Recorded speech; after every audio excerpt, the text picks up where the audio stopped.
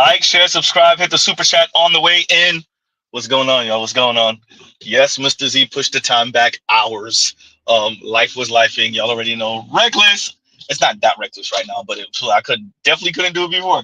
But okay, where do we start this conversation, Gumbo? Um, let's start with Mr. Black Authority himself, Mr. Jason Black. Let's start there, right? Okay. Once again, for the one zillionth time, at least once a year, maybe 2 times a year, the manosphere is dead, right? The manosphere is dead. I'm not claiming any white manosphere, so if Mr. Black was speaking about the white manosphere, yeah, okay, fine. But the black manosphere being dead, this is something we hear at least once a year. Um, yeah. So I suspected this. I actually think I said this before, where what it seems like is that Jason Black wants to give women no choice. And what I mean that, I don't mean that in any type of negative way or anything like that. It seems as if Jason Black thinks or feels that if men continue to elevate and elevate and elevate and elevate, then women got to get their mind right, because then men could say no to the slop that women are throwing on the table.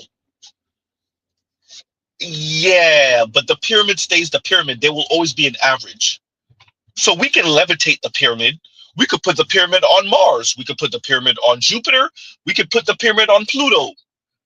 The pyramid stays the pyramid, and the women always want the men at the top of the pyramid. This is why I said what I said a couple years ago when I said, Mr. Black, just admit that you're a lightweight eugenist, and you and other men like you, the Tariqs of the world, should take all the women. Huh? Take all of them. For those of you that heard, you would hear Jason Black somewhat lament that he's spoiled for choice and that this is not good for society for all the women to pretty much huddle up on the top 5 and 10% of men, and it's either them or nothing.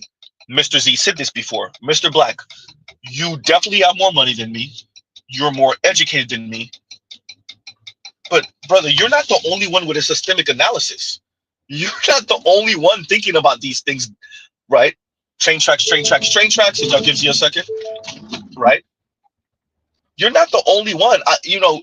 When you listen to Mr. Black, and this is a person that claims to not have an ego, to not have any pride, that is easily offended or whatnot, and yet, God forbid anyone say anything before Mr. Black does, or God forbid anyone consider it, like he dismisses it or he belittles it, or he minimizes it, or he thinks you took his idea, or yeah. And it's not a good look, right? It's just not, right? So I just want to make sure we understand and appreciate Mr. Black is not the only one with a systemic analysis. Mr. Black is not the only one who's considering these things seriously and considering the social ramifications, the political, the economic ramifications, right, of the women huddling up on the very top of the top of the pyramid, the hierarchy, right? Mr. Black, I've said this years ago. The women, you and Tariq and your ilk could take all of them, huh?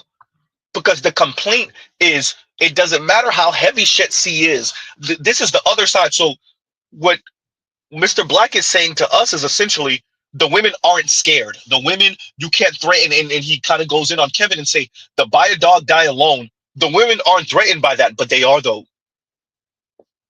Huh? The women already said they're lying. I have clips on my phone right now where the women are saying they're lying.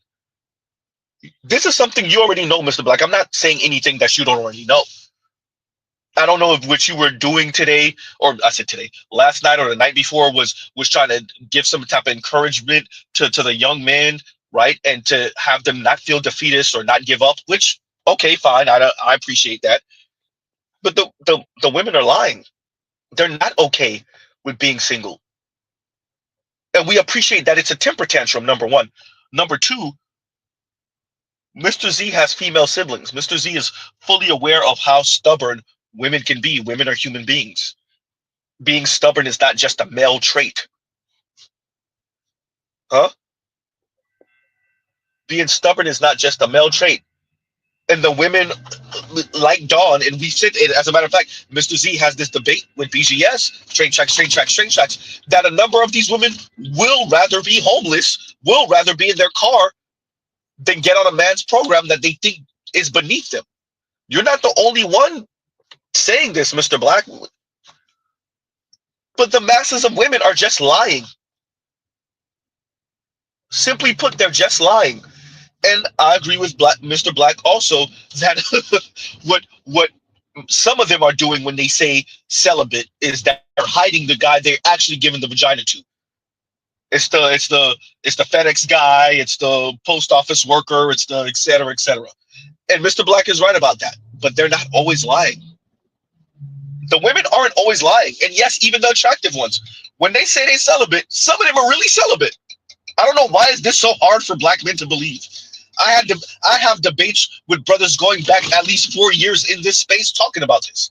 Sometimes when the women say they celibate, they are really that celibate. So let me get this right. You think they're stubborn enough to be homeless in a car because they won't get on the black man's program that isn't balling, but you don't think that they are stubborn enough to say, well, if I can't have the type of man I want, then I just won't have sex with nobody. Wait, what? No, some of the ladies really mean it, right?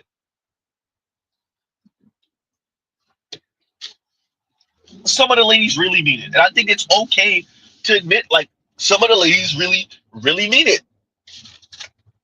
Not all, right? So, you know, Mr. Blackstream, um, he went in on the men and he kind of, and I get it. I get it, right? The women aren't threatened by this buy a dog and die alone, but some of them are. Like, some of them are.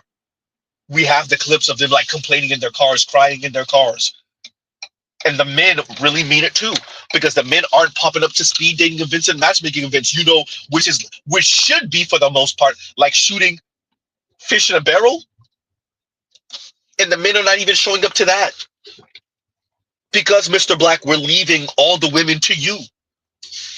Now, Mr. Z's in a relationship, but we're leaving all of the women to you, to the top 5 and 10% guys. So the women could be stubborn, but the men can't? No, the men mean it too.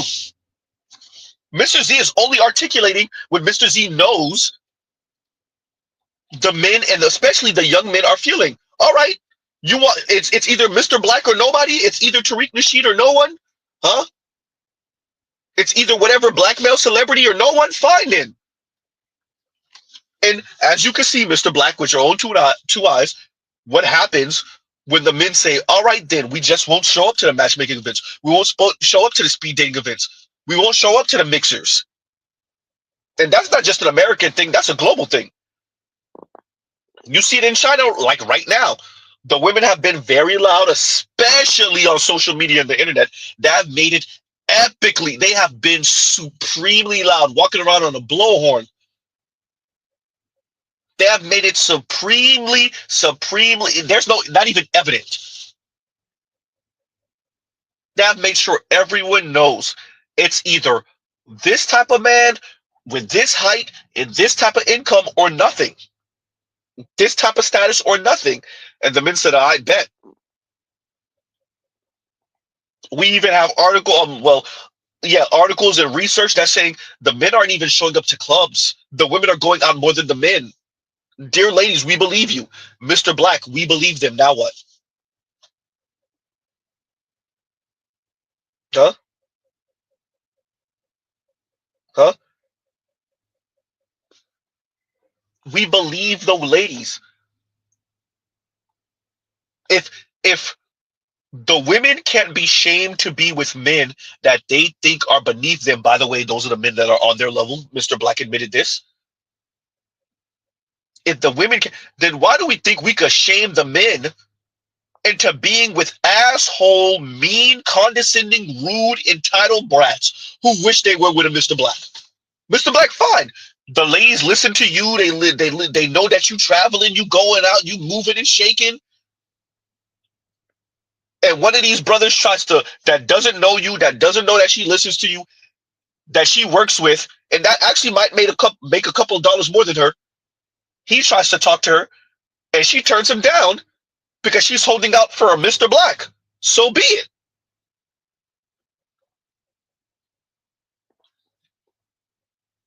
Huh?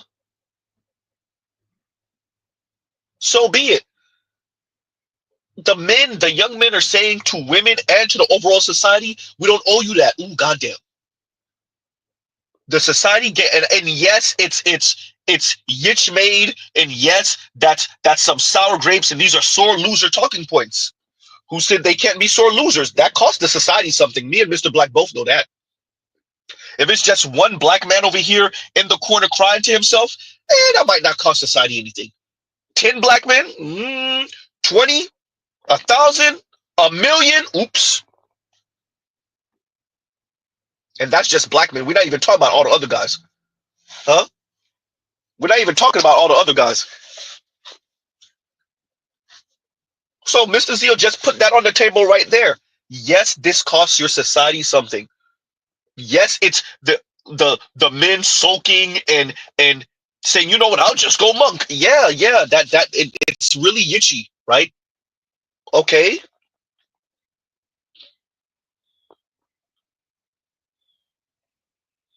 We're seeing the repercussions of 7 million men not being in the workforce that could very well work.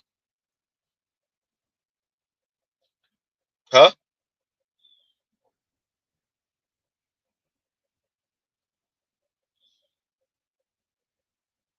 Yeah, I saw. I heard when he said that. I heard when he said that. Look, this is a person that says that he doesn't really have an ego. That's easily, however he phrases it. One of y'all know how he says it. That hey, I am not here to go back and forth with Mr. Black.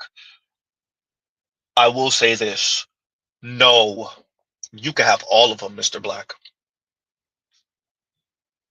You and Tariq and your ilk, the brothers that's moving and shaking, y'all can have all of them. I said that. I didn't Mr. Z say this like 2-ish years ago.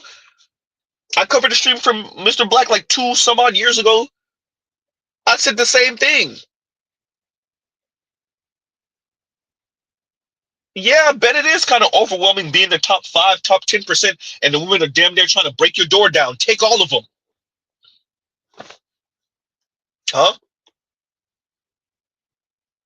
Name them after the days of the week, or name them after the date of the month. You got the first, and you got the second, and you got the third, and you got the fourth, and you got the fifth, and you got the sixth. You got the 15th, and you got the 22nd. Huh?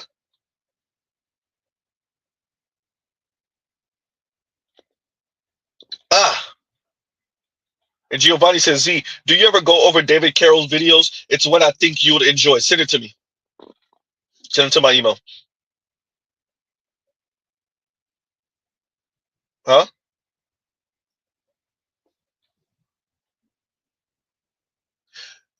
Mr. Black and Simple, the men said, what are the incentives? If average men are deserving of nothing because they're lazy bums and average, then that's cool. Then the top 20% men, y'all take all of them. That's what the average dude is telling you right now.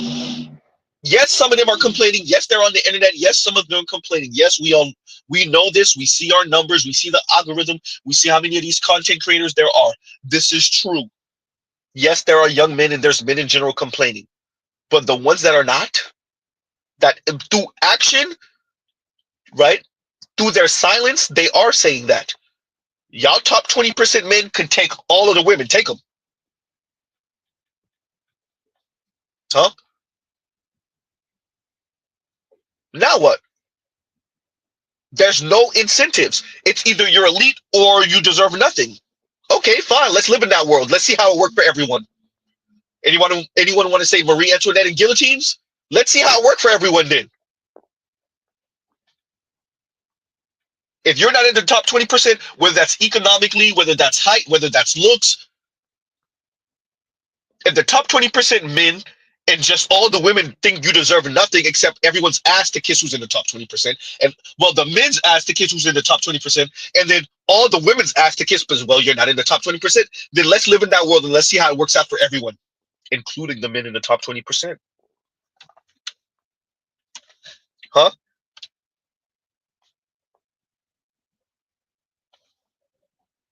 Oh, man.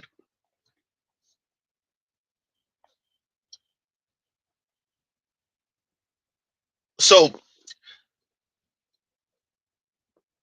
I'm not one to insult people's intelligence generally, definitely not Mr. Black. I will say,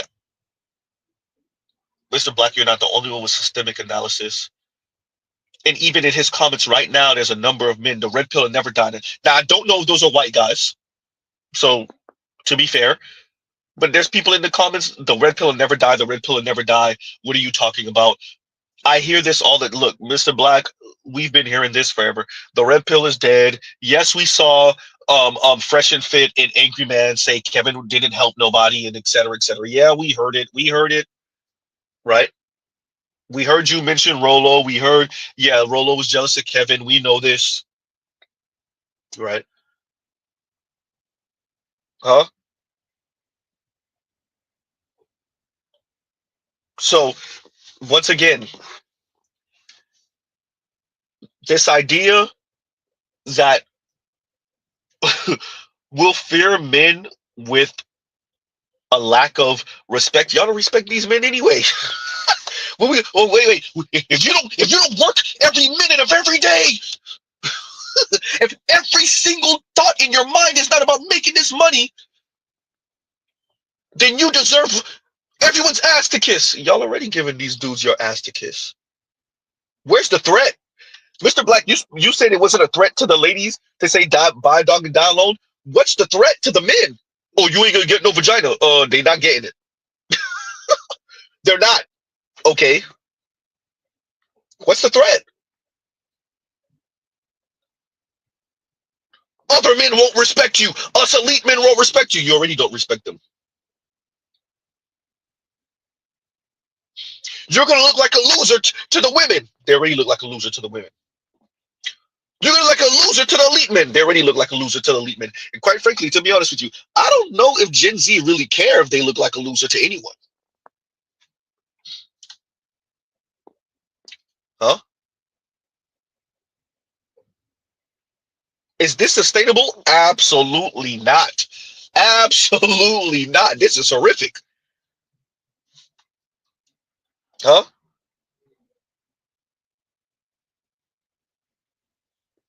Ah, this is not sustainable. But if what middle age and older, um, well-to-do men that are doing well, if the threat is, well, did starve then? Hey, you already know, Mr. Black, these men can live off of pretty much nothing. They can live in a box. They can live in a crap apartment as long as they have their hobbies fulfilled. Many of these young men will be okay. This is not sustainable. This is not a threat. Mr. Black, you're an Xer. Do you appreciate how the Gen Z grew up? Younger millennial and Gen Z men? Younger millennial and Gen Z men grew up with the women coming out, the little girls, the babies, the toddlers were damn near coming out the womb with the middle finger up to the boys and the men. They were born and raised in post-apocalyptic relationships. It's not the same thing that the boomers and even some Xers and maybe even some of us older millennials went through. Social media complete. You said social media changed the game. Your previous stream.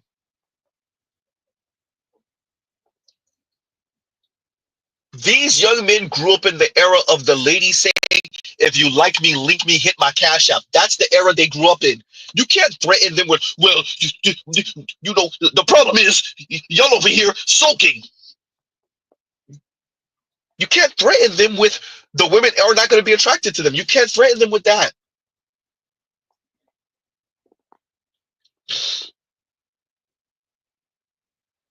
Huh? That if all these men are striving to be the best versions of themselves, rest in peace, Kevin, then the women won't have a choice but to get on some man's program. That's not true. They're just going to keep on looking up and up and up at the top of the pyramid. The idea of we leave the women to their devices or leave the women to be disciplined by other women. Now, me and you both know that ain't going to happen. But leave the women to their devices. We'll just work on the men, and then we won't give the women a choice. Huh?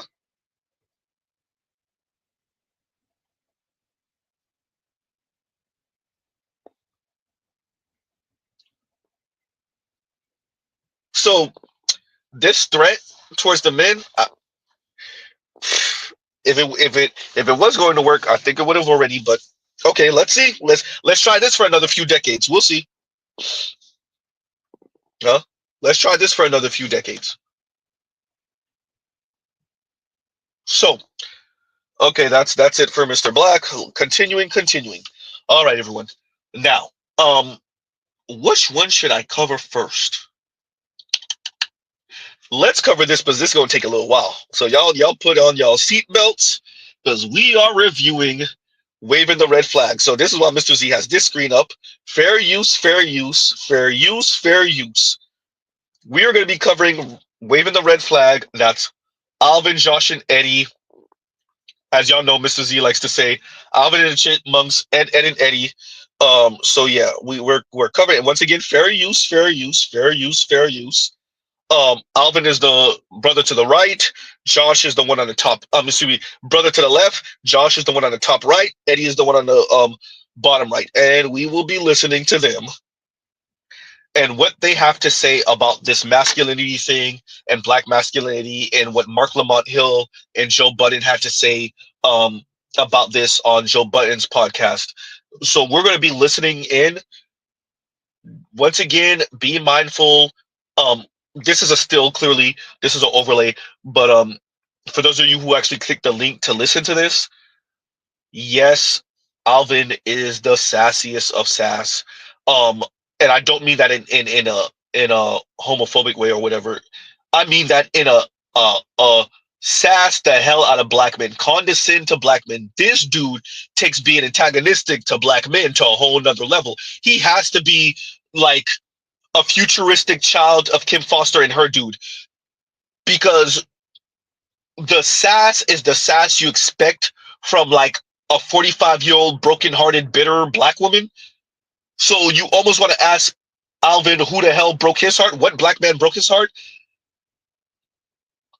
because that energy doesn't come from just intellectualizing this and kind of debating this and really considering this comes from like, who broke your heart, right? And every time there's a conversation about black men, black women, know which angle Alvin is always going to take. The other ones, Ed might move a little bit, right? Eddie. Josh might move a little bit, not Alvin. Alvin is always, hey, you got to consider how black women are thinking. You got to consider how they're feeling. And to hell with what black men are thinking or feeling. So be prepared to be frustrated, because I'm telling you, I'm letting y'all know now. Be prepared. When you listen to him speak, you'll be like, hey, if there was a face for black feminism, oh, it would not be FD. It wouldn't be Lil Bill. It wouldn't be Derek Jackson when he was on his ascendancy, we'll say. Right? Right now, it would definitely be Alvin. And so here y'all go. Once again, like, share, subscribe, hit the super chat, and here we go. Do we need to pull up that clip with Mark Lamont Hill? Kind of want to talk about that might be that with the black men's role in the household with the JVP. I feel like I liked what Mark said, but I also think that the other gentlemen were expressing some grievances that could have been better, like acknowledged. Well, actually, not even. Actually, Mark did, I think, a great job of trying to yes and be like, okay, cool, I get where you're coming from. Let me add this context and try and paint a larger picture to kind of get towards this point of view. But I don't like some of the comments felt very like elitist, like we've already decided what the truth is, so y'all even asking these questions or having this pushback is completely just disallowed, and how dare you suggest that there's some specific black male agenda. Yeah. So this is one of Mr. Z's big issues. And I said that the miseducation of a Negro. What we have is a handful of black men who kind of buy into this, definitely academically inclined, and then you have, or academics, and then you have hordes of black women who buy into this. And when they leave these universities, they're already misandrous as hell anyway. When they leave these institutions of higher learning, quote unquote, institutions of higher learning, now they can articulate themselves better in their misandry towards you. And they demand that you bow to their worldview. And as Ed is saying here, it's so dismissive that, wait, you don't buy into the idea that black men want to be white men? They want to be white patriarchs? No, man, we don't buy into that. Wait, so you don't buy into the idea that the black community is essentially the color purple? No, ma'am, we don't buy into that. Well, you just don't have the range. You haven't read the literature. Here's a bell hooks book. Oh crap, another one. Here's another bell hooks quote. Excuse me, book. Huh?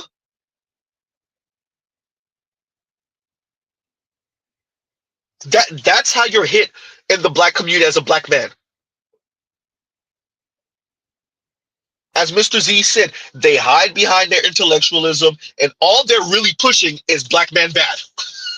Black man bad, black man sexist, because black man will pay and protect and shut up. Provide, protect, and shut up. Black man bad, because black man will provide, protect, and shut up. Huh? You miss when men used to protect, provide, and shut up. You miss when men used to protect, provide, and shut up. Uh-oh. As Mr. Z said before, when black women say sexist towards black men, appreciate what they really mean by sexist. You are sexist because you won't take your resources, provide for her at the highest level, and shut up. Once again, you fund it, she run it. And if you don't subscribe to that, then you're sexist. Huh?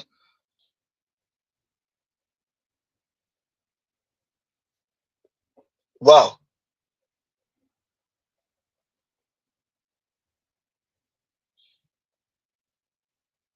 And from Africa came says, I've listened to that youth in the bottom right corner. He's just saying the intersectional feminist BS to grow his channel.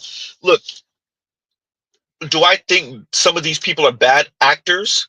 Yes. Do I think Eddie's necessarily a bad actor?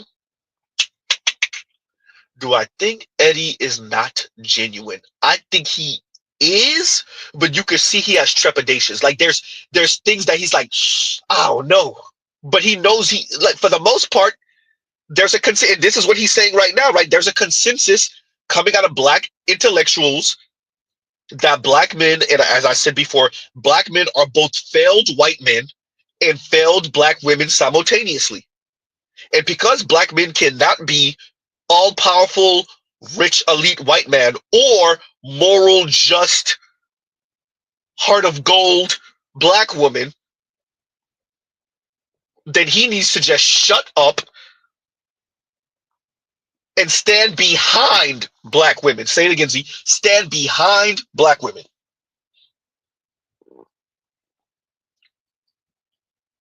And there are a handful of black women that are willing to say it. Right? And this is why Mr. Z says, y'all got to take them to the deep end of the pool in the conversation, man. Y'all, if you're going to engage, if you're going to engage with black female feminists or black male feminists, you got to take them to the deep end of the conversation and don't let them reframe the conversation. What's the conversation, Z? That the women want patriarchy. We gonna catch Alvin up on a part of it too. Don't worry, he gonna say something and be like, The women just want the patriarchy where the men provide, protect, and shut up. What does shut up mean? You don't get to enforce any of that male power or dominance over here. You just protect and provide. And I saw the clip with and shout out to Passport OG. I saw the clip with Tommy Lauren. Exactly. It's supposed to be innate in men to protect and provide. What do men get in return? Well, a real man. Yep. That's what we thought.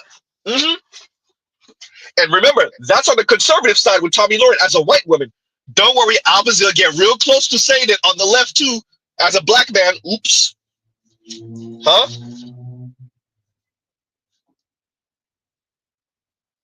Mr. Black, if you want to know why the men are not signing up, that's why they're not signing up. You could call it Yitchy if you want. Have fun. You top 5 and top 10% guys, y'all could take all of them. Tell them, get in line. Huh? Continuing. Agenda. Or experiences of oppression, and I feel like that happens often where it's like, and I get it because it's wrapped up in woman hating, queer phobia type shit. Patriarchy. But I heard that patriarchy that Josh just said too. Women hating, queer phobia, and patriarchy. So acknowledging the struggles of black men in a vacuum somehow is women hating, queer phobia, and patriarchal. First, what's wrong with patriarchy, especially when the women want it? They just want the type of patriarchy where men provide, protect, and shut up. Huh? Number one. Number two, who's bringing up queer folks? Why do y'all always, let's be very clear. Straight black men are not bringing up queer folks. Black women and black feminists, whether they're male or female or LGBTQ, are the ones who keep on inserting LGBTQ folks in the conversation. Who's bringing up LGBTQ folks in the conversation about black men and black women? You know, heterosexual black men and heterosexual black women. Who's talking about LGBTQ folks? Exactly, Detroit. Queer phobia. Who's bringing up LGBTQ folks in a conversation about black heterosexual men and black heterosexual women? Queer phobia, what are you talking about? Let's be very clear. Ooh, Z, you about to say, we're not queering our relationships. Nope. What does queer your relationships mean, Z? For these ladies, protect, provide, and shut up. You don't get to assert none of that power that comes from your wealth or your hard work. Nope. Y'all can go queer your relationships with actual queer women. Ooh, goddamn, Z. If that's what y'all say with queer phobia, then you're right. Y'all could end that. Y'all could end it right here, not another step. Huh?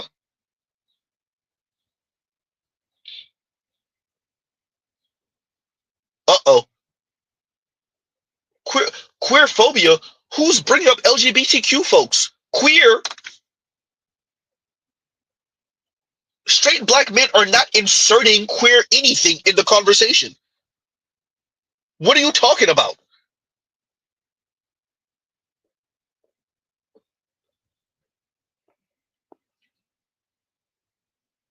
They just be insert. If I'm a heterosexual straight man, what do I care about what queer folks are doing with their life? Whether that's man or woman. Who's talking about queer folks?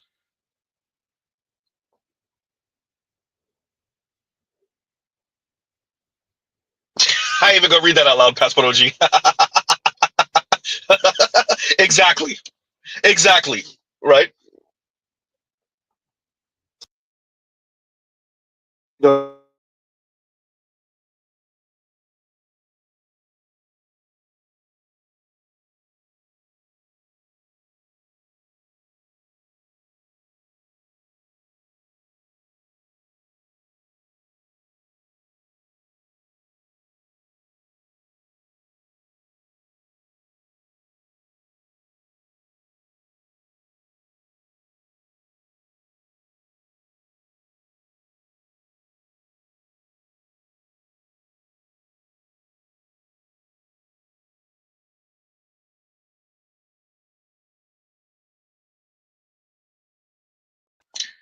And we're back. My apologies, y'all. Y'all already know. Y'all already know. Oh man. Regular streams, y'all already know. Continuing. Okay, so we'll fix that in a minute. Yeah, so continuing. Who's bringing up queer folks? These people are bringing up queer folks. We are not bringing up queer folks, but we're going to keep on letting them talk so y'all can see them continue to bury themselves. Let me actually say this. I forgot to say this. I mentioned it when we spoke about Little Bill the other day. It's this simple. If y'all can't get someone to do for and with black women, everything y'all are saying is a waste of time and energy. Alvin, I know you've seen them numbers. Black women, maybe the ones around you, but the masses of black women can't sustain themselves without a man.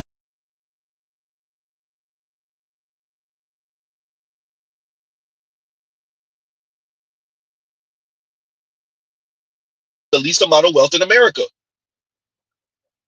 Single and childless black women have the least amount of wealth in America. That's a fact.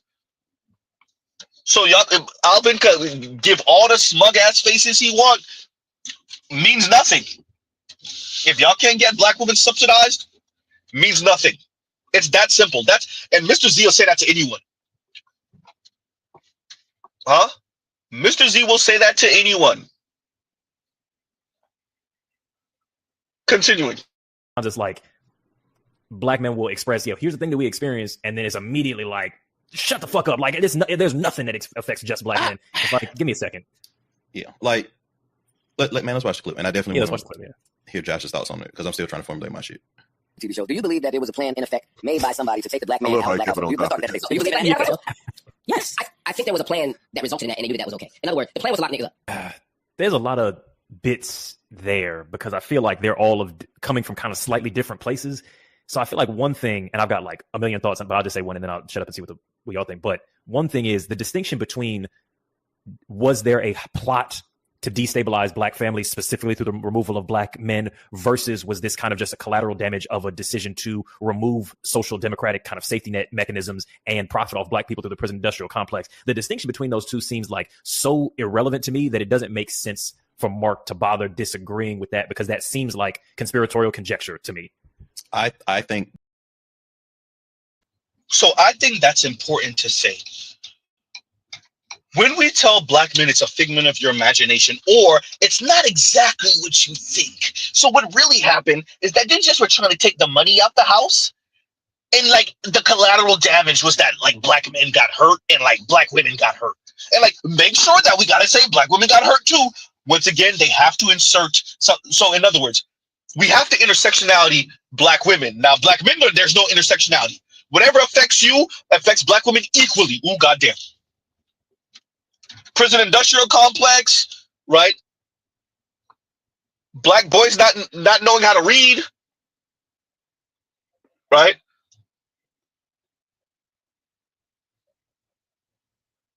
Street violence amongst black men, black young men, all of it affects black women equally. Now, black women can have things that primarily concern them. Black women can have things that only concern them. Black men, on the other hand, nope. Huh? Oh, man. Wow. So when we say to black men, by the way, the only reason this is happening to you is because this was a concerted effort to destabilize the black community, and so you just got caught up in the rapture. Oh boy. Right? You just got caught up in the rapture. Huh? And Big Mo says, Mr. Z, go further back and mention that 95% of black people lynched during Jim Crow were black men. They never want to bring that up. So, you know, at one point it was just assumed that black men were the primary victims of at least physical violence concerning white racist folks, white folks. They don't even want black men to have that. They don't look, you don't get no sympathy, player. None.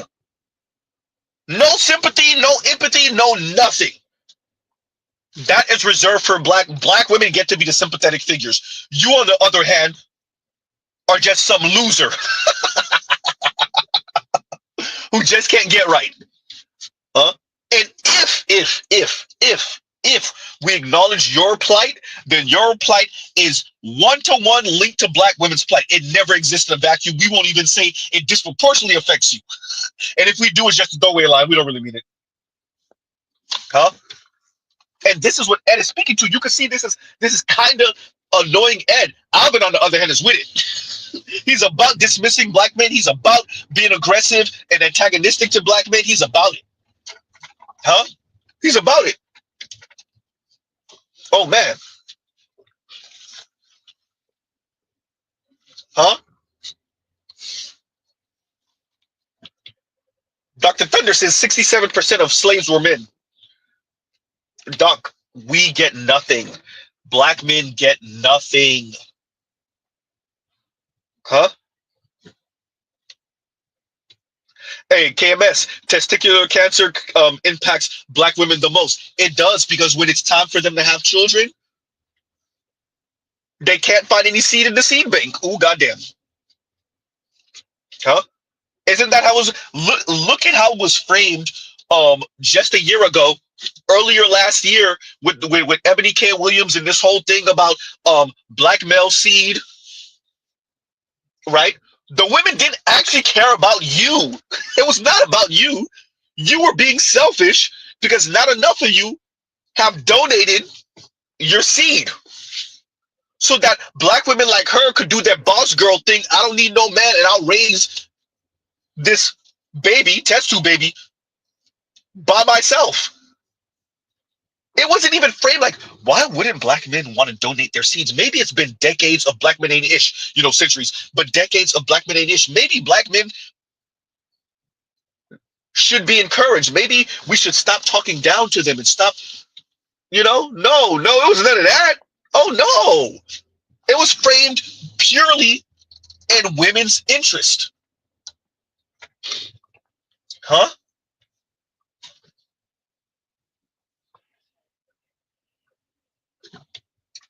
Wow. So look, Mrs. Z is all about it. Y'all can keep on talking like this. I'm gonna say it for the 1 millionth time. Whether it's FD signifier, whether it's foreign man in a foreign land, whether it's waving the red flag, whether it's little Bill, whether it's consciously, everything y'all are saying sound nice. I'm looking at that interracial marriage rate for black men increase. Huh? If y'all can't stop the hemorrhaging, everything you're doing is a waste. The black men, okay, the black men are too antagonistic. The black men don't consider the black women's feelings. They could consider whatever. If they keep on marrying out and dating out and having mixed children out, guess what? None of that means anything now, does it?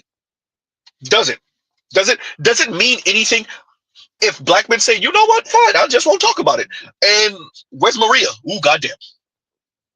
Where's Becky? Yikes. And now what? Huh? Or I'll just stay. The women said, don't talk to them until you got yourself together. What about it when the men say, all right, bet, I won't talk to you at all. I don't have my stuff together now, and I just won't talk to you when I do have it together. Yikes. Huh? Exactly. SYSBM. And Giovanni says SYSBM. Exactly. Huh? All these people keep on threatening these young black men, whether it's Jason Black, whether it's Alvin, Josh, and Eddie, right? Do y'all not see how these brothers are moving? Huh? This toxic ass environment, y'all are getting what y'all wanted. Huh? Y'all want to dismiss what the black men are saying or minimize it? Huh? Well, that comes at a consequence. Continuing. That, because that seems like conspiratorial conjecture to me. I think that your first point has merit, and I think that you could also look at it from the same lens of if it's such a point that those two are so intertwined and so linked that it doesn't make like that even bringing the distinction between them and splitting hairs, then their point is equally as irrelevant as Mark's. I think given the fact that the other guy is dumber than Mark, like just let it rock is basically what I'm saying. I think that when you just say he's dumber than me, I'm going to let it rock. I think that that's when like you enter a point of intellectual stagnation that even leads to this conversation. I don't think so. Because I think here at least, or actually, yeah, talk about it. I'm not sure, but like this part of the conversation is so bad.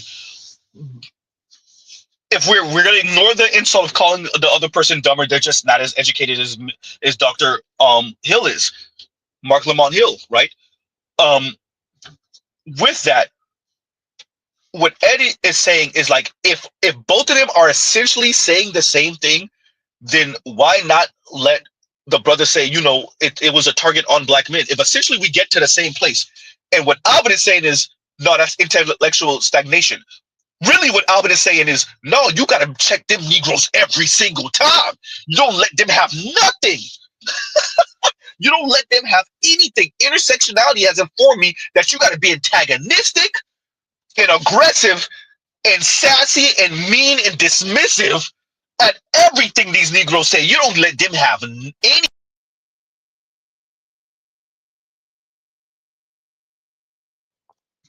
Huh? You let them have nothing. That's what Alvin's really saying. Huh? Uh-oh.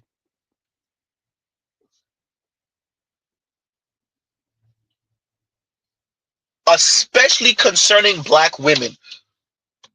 Especially concerning black women. Concerning black women, you don't let black men have anything. You never, ever, ever let black men say, hey, black women out here wilding. Nope, nope, nope. Huh?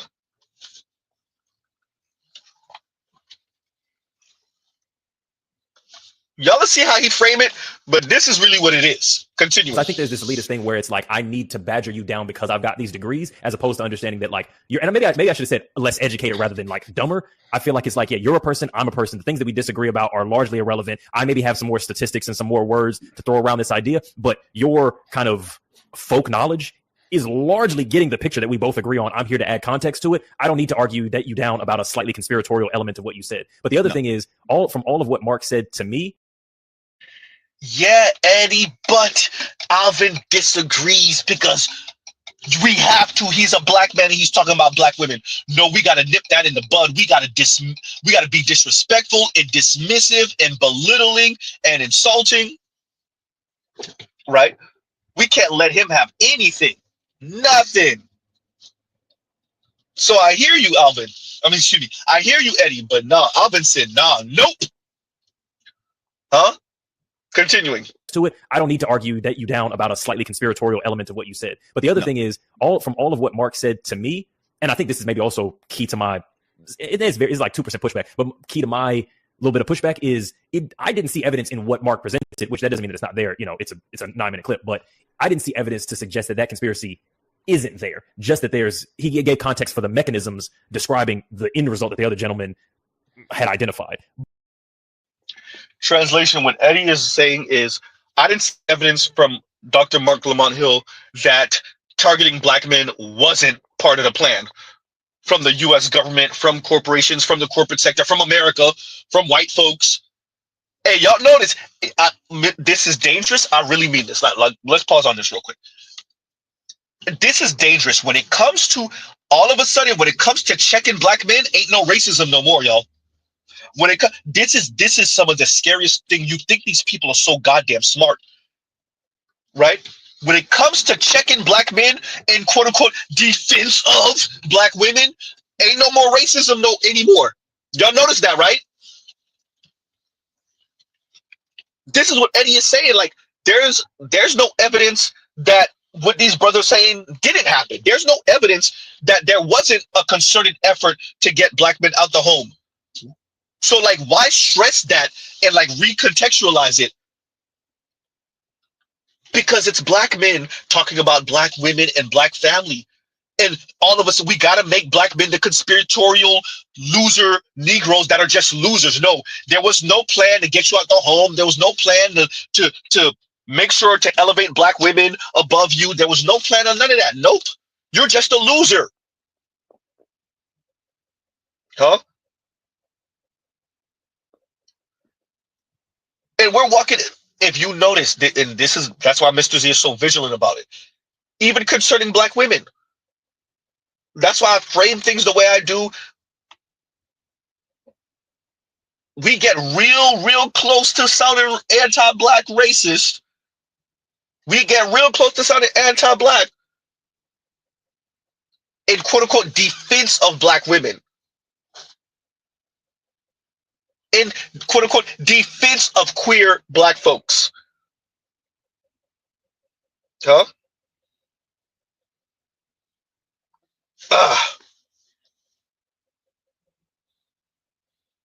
Right? And Cam says, and let me read this super chat now. And like, share, subscribe, hit the super chat. And Cam says, these three clowns at best are grifters, at worst are slaves. Oh God. More than likely, they are consciously ignorant on purpose because they're cowards. I think they chose their side. I think that's what we're seeing here, right? Excuse me, y'all give me a second. Okay, we're back. Had to get that sneeze on. I don't want to sneeze in y'all ear. No, I think especially for Alvin, because Josh doesn't have that same level of antagonism. Don't get it twisted. All three of them are some type of black feminist, but Josh and Eddie will actually concede and be like, look, the framing of this is kind of misandrous, right? There's some misandry in here. Every once in a while, I've watched them on and off, right? Every once in a while, you'll see them, Alvin will say something. I'm assuming, I keep on saying Alvin. Josh will say something and it's like, yeah, I don't know about that. Or Eddie will say something and be like, I don't know about that. Not Alvin, every single time. That's why I screenshotted this the way I did. Every single time. And he says it in the most smug, sassy way humanly possible. The smug on Alvin is over 9,000 and goddamn break the Richter scale. Concerning black men in particular, but that smug is in. That's why I said earlier, kind of jokingly, this gotta be Kim Foster and her man's son from the future. Huh? So that's Mr. Z's way of saying, no, at least for Alvin, oh yeah, no, that's a true believer right there. Now, I don't think Alvin's grifting. Can't mess. I don't think Alvin's grifting. That one, nah. I think he mean that. No, I think he means that.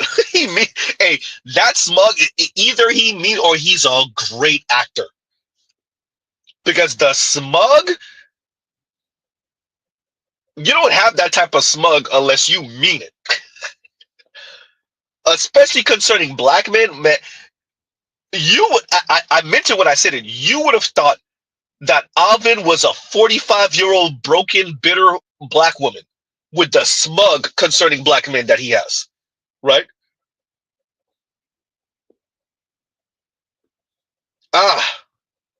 Right. And once again, thank you for the super chat, KMS. Thank you for the super chat. And let's continuing. Here we go. What he said, a complete dismissal of the other guy's thing. It could be that. Cool, fine. Yeah. The solution is the same. You look like you was about to say something. I was, but I was leaving space for you. Oh, because at first I was seeing what. Okay, so first of all, like Flip and Ice, they were coming from like this old, like there's this agenda, even like with black women, like online, like, you know, constantly tearing down black men and like black masculinity. Different thing. Yes. And like, but like that was how it started, and then like they kind of like went back, and then that's kind of because like their framework, their mindset behind that question was different from Mark's answer, or like Mark fundamentally didn't agree with where they were coming from. Yes. I think like on a deeper level, which led to why he answered the question the way he did versus what they were actually asking, which there's a lot of bits and pieces. Yeah. And that's why I really fucked with, like, because by the end, when Mark started saying, like, you know, the language around masculinity, I don't like the language around masculinity. I 100% agree with that, because like masculinity means so many different things to so many different people. And I know I'm kind of like trailing off as far as like, you know, the difference between like, you know, prison versus getting the black man out of the household. But anytime like, especially like a black man invokes masculinity, like to a lot of people, it invokes a negative emotion. And like, you can't say that because it invokes a negative emotion. Ooh, Z, don't say that, because black men don't have the skin color to be masculine. Ooh, God damn it, you said it out loud. Ooh, you said it out loud, Z, you said it out loud. Because black men don't deserve to be men. Ooh, God damn, Z, you need to stop. Stop it, Z. Stop it. Stop, Z. Stop. Huh? Black men are not white enough. By and large, black men are not rich enough. So do black men get to be men? Of course it conjures up all different type of negative emotions in black women, because black men don't deserve to be men. They definitely don't deserve the label of men. Huh? They're not educated enough. They don't have enough status. They don't have enough money. They don't have the right skin color. They're not in the right positions politically or socially, not in by and large. Ooh, goddamn. Huh? Ooh, see, you said it out loud. Huh? So the attack on masculinity doesn't concern black men because, and to this point, okay, what attack on black masculinity? Were black men ever masculine to begin with? Huh? Now, Mr. Z is being fully hyperbolic here. Mr. Z knows, right? Look, I know where I just went, but to paint the picture here, and yet, so Mark Lamont Hill saying, this framing of masculinity, and masculinity means so much to so many different people. It means so many different things to so many different people. Stop, man. We all know what we mean by masculine. What the women mean by masculine is a man that protects, provides, and shuts up. Huh? Usually a hulking figure who's super stoic. I want a man that's in touch with his emotions until they meet him. Huh? We know in the Western context, in America, what people mean by masculine. We're not talking about no India or no ancient Africa. Stop. It's masculinity, unfortunately, defined by white men. And the women, including the black women, aren't actually opposed to it. Ooh, goddamn. Somebody tells me he lying. Uh-oh. Huh? Huh?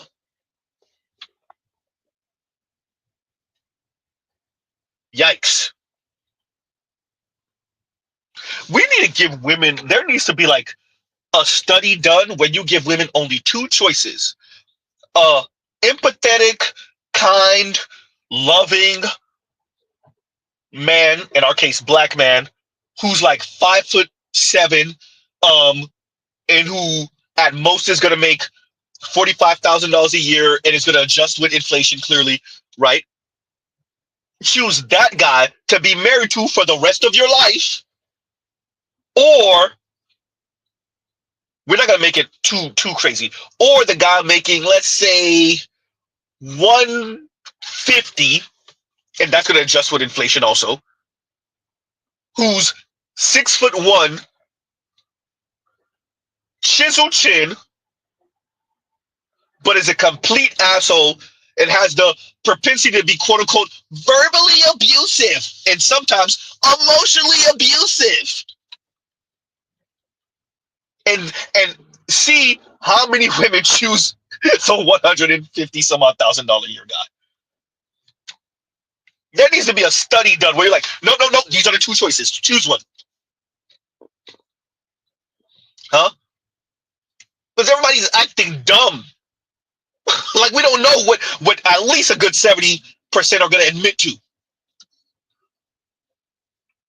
I would just rather be single, ma'am. That's not one of the choices. And by the way, no, you don't.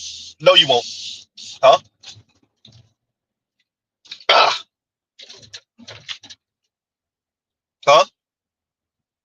Train tracks. And yes, Mr. Z put a huge gap in that dichotomy. That I understand. I'm doing that on purpose. That's on purpose.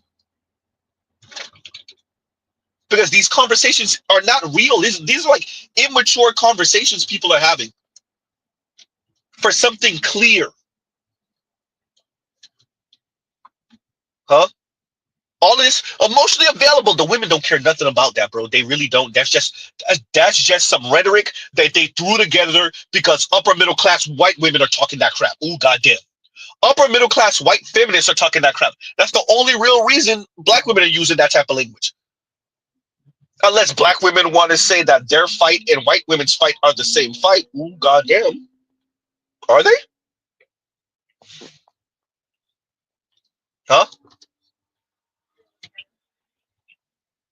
Unless someone is saying that white women are trying to get rid of patriarchy that they benefit from too. Uh-oh. And the majority of white women that voted for who in the 2024 election? Oop, and the 2020 election. Oop, and the 2016 election. Yikes. After he said grab him by the vagina. Yikes.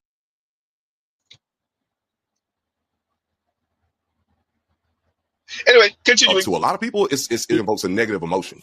And like, you can't say that, because even if you do mean that earnestly and you're speaking in good faith, which is why a lot of people, I believe, got mad at what the hell is it, Anthony Mackie, for how he was talking about how he raises his son, because he was using that word masculinity a lot, black masculinity. When what I heard was like, that's not that bad. Like, I don't, see, sound like you raising protectors and providers, but that language, and because of patriarchy, because of all the shit that black men have put black women through. Up, and there we go. Z, hold it. Okay. Wusa, everyone. Wusa. Once again, the moral high ground. Everything that black men have put black women through. Don't worry, black men ain't putting black women through much of anything anymore, because first, we're atomized like hell now, overall in our society, number one. Number two, black men are dating and marrying out more and more, so black men are not going to be putting black women through anything. More and more. Have fun with that. Mr. Z told y'all cosmic justice and cosmic get back and cosmic retribution. They took that goddamn Color Purple movie and they thought it was a goddamn documentary. Huh? I want y'all to appreciate, these are three black men talking. No black women. These are three black men talking. Josh said everything black men put black women through. Huh? Everything black men put black women through. Really now? Man, if you want to date outside of your race, you need to be disciplined. When they say we're going to the gym at 5:30 in the morning, you better be up at 5 o'clock getting ready. They are not going to deal with the lack of discipline. And what we make black men put up with, they are not going to go for that. And what we make black men put up with, they are not going to go for that. What we make black men put up with, they are not going to go for that.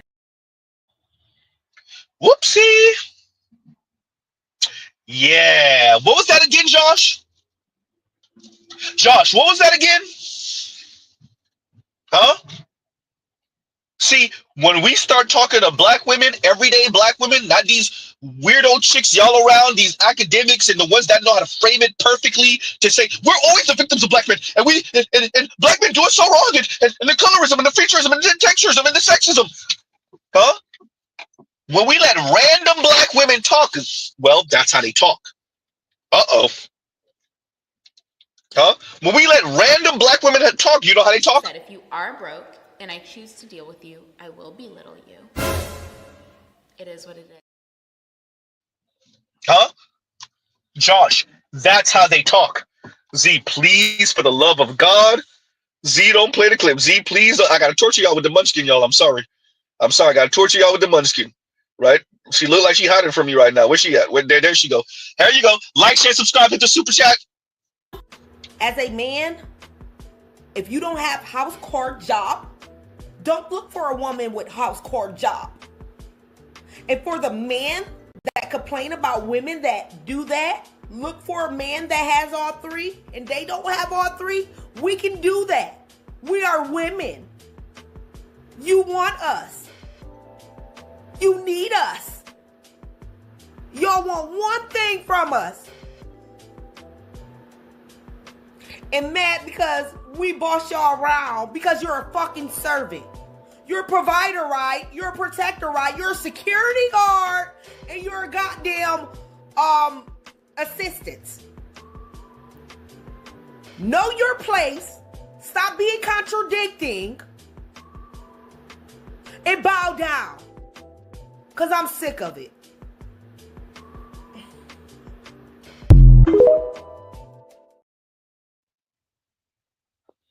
Right?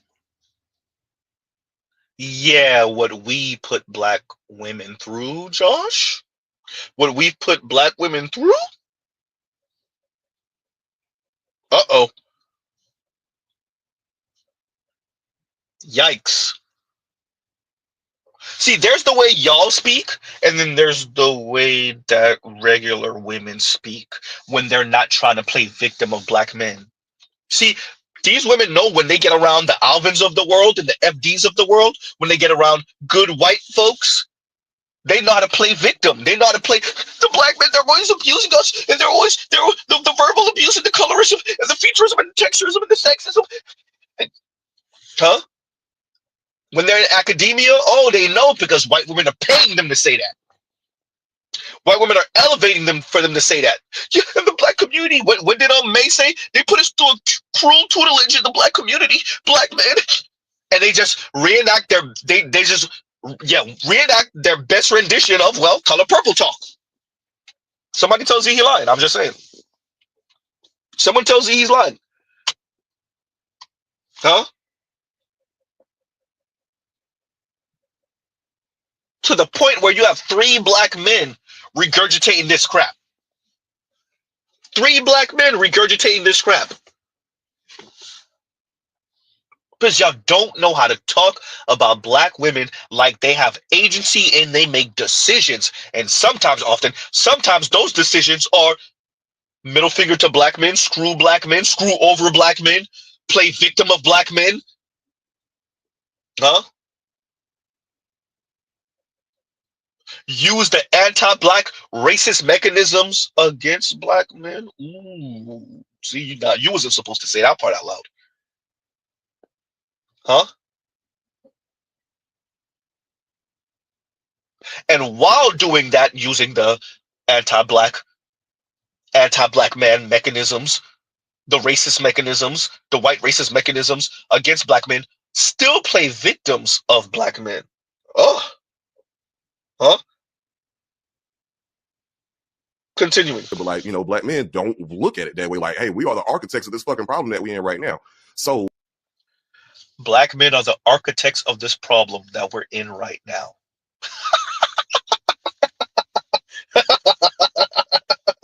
Huh?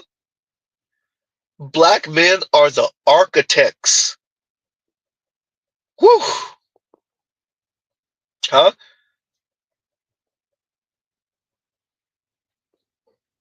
I gotta read this one now. In Detroit says they say all they want about black men when reality hits. Where's that? Give me a second. Comments just moved on on me.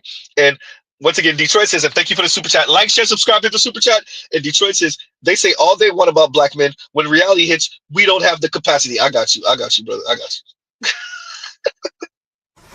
you. So we don't have the capacity.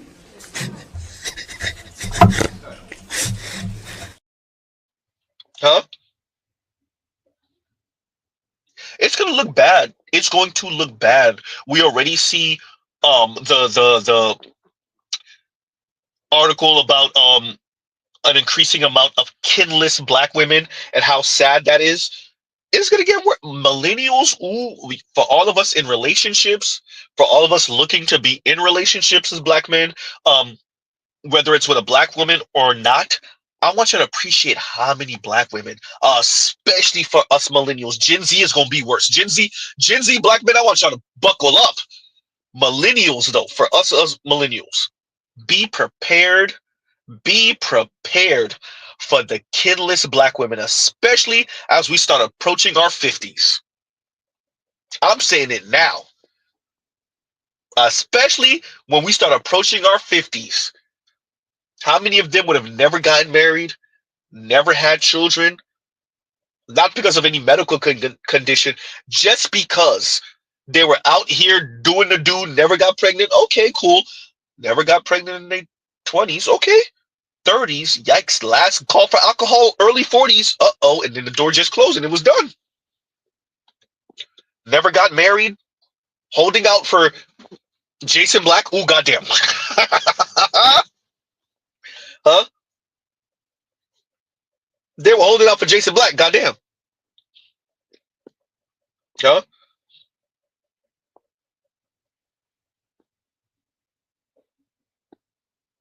Ah,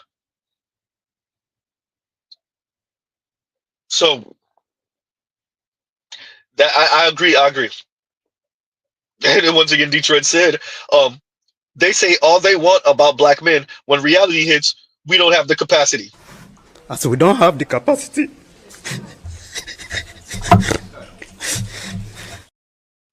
Exactly. And thank you for the super chat once again, Detroit. Thank you for the super chat. Continuing. You know. I don't. Well, I think it really depends what you mean by the architects. Well, okay, I don't mean structure, I don't mean structurally, like, you know, in terms of like the racism that we face, but the relationship, the relation that we have with our women and how they perceive us, masculinity and the patriarchy and all that together, because black men have definitely played their hand well against our own. Yeah, no, we played that's part, but I think that we played our own hand well against our own. Look, y'all can say whatever you want. Have fun watching more and more of these young men pop up to the family function with the white girl. Huh? Beginning end. Black women can't complain. They will complain, but they can't complain about black men hurting them when black men are not even there to hurt them. Huh? Which begs the question, if all through the 90s and the early aughts, black women were using these tropes against black men, how is that possible? Black men are locked up like hell, and yet they're also dating and marrying out to the white girls and to the Latinas, to the white women and to the Latinas. Where are the hordes of black men harming and hurting black women? Who? If they're in prison and if they're marrying out, where are the black men hurting black women? Where are they? Huh?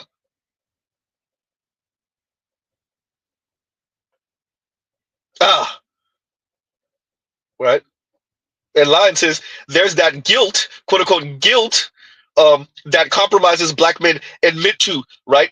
Right to them, right on them. Look, once again, you hear how they frame it.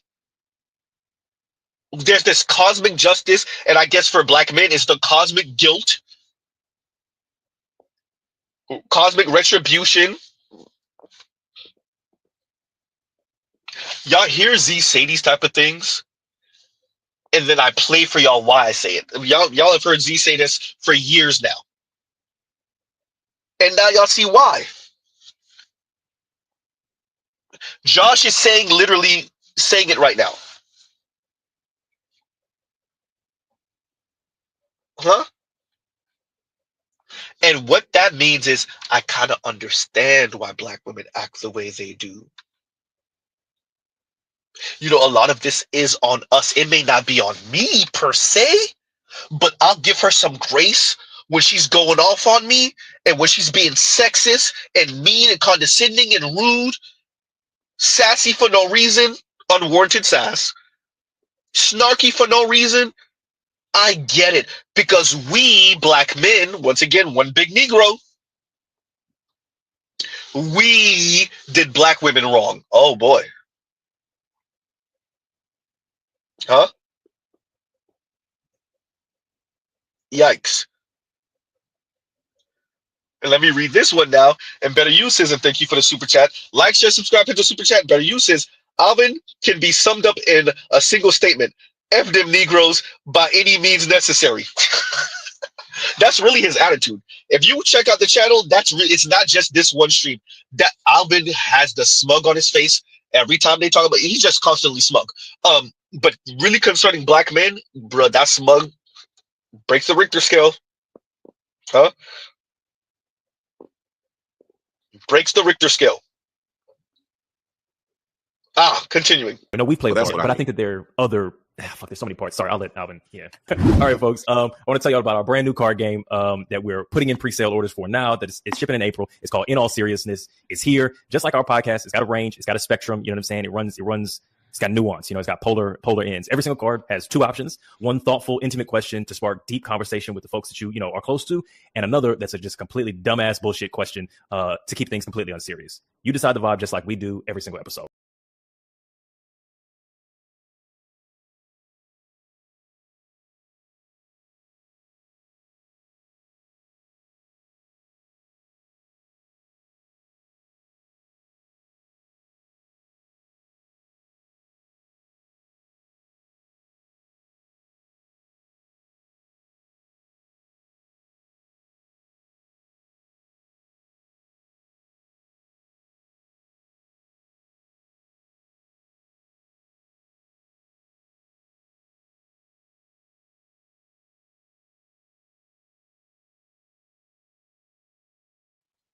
Wow. My apologies, y'all. And thank you for that, Big Mo, because I was actually addressing you. And Big Mo says, give me a second. Let me see, we can't hear you. Where's that comment? Okay, there goes Big Mo. And Big Mo says he needs a Negro wake up call. And to be fair, I don't think that will change anything going on, particularly with Alvin, right? Alvin is a true believer. He's true to this, right? Alvin is a true believer, right? Am I still no sound, you guys? Right?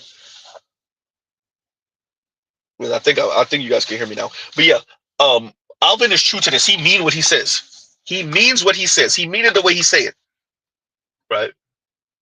And when you think that black men writ large have done black women so wrong that it's okay if an individual black woman or multiple black women in your life are aggressive and antagonistic to you, short and curt with you, dismissive, and you're like, you know what, I get it because, you know, Z did her wrong, huh? And BGS did her wrong, and Ed did her wrong, and Charles did her wrong. I can understand why she's so mean and dismissive, right? And that's really what goes on. Alvin would find a way to rationalize any of this concerning black women. You, on the other hand, no patience at all. Zero zilch nada. Huh?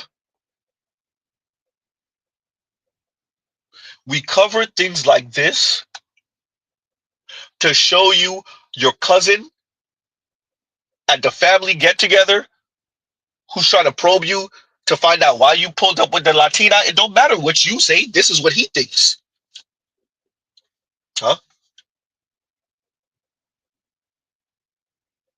When you're in an argument with a random black woman, a black woman you know, you may not know, and you wonder why there are certain black men who respond like they, like almost like they're not black men, almost like they didn't grow up with black women, like they don't know about the misbehavior. Well, you're running into Alvin. Huh? You're running into Alvin. Huh?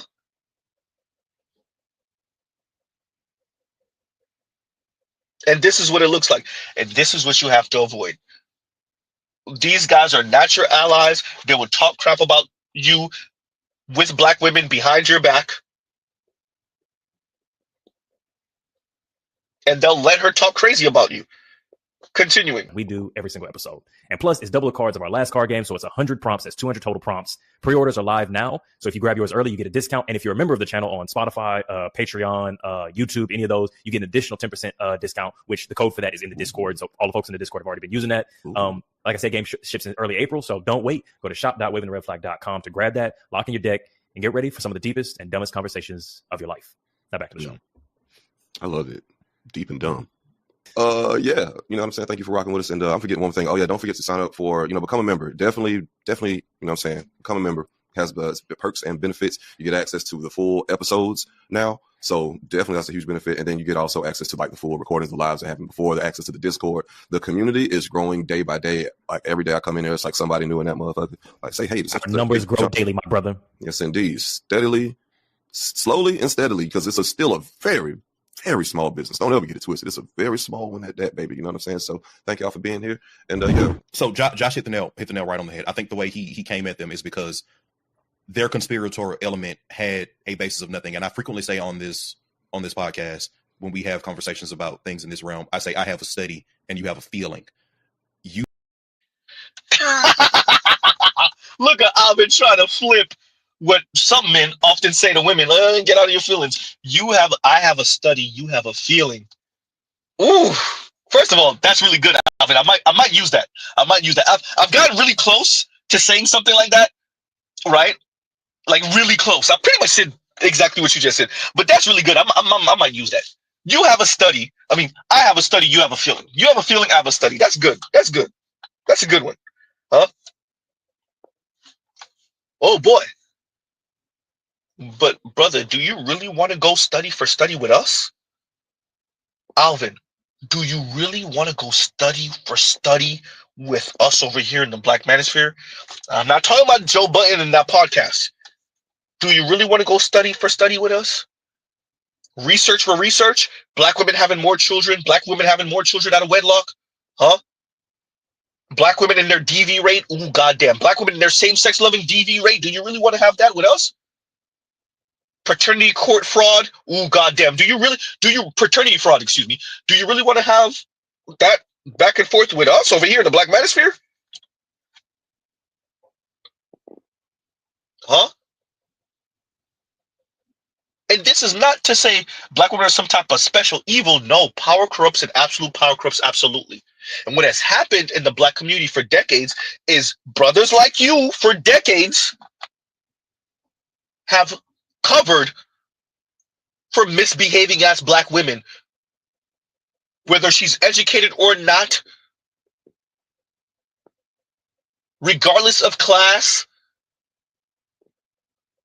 And so now we have this irresponsible, lack accountability ass monster on our hands. Huh? Do you really want to go back and forth on the studies, Mr. Alvin? Because what are you going to say that's new? Ooh, goddamn. I said it before. Let's see, say it again because I haven't said it in a while. Y'all have launched all your nukes already. All your aircraft carriers are already out. The submarines already been. We already tagged them and bagged them. All the submarines. We know. Huh? All your frigates, everything is out already. For all of you, whether it's the Kim Fosters or whether it's the Alvins, whether it's the FDs, the reason why it's look like y'all spinning y'all wheels, it's not just some social media thing. It's not just people just love engaging in these conversations, which, by the way, they do. It's not simply that. It's because y'all shot all of your missiles already. You already had the mainstream bend to your will. We already did the big dumb oath of a man thing. We already did the sexist dumb man thing. We've done it. Me man, me dumb, me just want food and sex. Me not happy, me strike girlfriend, me strike wife, me hit kid. We already played that game. We already launched those nukes. Huh? We made a caricature of black men in specific in the black community. We already did. Color purple, everyone.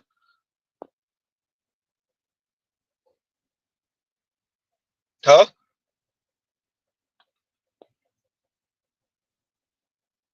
On the other hand, social media has allowed for us to let the women, the everyday regular woman, talk for herself. The everyday regular black woman talk for herself. And it don't sound nothing like this flowersy, rosy ass thing y'all painting. Huh? Dr. Thunder says, and thanks for being here, Doc. And Doc says, Segs, silence, and savage. Yeah, exactly. Right?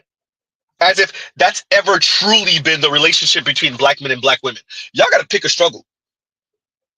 Y'all have one foot in speaking about the overall general patriarchy, as if black men really benefit from that. We know, you know how we don't, because black women keep on chastising us about not benefiting from it. Ooh, goddamn. Pick a struggle. Are black men deficient or are black men patriarchs? Huh?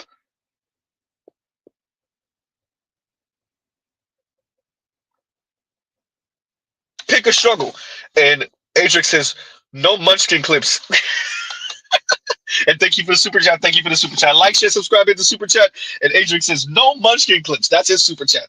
Adric, look, bro, if we come to it, I might have to play it. I was tempted on playing it for you again, just because. Just because. Right? Thank you, Indigo. That's probably more like it. Deficient patriarchs. Exactly. Right?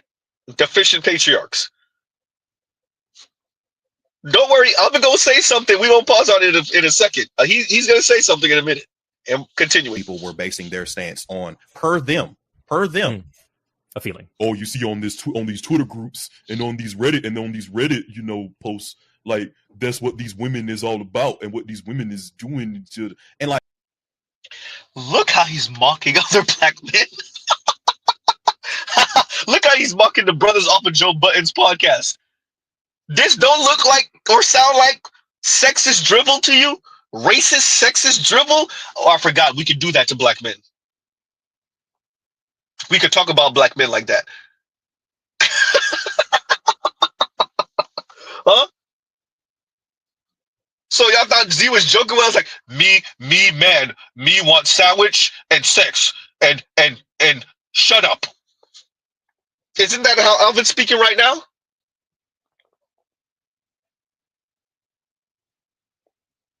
Because whenever we talk to women writ large, black women specifically, we gonna start talking about Aristotle and Socrates, right? Uh-oh.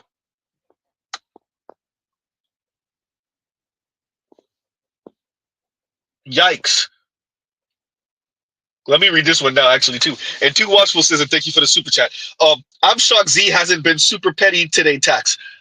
It doesn't warrant it. It really doesn't. All right? It doesn't. It doesn't warrant the petty today. Y'all could just listen and lose a couple of minutes off your life. Right? Exactly, Detro. Me smite wife. Me man. That's how they. Hey, apparently, if you don't think like them, then you're Neanderthal, and that is how you talk and think. Me want sex. Me hit wife. Me drag wife into bed. Me grape wife type talk. Huh? Me want sandwich. Me drag wife into kitchen. Me point at stove. Me say cook. Huh? Me don't like food. Me take food and throw across kitchen. Right? Across and kitchen have too many syllables. Too many syllables. Me throw room.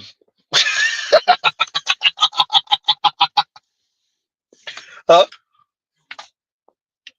2 syllables is too many. Oh man. Continuing. And what these women is doing to, and like what you have from that perspective was Mark taking a very kind approach to having. He did a great job to having a conversation with. Alvin calls it kind because it wasn't antagonistic the way he would do it. He did a great job to having a conversation with them. And like, I don't think a lot of people fully understand who Mark Lamont Hill is because he does like BET shit or whatever. Like, this is a scholar. This is a scholar of America.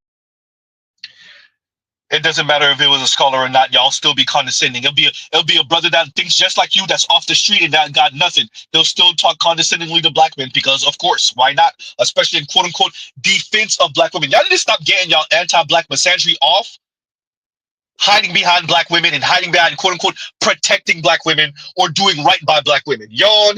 Continuing. American and Africana studies. This is a scholar of black media, right? So he's fully versed in how media messages in terms of what they portray and all that kind of stuff in American history and all this kind of stuff. So, and that doesn't mean that he's infallible. That doesn't mean that he can't be wrong. Scholars are wrong all the time, but he's going to have some evidence to present to what he's doing. And he also is an expert that can cite his own work as a primary source. Like, he's not somebody that has to say like, oh, well, this person did this. No, he can say in my book, based on my research, based on my. Yeah, I think all of that's fine. You still have to communicate that to the people you're in the room with. And I think he did. I think he communicated it well. I think that they weren't in a place to receive what he was saying because from them, what trumps all is the fact that they saw a Twitter conversation that does this or that or done this. And this is what Mr. Z is saying. You can't just dismiss that, Alvin. Are people putting on social media? Absolutely. Are people exaggerating? Yes, duh. With that, people are having real conversations and real experiences. And what these academics and you, Alvin, and your ilk like to do is dismiss this.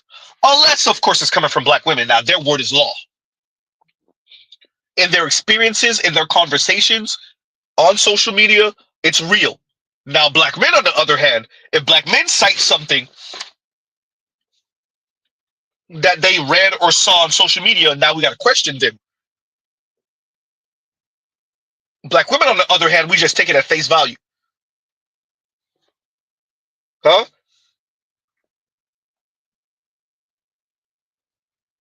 Continue. Like they were saying, there were multiple different things that were being said, and he was addressing kind of all of them, and they do stack up. But there's a difference between the kind of attacks on black women that the flower pants guy was saying, and the and the criticism of power structures against black men specifically that light skin with the black fitted was saying. And I feel like those are two different things. And again, like if you really want to break that down, what I think Mark is trying to do in that segment, and I think what people should be trying to do, is not do whataboutism, right?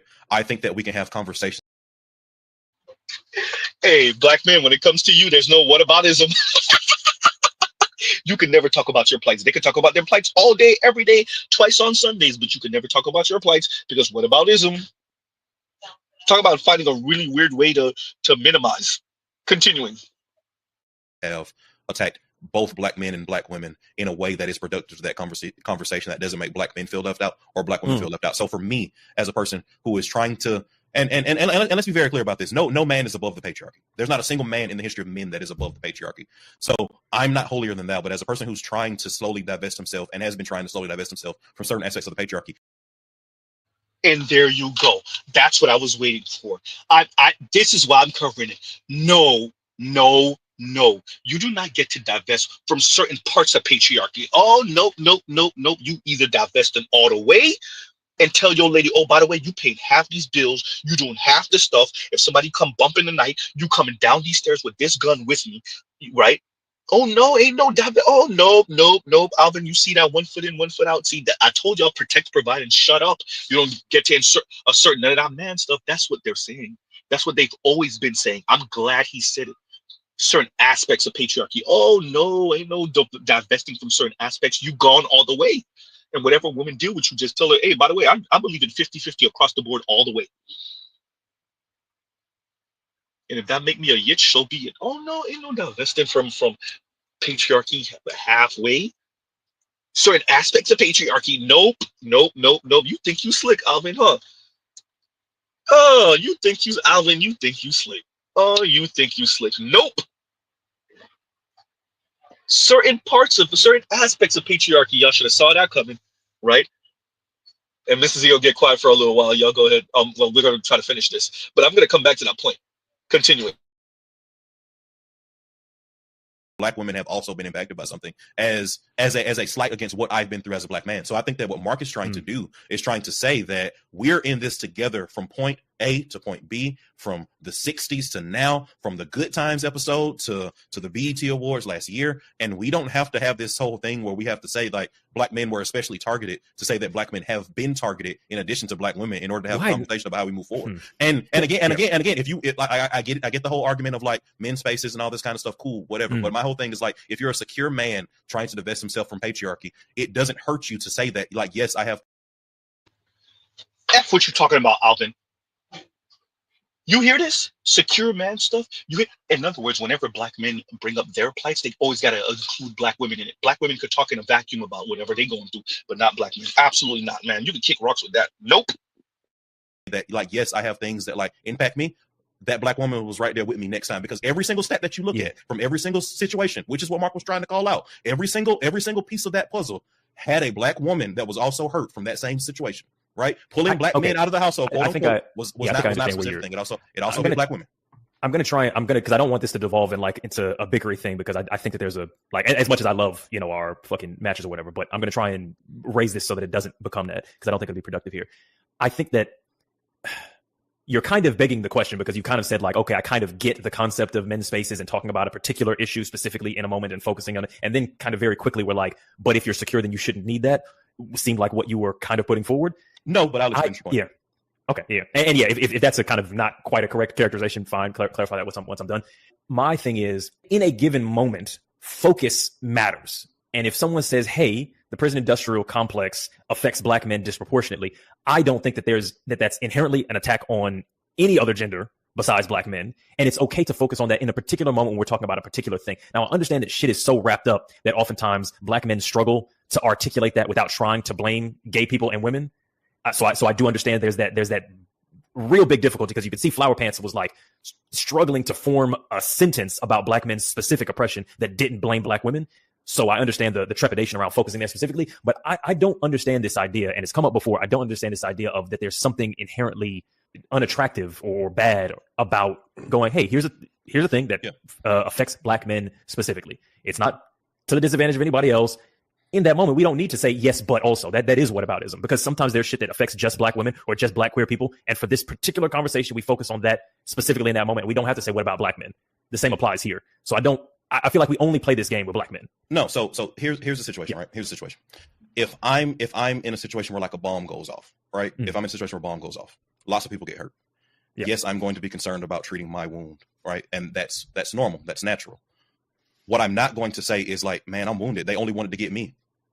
A lot of people got hit in that bomb, right? A lot of people got hit with shrapnel. A lot of people got done with that. So what they were doing in that particular clip was they were trying to say that like there was a bomb that hit a mass of people, but somehow saying that like only black men got hit. So when you're having your men only spaces, yes, you can treat the wound of the man. Like, I'm not saying that that's wrong. Like, men have wounds, like treat them. Yes. But having a conversation where you're saying like this bomb didn't hit a lot of people is completely off base. And it doesn't have to be that way. Like, and again, a secure man can say like, yes, I need to treat my wound. And like, we're going to have a space to treat our wound, but I'm not going to say that you weren't. I'll be insecure then. And that's what they were trying to say. Yeah. I think I don't love that analogy because it's good for illustration, but I don't think it kind of has the striation of what this situation actually is. So yeah, I could try and like edit the fucking analogy, but I'm gonna not do that just because it makes stuff more messy. And I'll just go back to the specifics of what we're talking about. If somebody's coming forward and saying black men are the only ones by this, and we shouldn't be talking about black women, cool. And maybe that was happening in that clip. I didn't watch the whole episode, fair enough. But if someone says, hey, the prison industrial complex affects us in this way, people's view of black masculinity affects us in this way, and we're just having a conversation in this room about that thing, it is not constructive in that moment to say yes, what about? In the same way it wouldn't be constructive when we're talking about black women's maternal fatality concern. That doesn't need to become a what about racism for black men. We can talk about a particular thing in that moment, and that's normal for any kind of triage. Now, yeah, that's me trying to divorce what I'm saying versus what some other people might be saying, which is yes us only versus yes us right now. And I think those are two very big distinctions. Yeah, and what I'm saying is that the way I interpret it, their conversation is they were having a conversation about men being impacted by this, and Mark was saying, well, like everybody was impacted by this. Like they were trying to make it like women's and their roles and how they were impacting this based on a social media trend and all this kind of stuff, how they were doing. And like I get where you're coming from because you always try to bring that approach, but again, like you having a man's only conversation doesn't mean that you have to say like, well, women are out to get me. And they were literally framing this. Josh hit it from my perspective as I understand it, Josh. And like, if I'm mischaracterizing your thoughts, Josh, please let me know. But like, that's how I interpreted that. Yeah. I think parts of it were that. I think parts of it were not. And I'm not faulting Mark for not being able to like expertly, surgically dissect what each of these men who's have overlap. Because Budden was coming in and being like, well, y'all are talking about TV shows, let's talk about this. So I'm not saying Mark did it. I think Mark did it as expertly as any person who's an expert trying to explain something in layman's terms could have possibly done, just to clarify. But I think that there was both the like only black men as well as we're just currently talking about black men, both happening in that conversation. I'll say this. Me personally, if I'm believing them to were trying to have a conversation in good faith, I don't think they were trying to say like black women weren't impacted or going through these things. It was just trying to like Eddie what I believe Eddie to be trying to do right now, just to give them space, just to say, hey, this happened to black men, and just give black men the space to say, hey, this happened to us without being immediately attacked, or to say, well, the women were also attacked. Well, we know that, like, but, we can also have this conversation too. And we're not trying to like dissuade women, although what I was saying too, because he was like, fucking Flip was like, well, shoot, there's this rhetoric in this online discourse that's discrediting black men. But he was on some different shit. For sure. So, I mean, those two things are very much so true at the same time right now. I honestly, like when I was first hearing it, and I was hearing like what Mark was saying, I was like, well, I mean, like he's not wrong. Like Flip isn't necessarily wrong, because I mean, like you do see that stuff, like, you know, that rhetoric online. But again, shit, I understand where it's coming from, like why we're in this situation now. So that'd be like my main thing. And so it's like, I wanted to well, actually it was kind of preoccupied, but regular streams, with that, I wanted to let this go so y'all could see the framing. Now let's be clear and let's be a bit fair. Be fair, actually, not even just a bit fair. even Josh pushed back on how Alvin interpreted what he was saying, and Eddie pushed back too. That's why I told y'all Alvin is the true believer in this. Huh? No one said only. These are the people that when they speak about men being incarcerated, they speak about it like it's a primarily black women's problem. Because there's no men for them to marry, because these losers that got themselves caught up, right? There's no men for them to have fully black children with, and there's no men for them to get married to. But not that they actually care about the men in a vacuum. It's that the men aren't a resource anymore. Ooh, goddamn. Huh? That's how Alvin framed it. That's not what the men are saying. The men are saying testicular cancer primarily affects men. It only affects men, but it primarily affects men. That's what they're saying. You're the one who wanted to reframe it to make your argument. Strawman, anyone? Huh?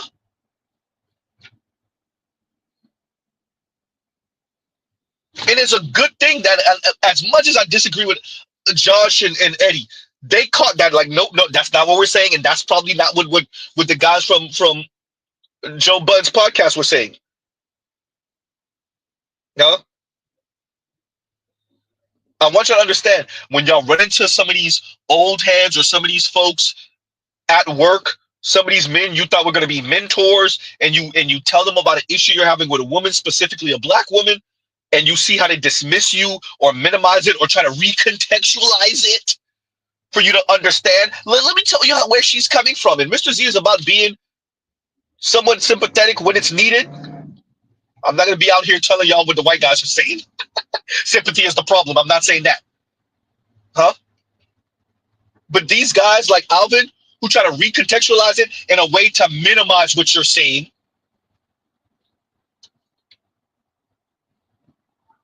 this is what it is. This is why we're covering this. Look at what Alvin brought this to. Like it's an absolute. No, the black community, black men and black women are largely attached by the hip. They're attached by the hip. But if something negative happens to black women get breast cancer, that does affect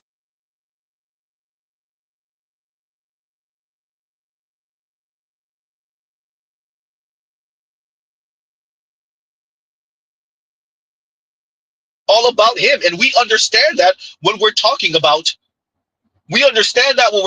black women. We cannot do that when we're talking about black men. Anything that harms or hurts black men, then we got to start doing if we can't dismiss it, then we got to do the both hand thing. Well, it affects her too. We can't talk. I just want you to understand, this is the energy. This is the energy that goes at my brother's keeper. Ooh, goddamn Z. This is the energy that takes the teeth out of my brother's keeper. This is that energy right here.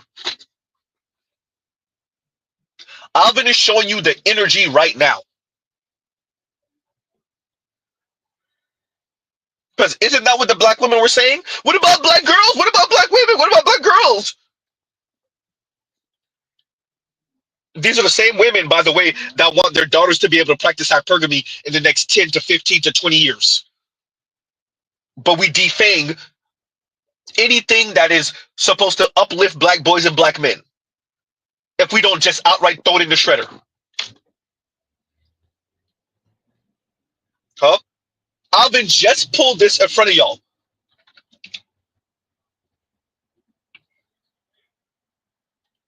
Now, when we're speaking about the plight of black women, we speak about it in a vacuum. There's no, what about black men? What about black men? Huh? What about the black boys? See, y'all don't be saying that when we talk about black men. Huh? But when we're speaking about the plight of black men, all of a sudden, see, y'all being dismissive, y'all being divisive. Oh, that's the better word. Y'all are being divisive. Uh-oh. Huh? Continuing. So that'd be like my main thing. And so it's like, what can you do? But as far as I do believe that black men were definitely targeted to be taken out of the household because they wanted to destabilize the black family. like at all levels. I mean, shit, redlining. I mean, abominable Black Wall Street, like shit that we was talking about earlier. Like all these Black initiatives that we started were systematically and very much targetedly so and intentionally destroyed or like interrupted. Like anytime we try to like move up, like it's always been fucked with. Like our community has always been fucked with. What's one way to fuck up the or to destabilize a Black family is to take one of the parents out of the household. Yeah, fewer parents. The patriarchy, like, oh, let's take the man out of the household. So, you know what I mean? Like, so yeah, I definitely do believe that's part of it, but Mark was more so like along the lines, and hey, brother know a lot more than I do. So I could be wrong on this, but his main thing was like, no, it's about money. If they could just get all the money and the power, they would just leave us alone, which I don't necessarily agree with. And if that's what he meant. Yeah. I would say if I were to edit Mark's approach, because I think that my view is that being an expert or having lots of education does make you. It's not all about the money. It's about the power. We're watching these people do it overseas. Let me get this right. So y'all see these people sabotage other people's internal politics all the time overseas, and you don't think they do that over here in America with who they deem is supposed to be the bottom caste of people? Right. So you see how they disrupt the internal politics in other countries, and they fund rebel groups and all. Y'all see that. We all know this. But you think it's above, and I'm speaking to Alvin, you think it's above America to do that to the Black community? On purpose? Huh? Okay, let me put this link for Dr. Thunder. Y'all give Z a second. Give me a second, y'all. For right now, this link is only for Dr. Thunder. This link is only for Dr. Thunder. I'm gonna let y'all, the rest of y'all up, and actually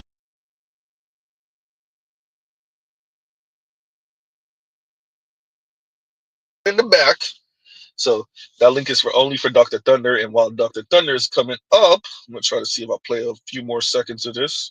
Being an expert or having lots of education does make your arguments much, much stronger, but it doesn't make you the only person capable of critical thought in a conversation. We know there are plenty of educated people. Ben Shapiro, Jordan Peterson. It's okay for us to agree with them, even if we don't have a PhD in fucking psychology. We're still thinking people. And so I'm a little bit more hesitant to completely dismiss like feelings versus studies. And I'll elaborate on that in another conversation. But here, if I were to change anything about Mark's approach, and again, I think he did it. I can't think of anybody who could have done a better job than him in that moment. I wouldn't have done, if I was in his position, I would have done a worse job. But if I were changing anything, I would have said yes to what the guy with the black fitted was saying, of like, yeah, they mostly did it for money. That was the impact. Damn near it doesn't really make a difference. And that could have been part of it. Both of these things could maybe be true. And then use that as a springboard to say, but I think that we're miscontextualizing this gender wars. Black women are to blame for where we're at, as opposed to being kind of in the same ship, the same sinking ship as us. And then go. I don't know. What's going on, Dr. Thunder? What's up with you? What's happening, man? How you doing? Good. I'm good. This is a terrific topic. I have a specific story to tell that underlines this issue of,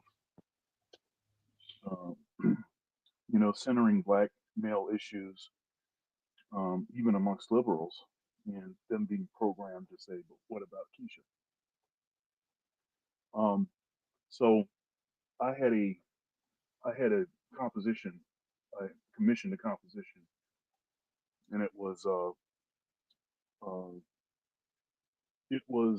highlighting the work of, there was 3 movements highlighting the work of 3 significant Black male composers. It was called the Black Male Excellence Suite, and it premiered at a jazz festival at my institution. I was the director of the big band. I was also featured on I was featured on that selection.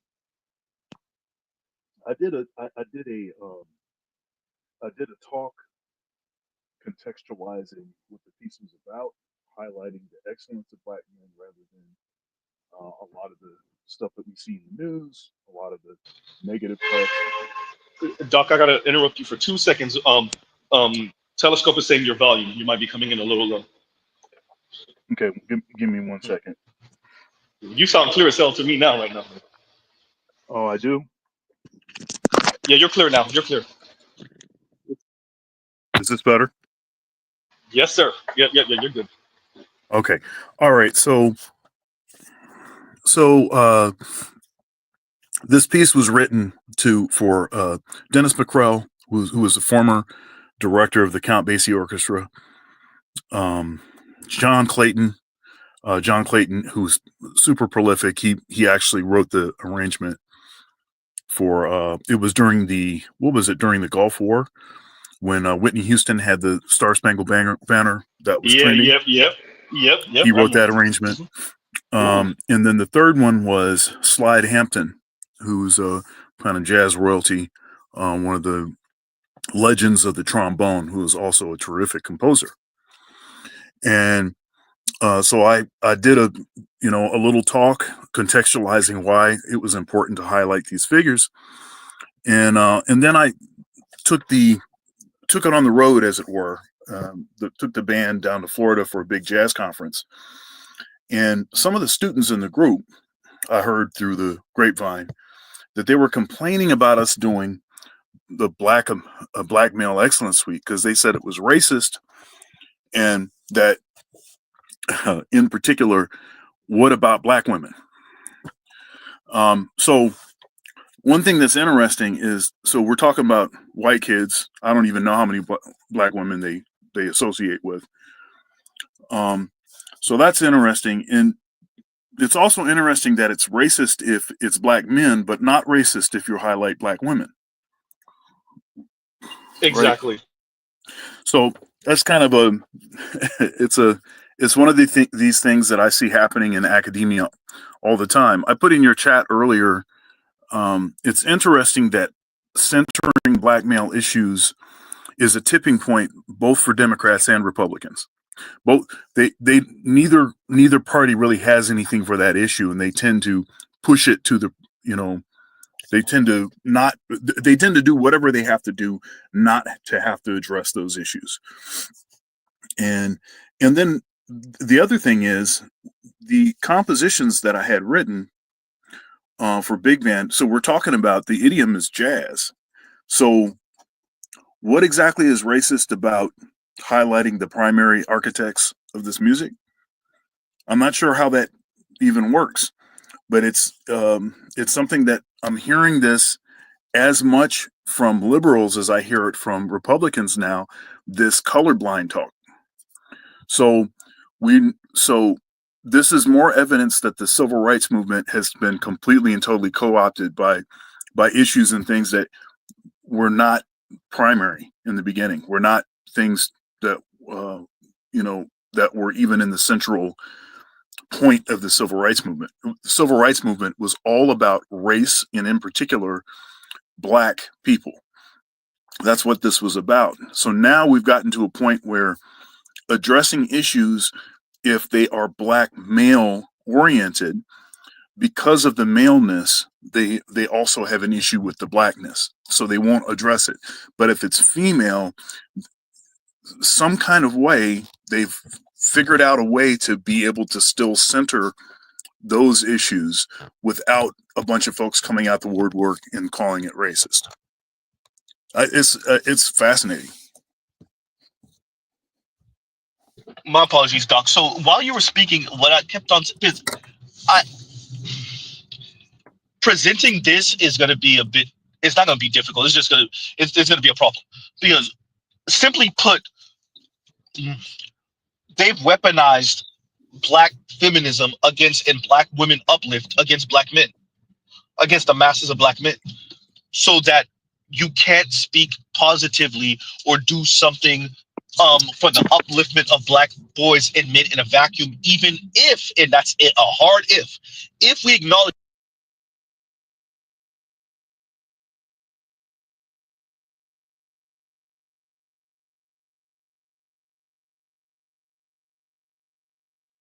I think we lost you, man.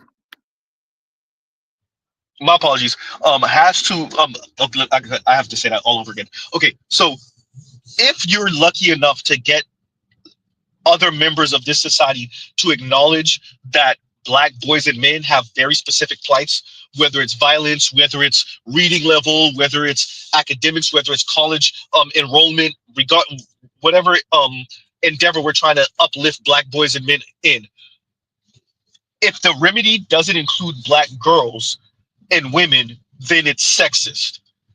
Once again, so we can speak about the plights of black girls and women in a vacuum, but we can't speak about the plights of black boys and men, once again, also in a vacuum.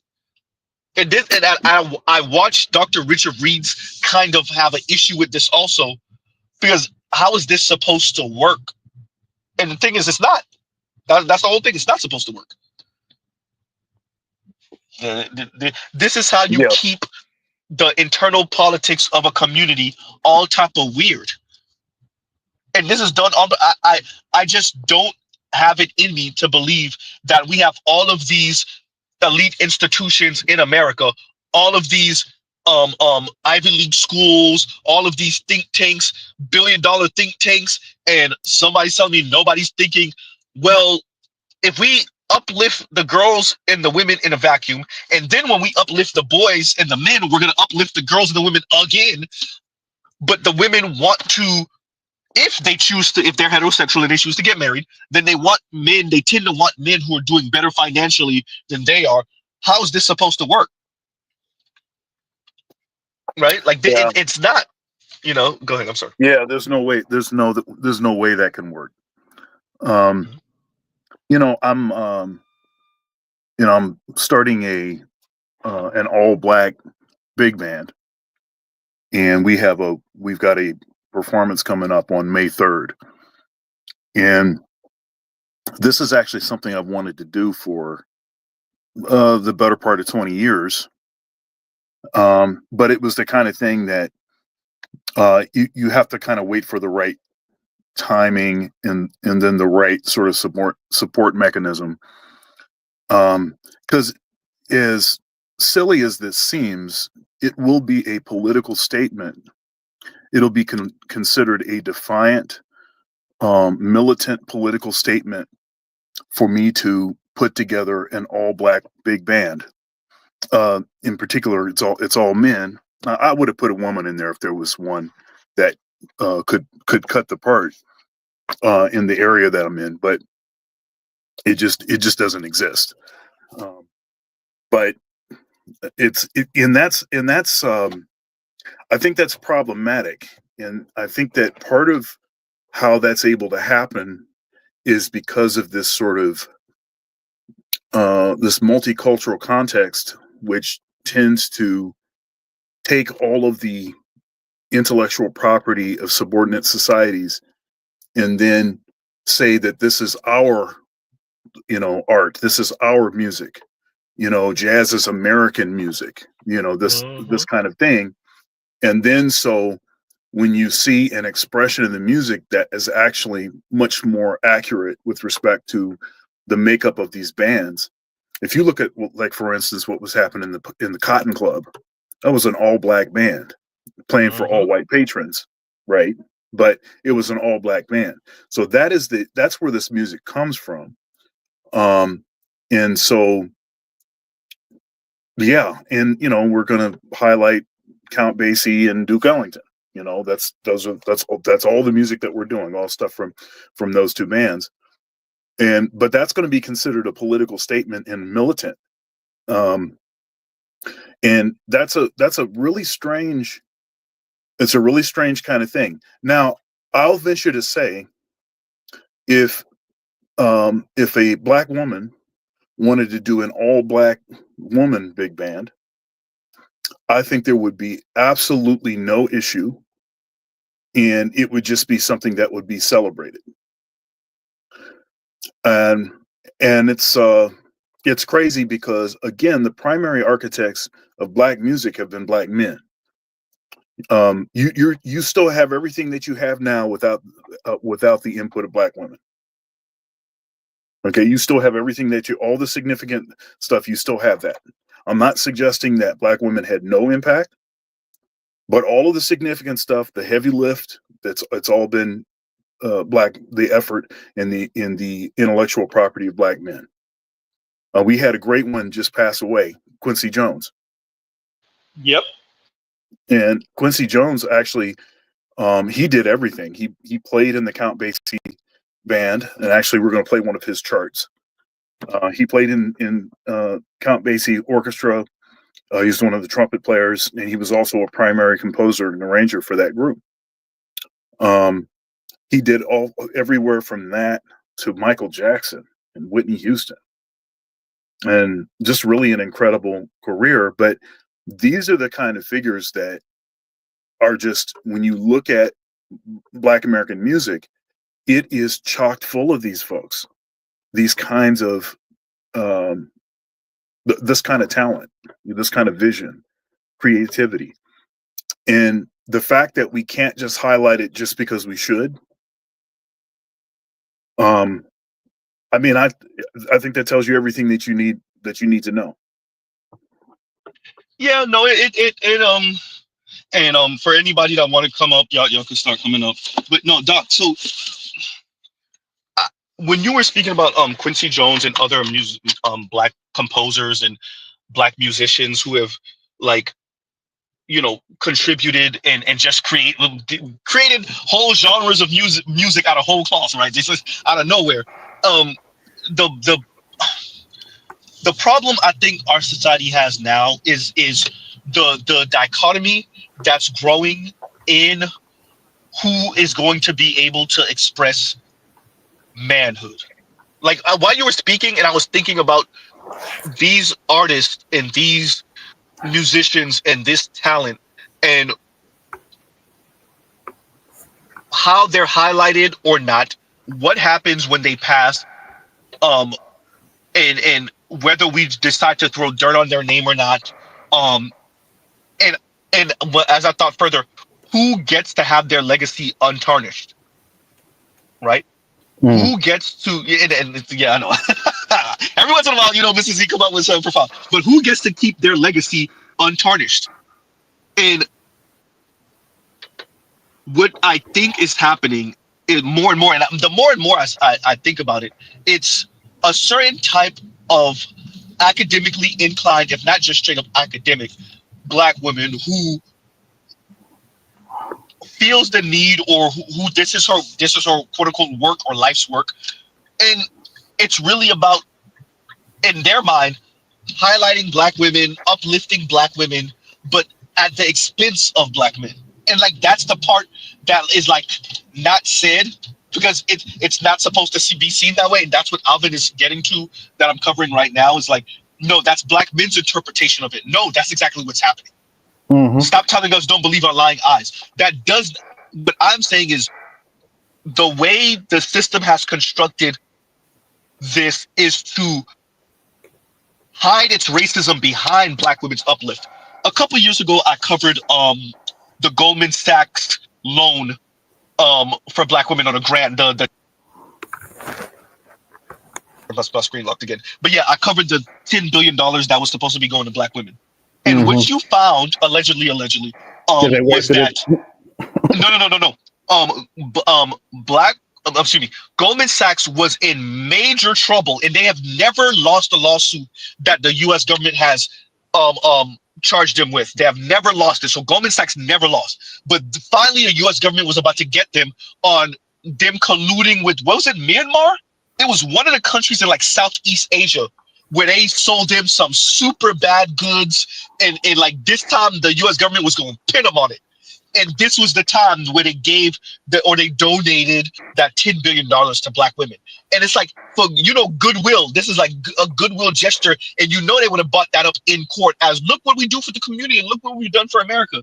And that's what I'm saying. Like, I'm using Goldman Sachs and that thing that they tried to do as an example to say, like, this is what our society is doing concerning Black men and Black women, right? Hey, let me say this too, because I was talking to, or earlier today, I was on the phone with one of the trumpet players, actually, that's in this Black American Heritage big band that I'm starting. Again, we have our first concert May 3rd.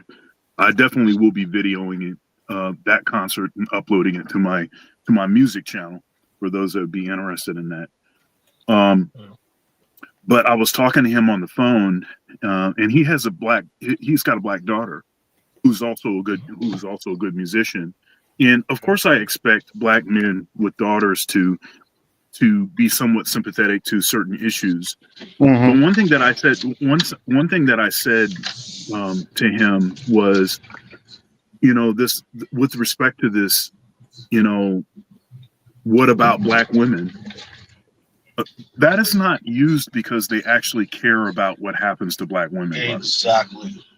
Okay, it's only a tactic to not have to address the issues for black men. Yeah. If I put this in the way, then we'll become distracted by that, and then eventually it'll dissolve and it'll go away, because at least you're going to push it down the street another 5 years, another 10 years. So at least you don't have to deal with it now. Mm-hmm. That's what that bringing that up actually is. And in the context that I was saying about this piece that I had commissioned, this black male excellence suite, and how some of the students were saying, "What about black women?" It's amazing to me that these black feminists have done such a good job of indoctrinating even white kids going to PWIs. This institution I teach at is Big Ten, right? So at PWIs, okay, say how many black kids were even in that band at that time? I think I had one black kid in the band, and he's the one that shared this information with me, right? So it's very interesting, just the level of indoctrination that they're doing. So of course, all of these kids have to take these general education courses, and I'm sure some women's study course or something. I'm sure that's where that came from. Besides the fact that all of the courses, there's a heavy, female bias, perspective on things, and y'all ninjas screwed everything up. There's that kind of general tone to things. So that's but that's the game. I don't really know how you work around that. As much as I think about it, because if the framing is black men, of course black men gonna focus only on black men, and that's the sexism in them, and if that's the framing, and the thumb is on the scales for the ladies in the first place. Once again, you can speak about black women, you can actually do for black women and girls in a vacuum and be very explicit about it. But for a black man, black boys and men, you cannot do that. You always have to tie it to somehow that it benefits black. How is that not a colonial tool of subjugation? That is, go ahead. Yeah. No, I didn't mean to cut you off. And just to underline the point that you're making again, understand that when they said, "What about black women?" There's an aspect of the argument. There's something that obviously turns off in their brain, because how could it be any less racist to highlight black women? If you're saying it's racist to frontline and center black men, because white people are in this music too, and blah blah blah. If that's your argument, and that's interesting, because I think that's sort of a more of a political right sort of disposition and argument. Then how is it not racist to center black women? Yep. And of course, that is more of a political left. So I think so it's a lot of these dynamics are sort of mixing. And as I said before, it's interesting that black men centering black male issues is a tipping point for the political left and the political right. I was talking to a buddy of mine, TK Coleman. He's on the Minimalist podcast. Heavy brother. And he was detailing a story with one of the organizations that he works with, or he did work with, where they basically pushed him out. And it's a conservative thing. It's like a libertarian conservative kind of thing. And they pushed him out for the same reason. They pushed him out because he was attempting to center black males. because he saw there were certain issues. And so they pushed him out for that reason. And in my own academic career, I've taken heat from the political left for the same thing, centering black men. So it doesn't seem to matter which political, where you come from on the sort of political spectrum. If you center black men, they just don't want you to do it. No. Well, I'm glad we're having this conversation. I'm glad I'm covering this, and folks can hear for themselves the framing and how these things are reframed, and what informs this idea. Like, right? So the idea is that black men are trying to get a hold of white patriarchy. In a vacuum, right? So nobody talks about environment. Nobody talks about the black women that want this. Nobody talks about the fact that the black community damn near demands that black men become essentially white patriarchs, but with none of the demands, right? And of course they go hyperbolic with the grape and pillage stuff because that's their way of scaring you to do it without, once again, any of the demands on the back end, right? No reciprocation whatsoever. So yeah, no, and even if okay, fine, let's X out with women in general. We live in a society that is very antagonistic, aggressive, attacking black men. How does it benefit black men to essentially comport themselves like XX chromosome? How would that benefit black men whatsoever? Yeah, I've thought about this. I've thought about this reparations discussion. And it seems to me that the real reason why the arguments from both the right and the left, again, on this issue, different arguments, but issues designed to take the wind out of the sail and prevent it from happening, really are because reparations, you'd have to give black men money. Yeah, I'm gonna tell you, if it was say if only 10% of the black population was male for some reason, okay, it seems to me that it's likely that reparations may have already happened. Yes. It seems to me that the real reason why reparations and all these erroneous arguments, stuff like, well, if you give black people money, they're going to waste the money, and then it's like a person that wins the lotto and ends up worse off, and we don't feel it's moral for us to, set them up for even a worse situation. You let me tell you, you better give me my money. I don't give a crap what you think I'm going to do with the money, how much you think I'm going to waste the money. Thank you. You better cut me the check. You can talk about that stuff after I have already wasted the money. Then you can say, see, that's what I thought. But I don't care. I don't care about that. I don't want to hear any of those arguments. You don't say that kind of crap to anyone else except us. Dog, let me say this, dog. Dog, you know what's frightening? Black Uru was part of that panel, I think. The Roger report covered last year. And he said the same. As a matter of fact, me, LAR, Black, the Roger report, we all said exactly what you just said. You didn't catch that stream, and you literally said the same thing we said. Because that's what it is. We all came to the same conclusion? Yeah, that's what it is. All right, yo, go ahead. All right, well, I'll stay up for a minute, but y'all go ahead and jump in. Okay. If anybody want to ask Dr. Thunder anything, anybody want to say anything about what I was covering, anybody want to curse me out for Alvin? I saw y'all fussing me out in the comments. Go ahead.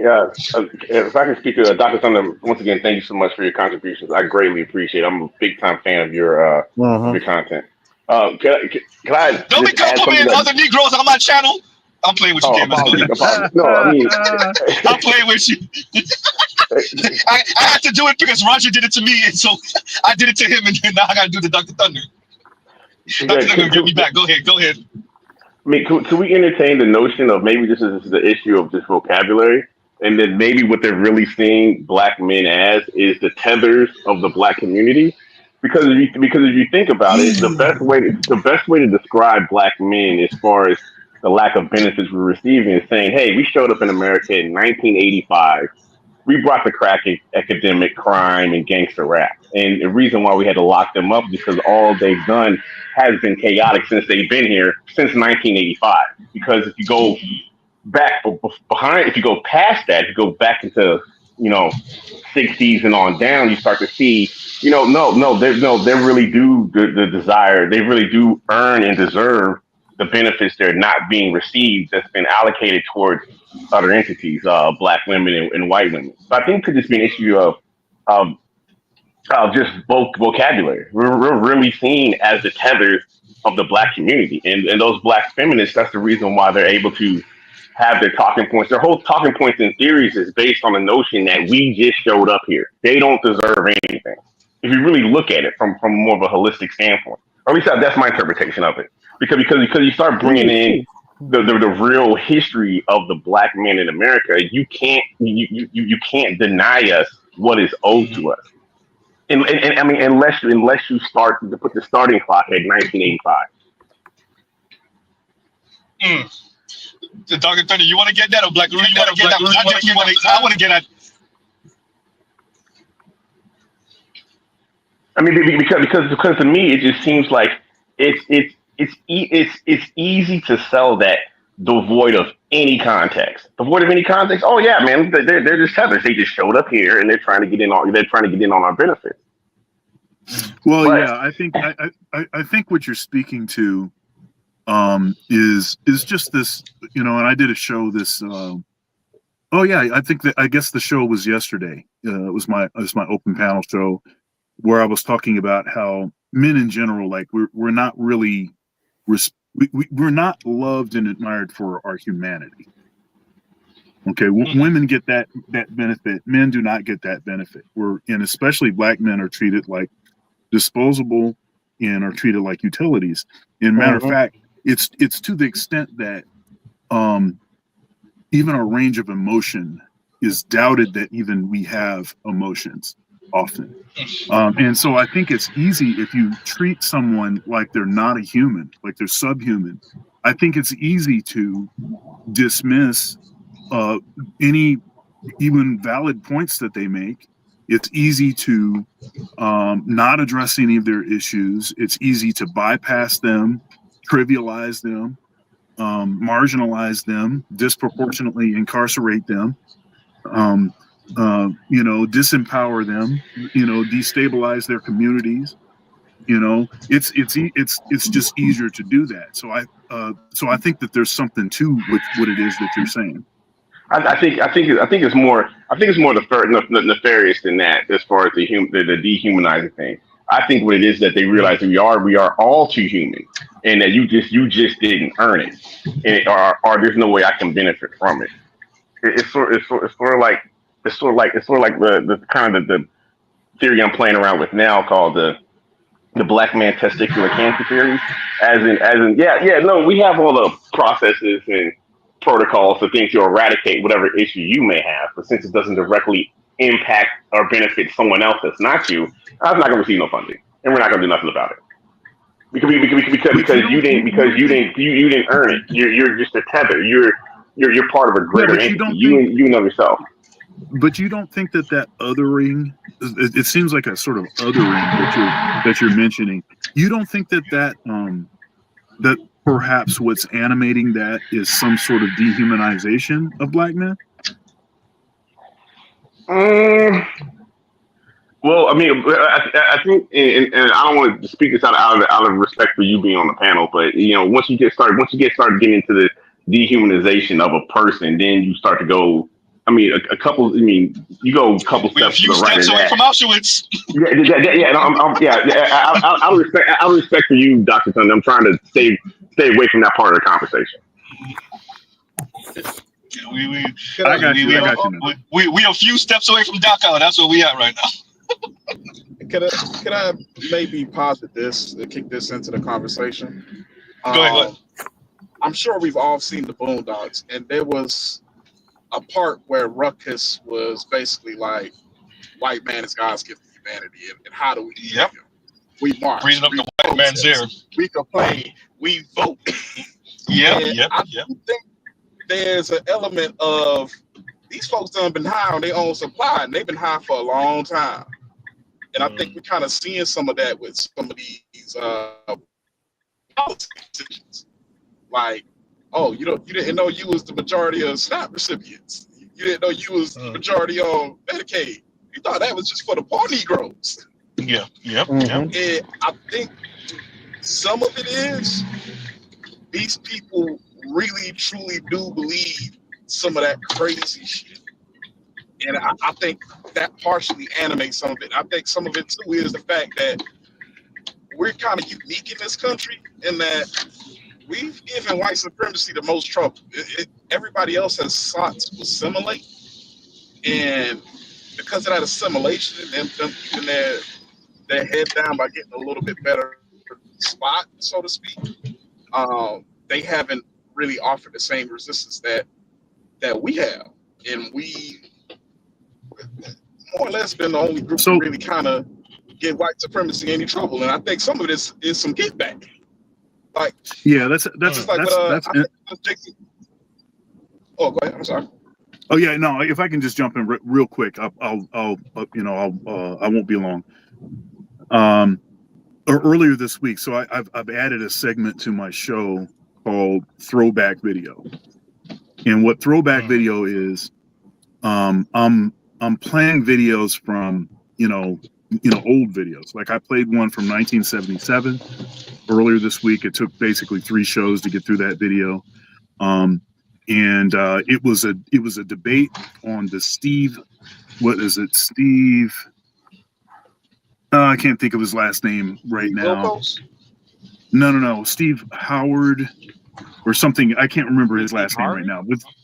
No. It was on television. It was a 1977 special report. And it was called Friday Night with Steve. I can't remember his last name right now. But anyhow, Bannon? No. Somebody look it up. I was definitely expecting Black Uru to say it, but it didn't happen. Yeah.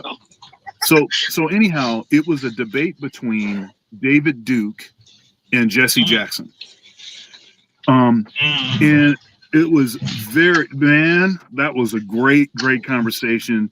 And Jesse totally wiped the floor with this dude, because it was a lot of bogus stuff. But one thing I kept telling people was, listen to how similar many of the talking points David Duke is using with many of the sort of conservative Republican, anywhere from MAGA to establishment Republican talking points. Listen to the black folks don't work. They don't want to work. They're lazy. They need to try harder. Reverse discrimination. All of this. There was like a slew of these talking points. And when you listen to stuff that's back that far, even from the leader of the Ku Klux Klan, you can hear the same talking points in that. Now, I'm not saying now listen to me. I'm not saying that people are using those talking points now because they are overtly racist. They recognize that those are racist talking points. They probably don't even know where Steve Edwards. That's right. Steve Edwards. Yeah. Friday Night with Steve Edwards. Yeah, there you go. That's right. So it's not that it's. I don't think it's because they're trying to be racist or they realize that it's racist or any of the rest of that. They don't mean it to be racist, but that's where a lot of those talking points came from. But if you consider the fact that that is just part of what's baked in the way that they've been talking about, in particular, black men for all of this time, then we don't deserve anything. The reason you don't have anything is because you're lazy. The reason that you don't have anything is because you didn't pull up hard enough on your bootstraps. The reason that you don't have anything is you're complaining rather than getting out there and doing something about it. The reason that your women are out of pocket is because you're weak. It's not. It has nothing to do with the structure. The structure disproportionately propping them up. It doesn't have anything to do with that. It doesn't have anything to do with the fact that black women since 1976 have twice the number of degrees as black men. You know, all of the grant opportunities and everything has nothing to do with that, right? It's just that you guys are dusty, and then therefore you don't deserve anything. So it just makes it easier to marginalize the experience of black men because we're lazy. And even and now I'm starting to hear these you ninjas are lazy. I hear that from the political left now. Mm-hmm. Right now it's in a different form. It tends to be black feminists talking, basically kicking dust on ninjas. Right? But that's the whole thing. Anyhow, I didn't mean to go that long, but I just wanted to mention that. Well, Doc, to your point, that's what happens when you blindly support the party started by a slave owner. So this is what it was always for me. I appreciated that black women in greater numbers than black men were entering college and university. They were going to HBCUs and PWIs, and they were coming. They got him. Hey Z, we lost you for a second. No, they got him. On the internet, Z. No, my bad. I had a phone call earlier and it kind of threw my internet. But yeah, so what I appreciated before, and it's, somebody got their YouTube on. Yeah, I'm getting echo. But yeah, so what I've been appreciating for a while is that we had a larger number of black women than black men who entered these institutions, and they would speak like this. I would like to direct y'all to Alvin. Listen to this as a black man, unambiguously black man, and listen to how he sounds about black men. Listen to the smugness of it all. Earlier I said sassy, and that was the wrong word. It really is smug. The smug on Alvin, particularly concerning black men. Now let's be very clear what I'm saying. If he was defending black men from white folks, that would be a different conversation. This man is framing this like he's quote unquote defending black women from black men.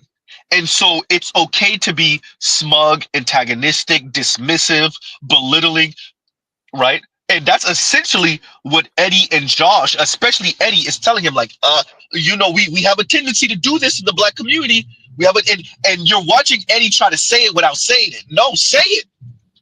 As bad as you are, Eddie, as bad as Josh could be, nobody got Alvin on that goddamn panel, right? It's and I'm using him to say, like, this is a very black feminist view of the black community. Whether it's a black man or black woman spouting it, it's more egregious when it's a black man to me, because it's like you're not going through these experiences. What do you think you're special? What you trying to get off chance vagina points, like, But no, I think he's a true believer. I think he's a true believer, and that's the most frightening thing, right? So, well, if 3/4 or whatever of your black people in your universities are female,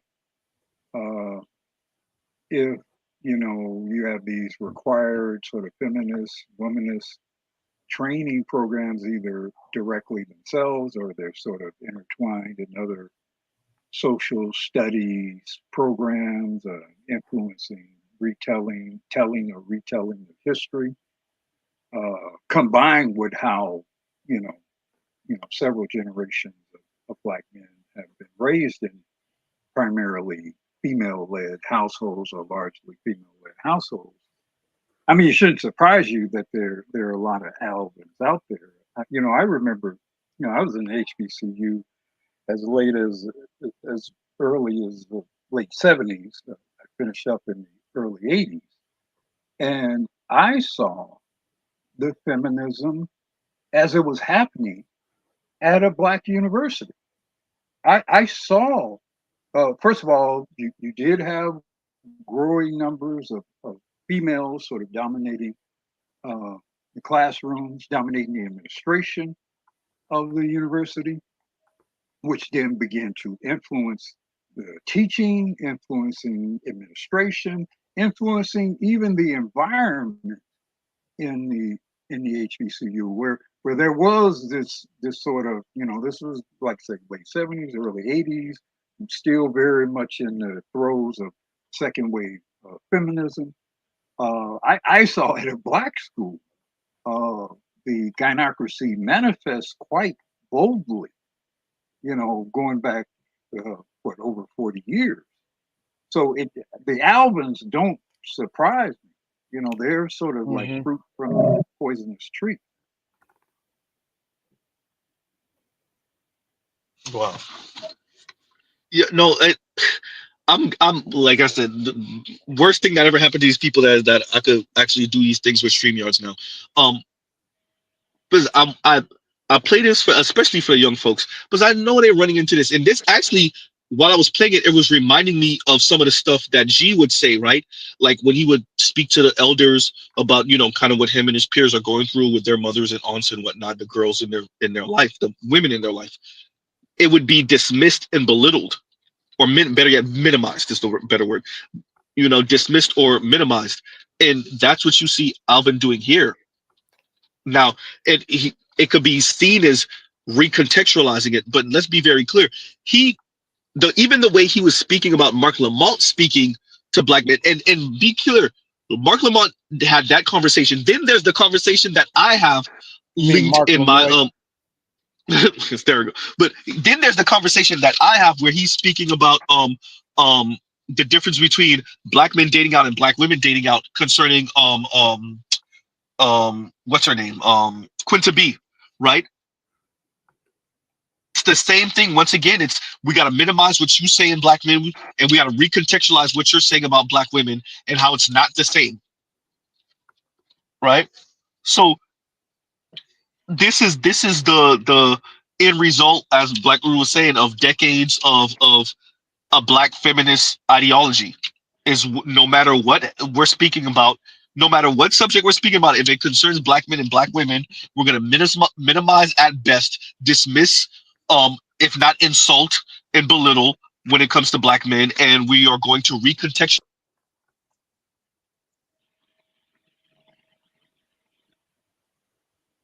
Cut out, Z. Yeah.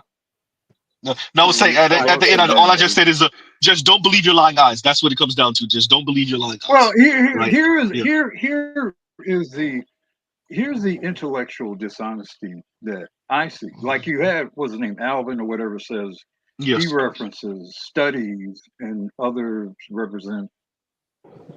What did he say? Feeling.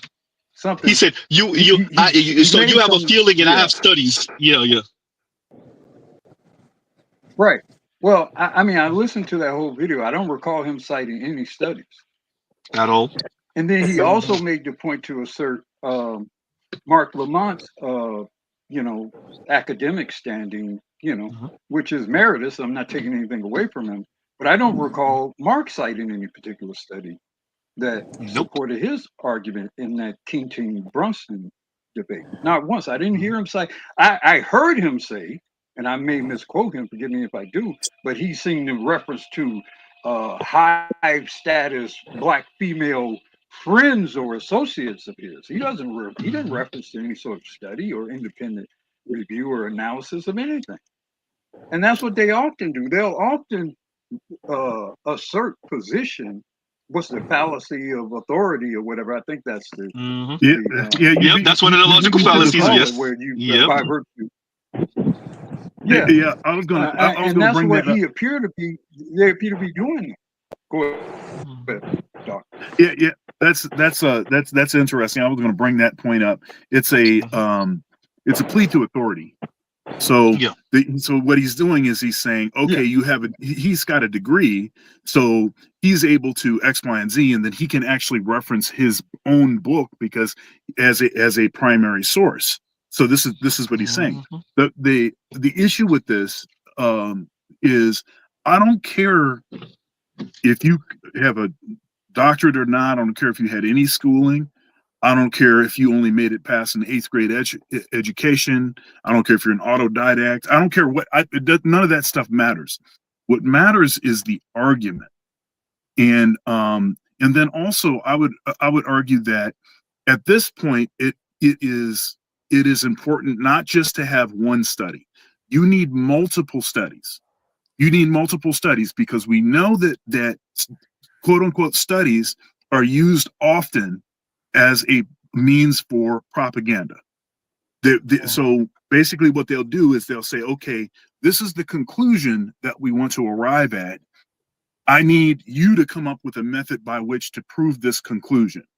And so they'll choose whatever, pool of folks, whatever survey group that they need to be able to prove whatever it is.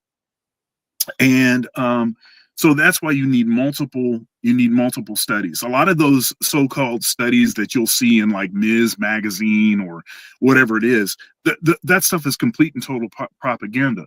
So when someone says that they have a study, I need to see what the study is, and then I need to know how many studies are you referencing? And then I need you to be able to speak intelligently about the data collection process, about the size of the pool, and all of that kind of stuff, and how differentiated the folks that were interviewed, or if it was anonymous or not, X, Y, and Z. I need to know all of that stuff.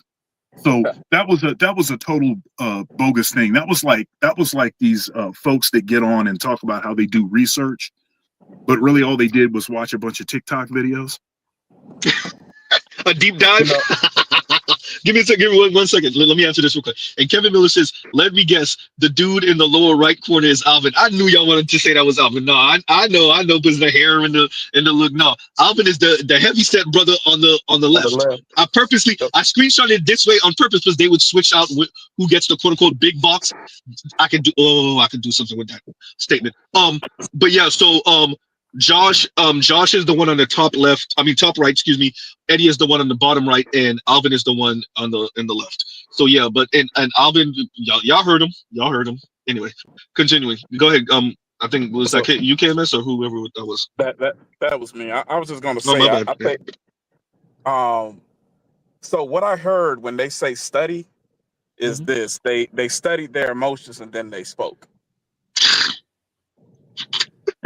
No, but that's why I said, why do y'all really want to have a back and forth? Because we could throw facts and stats and data at each other all day, every day, right? We could do that all day.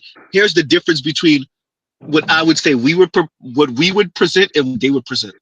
We've heard everything y'all said already.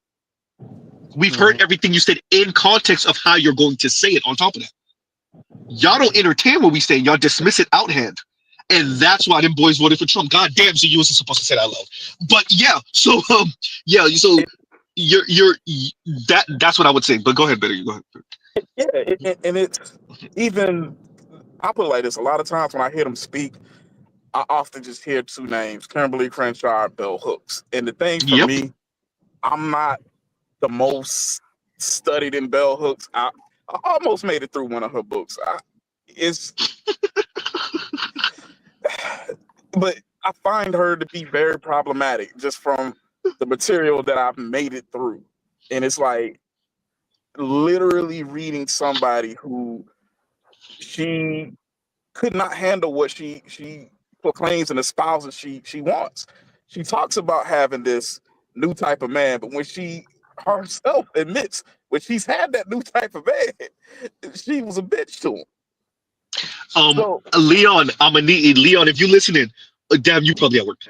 I need that clip again of her and what's her name, Gloria Steinem, at that goddamn lecture, and Gloria Steinem describes the type of the best man I ever was with didn't have no money and whatever, and Bell Hooks looks Gloria Steinem in the face, was like, can't do it, right? Like not me. The man for me. Exactly. Exactly. So, they're full of crap, bro. That's not what get their shiny wet. It sounds good in theory, because if you're a quote unquote real feminist, you're not actually supposed to care about a man's power and his quote unquote physical appearance, and definitely not his height, his income, right? You're not supposed to care about that, especially not as much as these women do. But clearly, right? Clearly they do. And so when Gloria Steinem presents that to Bell Hooks and she knocks it, and this is what I love. In polite company, or when these people are having just offhand conversations, or they go somewhere different in the conversation, that's when they say their biggest truth, because they don't feel the need to defend a point. You think Bell Hooks would have said that randomly to me or you or any of one of us? Absolutely not. Right. The thing is, and I say this now, and I'll move out the way. When I read Hooks, when I read a lot of these feminists, it is the intellectualization. It's the intellectual version of them verbally punching and jabbing at brothers. It's the intellectual. Yep, exactly what I said. Exactly. By the way, Dr. T. Hassan Johnson came to the same conclusion as you. Z came to the same conclusion as you. You came to the same and by the way, I don't care what FD tell y'all, he came to the same conclusion too. By the way, Eddie said the same thing too. I think Go ahead. Bell Hooks and Kimberly Crenshaw, I think they represent their existence and their ascent represent a widespread and collective malpractice on the part of major institutions and charities and not-for-profits over the course of generations. I think when you look at the wholesale lack of scholarship behind what they do, I think the universities should be sued. I think the institutions, I think the foundations, I think when you look at the wholesale, the dreadful scholarship included in their works and how they've been able to perpetuate their ideas over the course of generations. I think, like I said, I think it represents a mass intellectual malpractice. Mass. I coined. Wait. Let me do that. I want to read PK's comment right quick, right after Black Lulu said that. And PK says, but it sounds good, and that's all that matters. Okay, go ahead, Dr. Thunder, and then I think that was KMS that was trying to speak. Go ahead, Doc. Yeah. So I coined this term. It was a week ago. I did a Saturday stream last week, just an impromptu thing called Keynesian logic. Now, here's the definition of Keynesian logic. Keynesian logic is assuming that the nature of reality can be ascertained through a solipsistic frame. That's Keynesian logic. So, in other words, if I've been hanging out with Pookie and I have a hybristophilia, right? Pookiephilia, right? So if that is my type, and then I get on and treat everyone else as if they are responsible, right? They're responsible for Pookie. They are just like Pookie. You are Pookie. You're right. So because I had an intense particular experience, it colors the way that I see reality. I think that I can assert and I can project onto reality what has been my particular solipsistic experience. That is what we're seeing in Bell Hooks, Kimberly Crenshaw. It's the same deal. That's exactly what we're seeing. We're seeing that their particular experience, they have found ways to intellectualize their particular experience with an actual low life. So now the rest of us are low lives. That's Keynesian logic. We watched this play out in what's her name? The hostile guy who grew back. Goddamn, what is her actual real name? Y'all know who I'm talking about. Terry McMillan. Yeah, Terry McMillan. We watched that play out in her real life. Yeah. We watched that play. That was Dr. Thunder. You literally just described her life.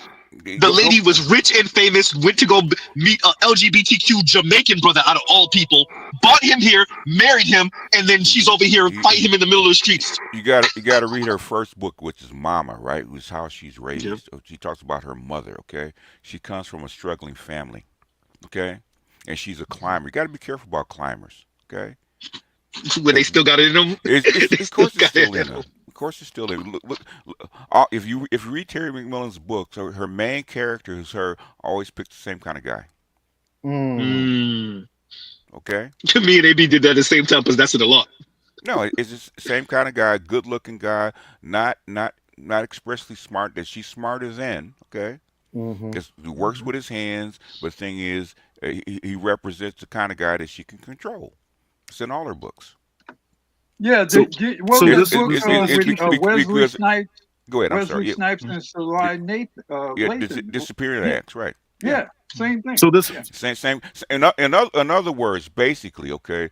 When I read her book, when I glanced through her book, Mama, right? Basically, it's she, in her mind, her basically her father abandoned her mother, right? Okay, and the biggest thing with black women is they're afraid of they're being abandoned by their men. I don't know what you guys' experience with women are, but basically, okay, most black women try to hold black men down, hold them into a infantile space, is because they're afraid of that black man. If he gets on his feet, he's gonna leave her. Okay. And so, Mama, was a single parent. She had trouble with men, right? So Terry McMillan grew up that okay, the only way to keep a man is to keep him under control. And I could tell you, and Dr. Thunder, who's in the academia, he can tell you most of those academic women try to get a man that they can control. Yeah, let me read this real quick. And Vince says, Bell Hook's opinion is hot doo-doo water. I just want to read that one now. Thank you for the super chat. Thank you for the super chat. But they cite her everywhere, though. They cite her everywhere. Bell Hooks will tell you that's why you go to An Iron Woman, man. There's a whole 30 pages about her ideal man as a white man. Which they get from, because Polly Murray said the same thing back in the 30s. Okay. That's where the shit comes. That's where the crap comes from. Go ahead. I'm sorry.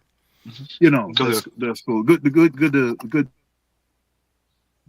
channel with you, BGS. It's been a minute. Oh, yeah. I know, Doc. You busy, Doc. yeah. Well, in my show is butt crack of dawn for you. Yes. In the morning. Yes. Yeah. So, but anyhow, part of this Keynesian logic that I'm talking about, it also makes it hard for those that are that subscribe to that way of, again, ascertaining the nature of reality, is they doubt statistics in anything that speaks of an existence outside of their own experience. It's the white facts, Dr. Thunder. That's white facts. 1 + 1 is 3 because 2 hurts my feelings. Yes. Right. So right, you have right. So you have that. You have and then also because the common way that they learn about reality is it's only through their own lens. So then when you have an approach to interface with the nature of reality that incorporates other information like statistics, research, double blind, stuff like peer-reviewed, stuff like belonging to a community, stuff like accountability, all of this kind of stuff. You have different ways to navigate the nature of reality to determine what is actually true. They just assume that you're doing the same thing that they're doing. So what it is that they're saying is just as valid as your research is. So they don't care what your research is. They don't care about statistics. They don't care about any of that, because the way that they believe that they can ascertain the nature of reality is, again, it's through their solipsistic lens. No. They think that they know. Okay, the thing is, and this is something that Master Ya told me, right? Women are, black women especially, are emotional masochists, right? Because they know what reality is. Okay, you don't. If you had a daughter, you could understand it. They know what reality is. The thing is, it hurts them. So that what they do, they spend the rest of their life trying to cover it up. So in other words, say Doc throws out a fact, right? Okay, which is meat, right? They're going to use word salad to cover it up.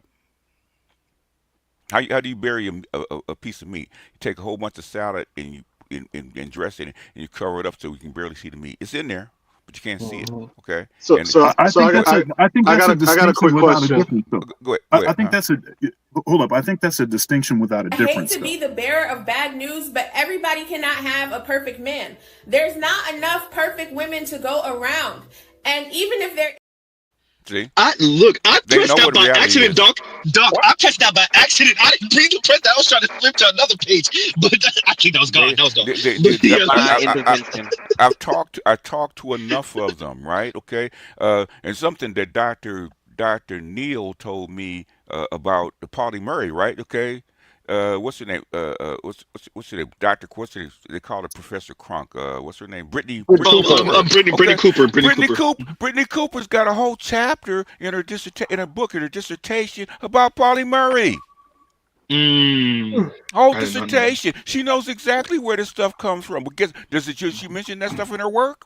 Nope. Your presentation? Yeah. She knows exactly where this stuff comes from, okay? She knows the nature of reality. The thing is, she covers it up. Go ahead. I'm sorry, Doc. Yeah, well, so what it is that I'm saying is generally true. Mm-hmm. I'm not saying that there are not those that would defy this. I'm not saying that there aren't those that know better and it's more comfortable for them to be deluded. Mm-hmm. I know that exists also.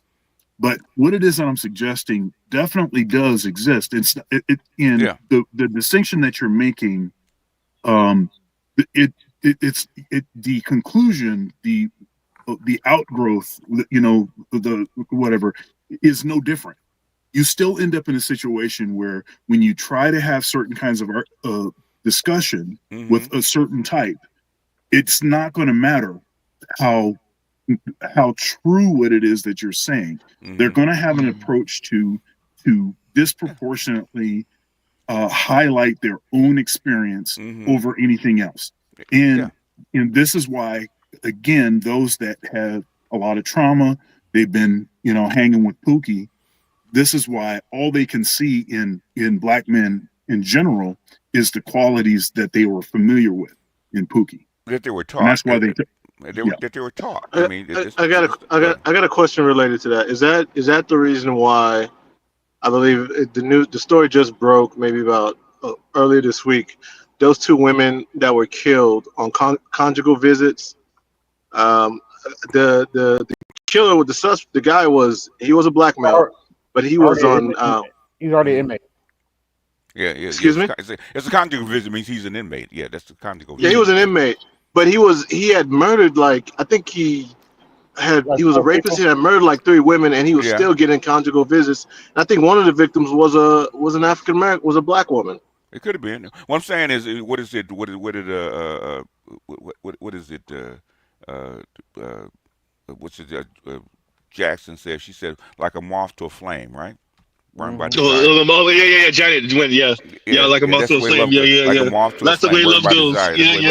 Yeah. Basically, they're the flame, and basically they. That's the word right there too. They fly too close to the flame and they get burned by it. Okay, same thing with the chick that wants to feel the heat of being with a gangbanger or a drug dealer, right? Okay, that you have to get into the dark side of female nature. Okay, all female nature or male nature, right? Okay. Let me play this real quick. Go into what you were speaking about BGS earlier about the understanding of reality and what they tell themselves. Look at me. Look at me. If you were a single woman in Charlotte, North Carolina, look at me, okay? I was feeling great about myself. I was like, I'm a bad bitch. I'm single. I don't need no man. I actually really would love a man, and I do need a man. But just, this is what we say when we're single and we just want to... Anyway, focus, Medina. Yeah. Y'all heard that? That's what we say when we're single, lying to themselves. When you okay, like I said, a lot. They say Kevin, is a softer version of the shit I used to do. Okay, it's a much softer version. I have to give him credit. Okay, he lets them rate themselves because the chick asked me to rate them. I tell them what their rating is. I think I'm a 10. I said, okay, give me your explanation why you think you're a 10, and they can't because they know. Because I know, because I got daughters, right? girls know exactly where they fit in the hierarchy from the time that they're 12 years old. Okay, know exactly where they fit. Okay, a woman will walk into a bar, and Dr. Thunder's been in the entertainment field for a long time, right? Women, when they first walk into a room, check out to see what the competition is and where they fit in the hierarchy. Okay, they know exactly where they fit in the hierarchy. No tens ever called Kevin Samuel's show. No, No, that never happened. never happens. Yeah, That never happened. no. There were some pretty women, some lovely women. I'm not taking anything from them, but no tens ever called that. Yeah, and no tens ever called, and basically, A alternate universe life. And the ones that do that are 8s, 9s, or 10s or in that at that level, they always try to downplay their looks. That's true too. That's like true. What's her name? She called herself a 7. Okay. Yeah. Was it Nicki Minaj said? Nicki Minaj. She said, what would you rate yourself? And she didn't rate herself a 10. She said, I'm a 7. Why? Because she's Nicki Minaj and she been the modeling shows. That's why. No. It's because I don't know. Okay, because I used to be a photographer. I used to shoot models, right? And I went to a school where there's nothing but gorgeous women, right? Okay. If you've been around enough pretty women, to fit in, they always try to downplay their looks. That's true. In other words, ultra beautiful women don't do a lot of advertising. No. So they downplay their looks amongst each other or concerning each other, but they uprate themselves concerning us. So they no. Ultra beautiful. When you don't have to. Beautiful being ultra beautiful is such a political and diplomatic issue. Everywhere an ultra beautiful woman goes, she feels compelled to downplay her looks. It's usually such a major issue in any environment that she's in. And basically it's going to draw way more attention than she wants. Okay, so she's trying to hide. Okay, so as a self-defense mechanism, she's going to try to play it down because all my life I've been catching this shit. It's like a 7-footer, man. A 7-footer is not going to be bragging about how tall he is. He's going to try to. Why are you seeing big, tall women or tall men trying to hunch a little bit and try to seem like they're smaller? Okay, there's a reason for that. The women wear flats. Yeah, they try to downplay. They try to the thing that makes them stand out. So a 8, 9, or 10 is going to try to downplay their looks. Okay. Whereas a 4, she's gonna try. What she's gonna try to do? She's trying to expand her look. She's trying to upgrade herself. Okay. That's why women know. So basically, I thought that was true with the academics, and basically, what I'm uncovering by talking to the PhDs is they know. Okay, they're lying. Yeah. Which like Wu said, they probably should be sued for lying. Okay. Well, I just when I look at the lack of scholarship behind a lot of these people, and some of them have PhDs from your most august universities, it really kind of makes me wonder what kind of vetting process occurred here. Do you like black men? No. Okay, here's your PhD. I'm playing. Go ahead. Basically, you got to look at the university as a temple. Okay. In other words, just like the Catholic Church back in the 13th century, right? Okay. If you're going to be a heretic, you can't be part of us. Right. And you got to fit in. And Dr. Thunder can tell you, if you're honest and open and you bring out something true, man, you can get sanctioned like that real quick. Yeah, I don't talk. I don't really talk very much. I'm in meetings, faculty meetings all the time. I don't say anything. I say zero because I say zero for a couple reasons.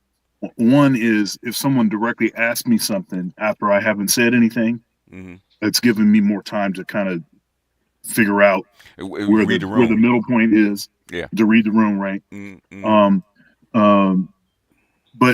But really I don't say anything because it's obvious to me that they're not interested in actually doing anything differently. No. So they want to continue to do the same thing. With this issue associated with women, so what was in the 70s, you had 13% fewer women getting undergraduate degrees. Now it's 16% more. That's a 29% sweep. But at no point in time did you hear like a change in the verbiage. It's still just as much, more access for women, more programs for women, worse safe spaces for women, even though they outnumber the men. And the faculty is also getting the same way, where because of the way that they've done DEI for all these years, of course, they have had to change massively the way that they're approaching that. You don't usually know. It's hard to tell what the race of a person is, especially if they're trying to hire someone black, we'll say, based on where their paperwork is, what their CV says. But it's easy to tell if it's a woman or not. And so what that means is that when you start talking about finalists for positions, you know that you're going to get a woman if you choose a feminine sounding name. So they'd stack the finalists would get stacked with a bunch of women. And this is the case in all these committees that I served on and everything else. And they're not really interested in hearing what the problem with that is. They're not even, I don't believe that they're actually aware of how few black men in comparison to black women. They are. Well, no, I don't think I don't think they are. This is why I don't think that they are. Okay.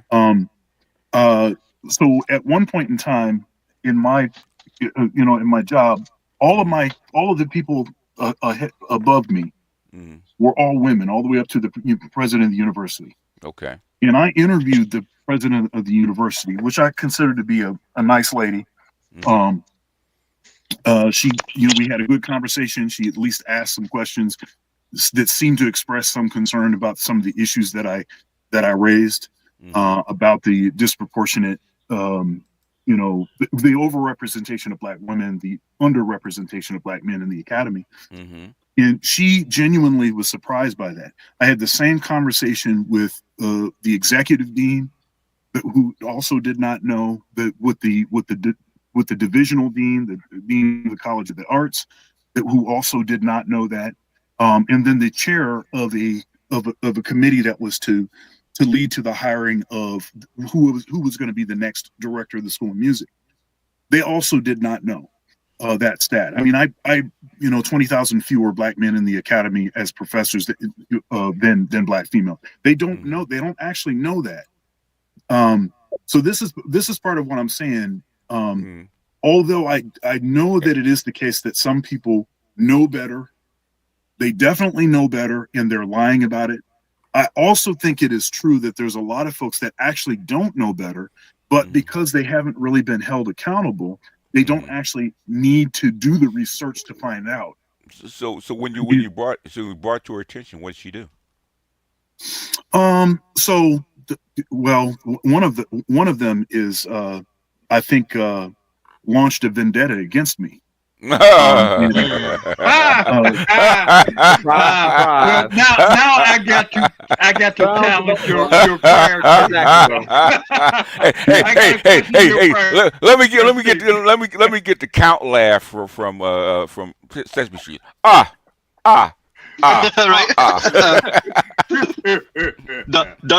T, if you want to come up, I'll put the link for you also. We got Dr. T in the comments. So one launched event. Dr. T's probably in enough trouble already. Let me ask you a question, Dr. Thunder. So are you saying then that race isn't on any documentation for any of the professors or staff there at the university? Race is not identified anywhere? No, what I'm saying is that the research that's been conducted, they do not interface with it, though their job requires. Moses, come in here. Sorry about that. Though their job requires that they actually know this information, but since they're not being held to account unless it's with respect to metrics like women, LGBT, and whatnot. So they just haven't done the research to know how this affects black men in particular. I think that they know that black men are likely underrepresented, but they don't know the extent to it. And since they're not looking at that and they don't actually care about it, since they don't actually care about that. Say that again. Say that again, black man. Say that again. Yeah, because they don't actually care about it. Thank you. Now, if you don't care about it, I mean, you're not going to check, right? He's right, Yeah. Let Doc finish. Go ahead. Yeah, but that's my point in with this Keyshian logic. Mm-hmm. That's altogether the point. It's what is it that's important to them in the ignoring of anything that is not important. And so it's easy to understand why they would not do research or open themselves up to information sources that would reveal the fallacy. It's easy to understand why they wouldn't do that. And since they're not being forced to do it, they don't have to do it. So why would you do it? See, the reason that we do stuff, I know the reason I had to do stuff is because I was forced to do it. I had to do X, Y, and Z, or I couldn't be sitting in the seat that I'm sitting in. Right? That's what it is. But if you're not, if that's not part of the prerequisite, it's not part of the requirement, and rather than actually doing the real research, you can just basically say a bunch of like personal experiences and anecdotes and act like that's like it's reality and commiserate with other women, people that are in your circle of friends, and say, hey, I got 3 other friends, they had the same experience because they all picked pookies. See, that's what it is that I'm referencing. It could be the case that people deep down, they know something's wrong with the way that they're operating. I'm not invalidating that. I'm sure that is the case. Yeah, I do think that Keisha does have a conscience. But I just think that it's too easy to bypass that. Those pangs don't hit hard enough. Oh, they do. They do. Yeah, that's the thing is they cover it up very well. The thing is, and we help them cover it up because that's all they talk about. If it didn't hurt them, then they wouldn't be using all this rhetoric to cover it up all the time. I mean, all you hear is all you hear is black female empowerment and how far we're down and yada yada yada. That's all you hear. That's all you hear. So basically, that's all they think about. Sure. And then when you try to bring up something that's counter to it, they attack you viciously. Yeah. I mean, just in the time I've been dealing with Dr. T, right? He tells me about stories about so many professors that try to just bring up just basic facts about black men, right? And have to the next thing you know, they're walking into the dean's office having a discussion. Why is that? Wow. Yeah, I know that to be true. I don't know how much of the I don't know how much of the stream you've seen. I was relaying. Yeah, I heard it. The story that I talk about, the Black Male Excellence Suite. Yes. Yeah. I mean, I'm telling you, man. Part of this vendetta that was launched against me was to look. They were not successful because they tried to do a what do you call it, a banana court? What do you call it? Kangaroo court. Kangaroo court. Banana court, yeah, same thing, but kangaroo court. Yeah. They try to they tried to march me in on a kangaroo court. Well, it's I was going up for full professor, and they tried to throw some monkey wrenches that were too easy to disprove. And so of course I am a full professor. They couldn't do anything about it. But the person that was the chair of the committee that tried to vote me down, that was not successful. It was the same dean that I had asked that question to. Are you aware that there are 20,000 fewer black men in the academy than black females? So that was enough. Just asking the question was enough to launch a vendetta against me and to poison a bunch of people that don't even know anything about my work. You're talking about people in the college, in different colleges around the institution, people that don't know anything about music. Listen, my dossier, my CV is so extensive as to have been a slam dunk at least 5-10 years ago. So there was no grounds by which to do this. But they don't have to follow the rules. They don't have to do they don't have to do it because it's right. Your story is not unusual in this town, okay, as they say. I mean, you know what? Basically, and this is something that I'm finding out. Not to interrupt you, Uru, okay. By talking to people like you from various, academic angles, right? As a black man, what you went through is very common, man. It's not unusual. It's in fact extremely common. Okay, Yeah. if you are not FD signifier, if you're not towing the line, if you're not talking the speech, you're not actually bowing and scraping to black and female power. They try to get rid of you. Okay. In fact, a couple people that taught at very elite institutions did gotten rid of. Okay. And one of our own. Okay. Yes. He very he even though he's a full professor. Okay. Because of the YouTube activity, he got marched into his dean's office. He had to go get a lawyer and all this kind of shit. So basically, this is very, very, very common, especially for black men. But go ahead, Doc. Yeah, and I know exactly. I'm not gonna say who it is, but I know you know exactly who he you're is. talking about because we talked about that. Yep. Yes. Yep. About politics. Yep. But what he did say is that the election of Donald Trump kind of eased a whole lot of pain. Okay. Well, I'll tell you. Let me tell you, it is a new day.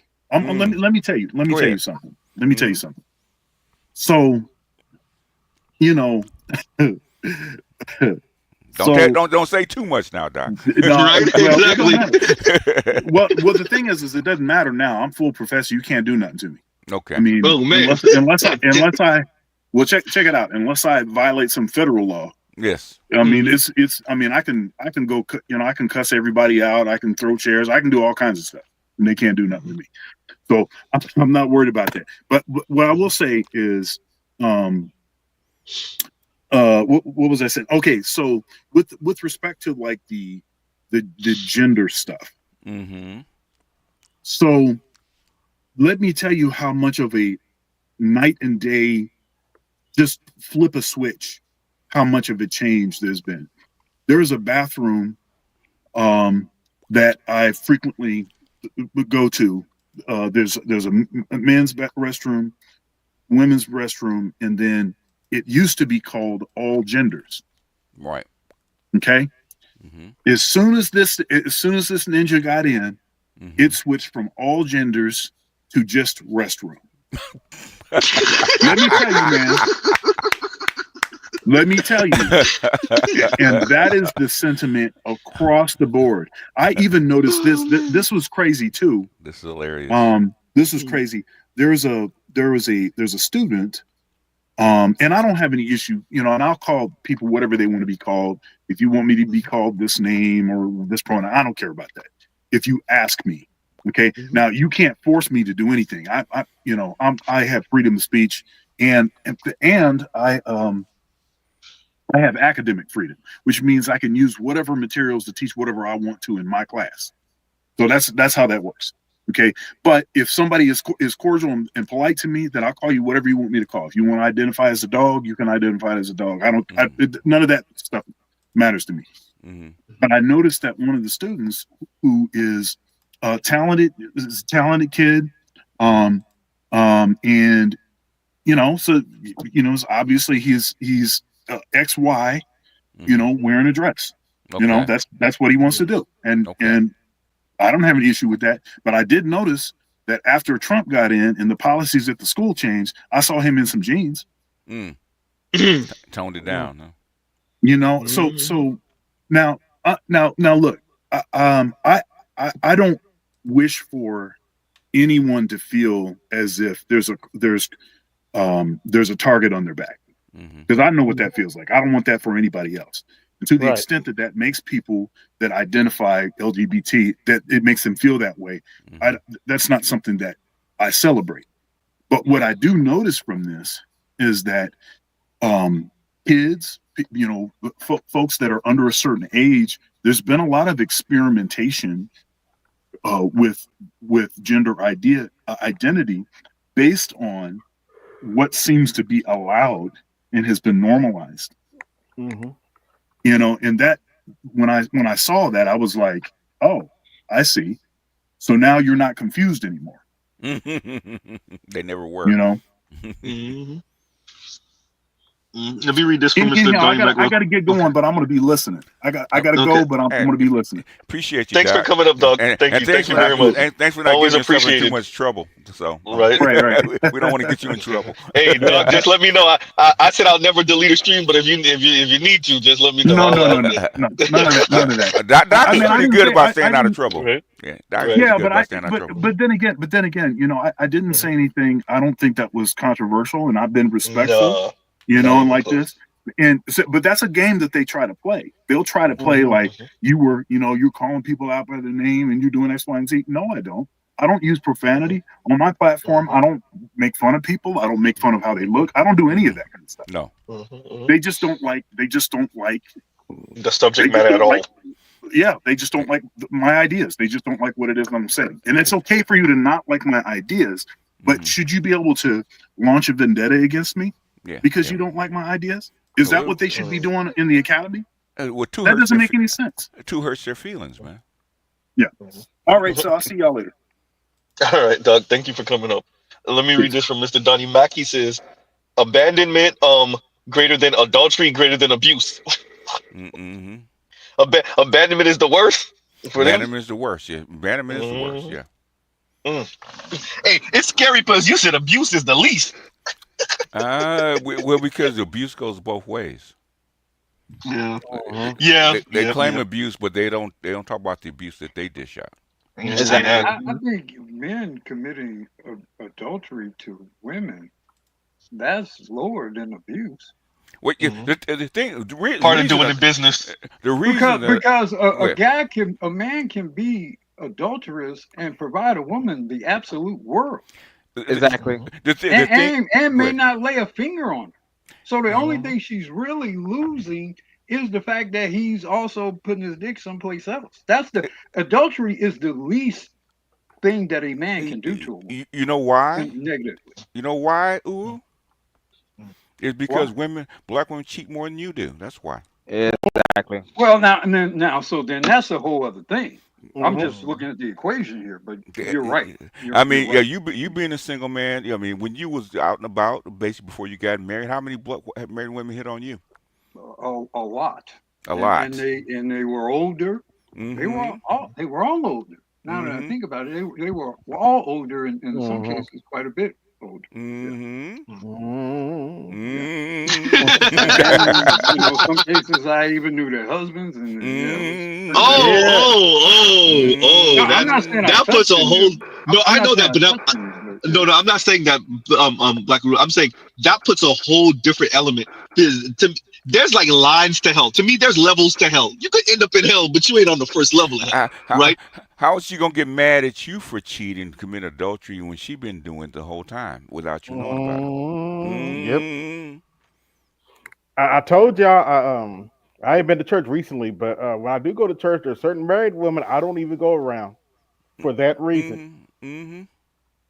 That's why adultery because doesn't I mean know what anything they to own. It's like you don't give you a good man for cheating when you've been when you've been around your boyfriend for the past 5 years. Stop. Okay. It's the least of your worries. Yeah, the only thing she gets upset about is you embarrassing her. That's all. Oh. Yeah.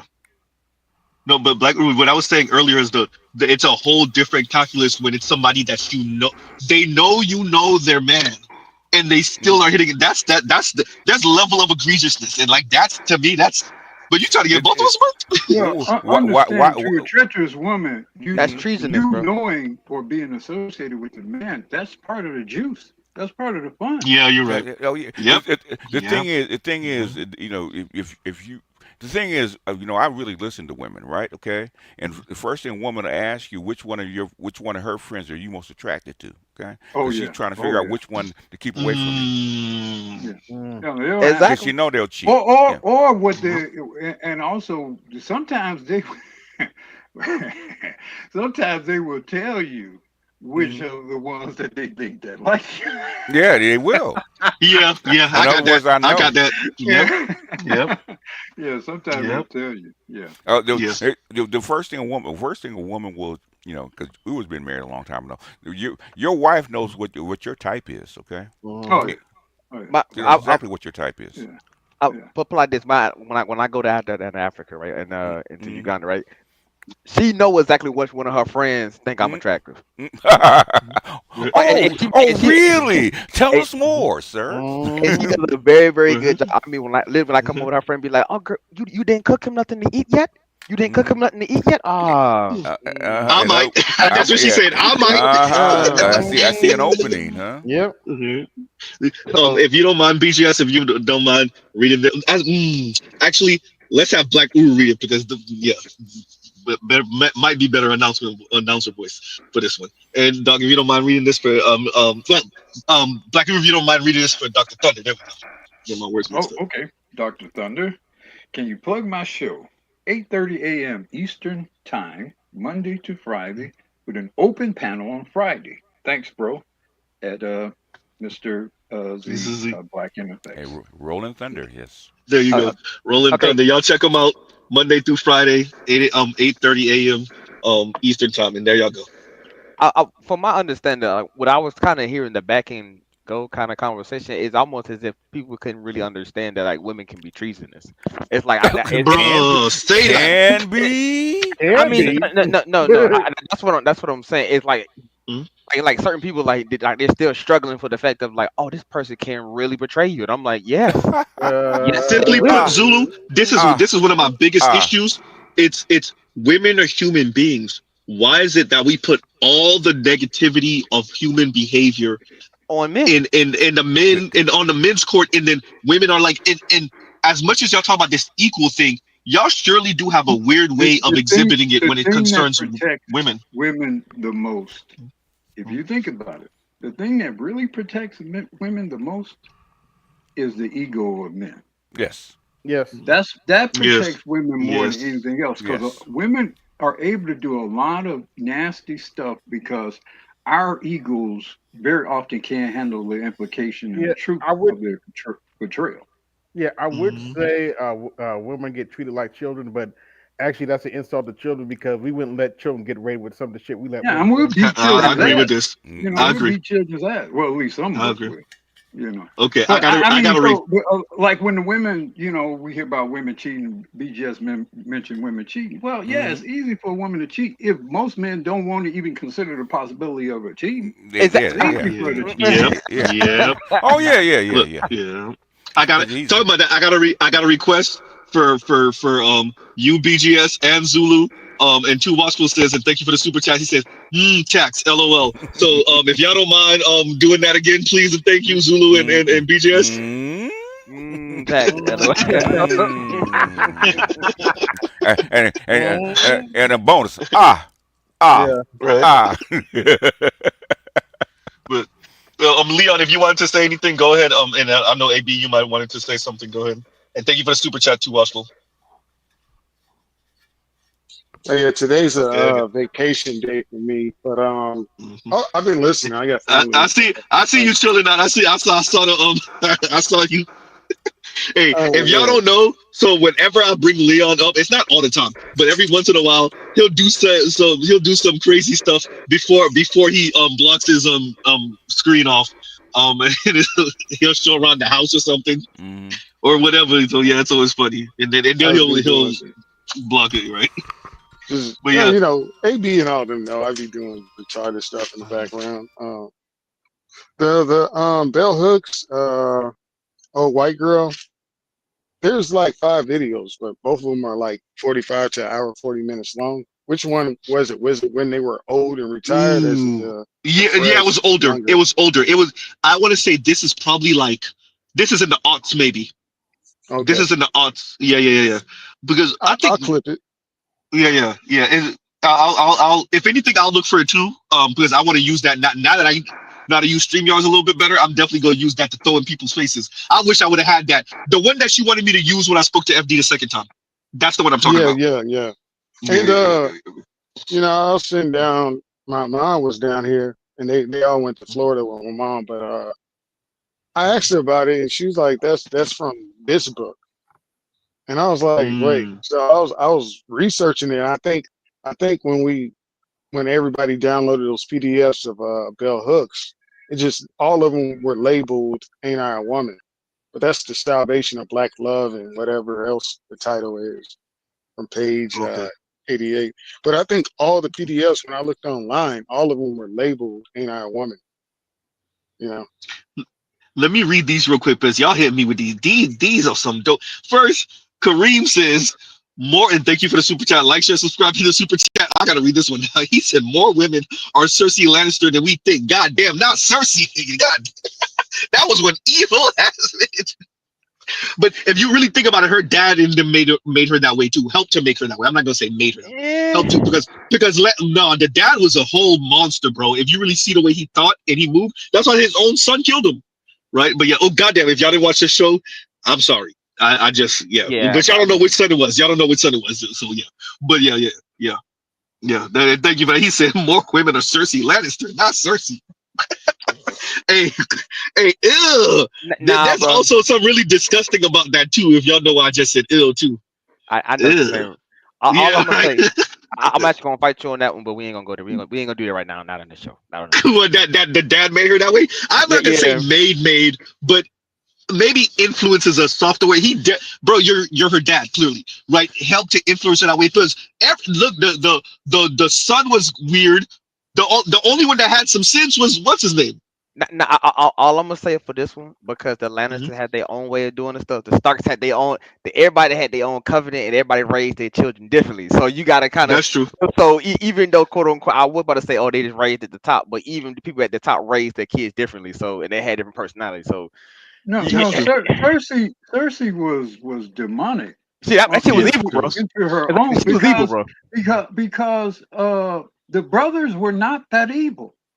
That's true. That's true. They were not, I mean, if you blame their father, then you would have to then say, well, why weren't the sons evil? And they weren't. I mean, they did shit, but they weren't as evil. But what's his name was? He was like demonic, and it was something going on with her. And then she passed it on to her son, which really was what's his name? Evil. Yep. He was going to be a horror if he became king.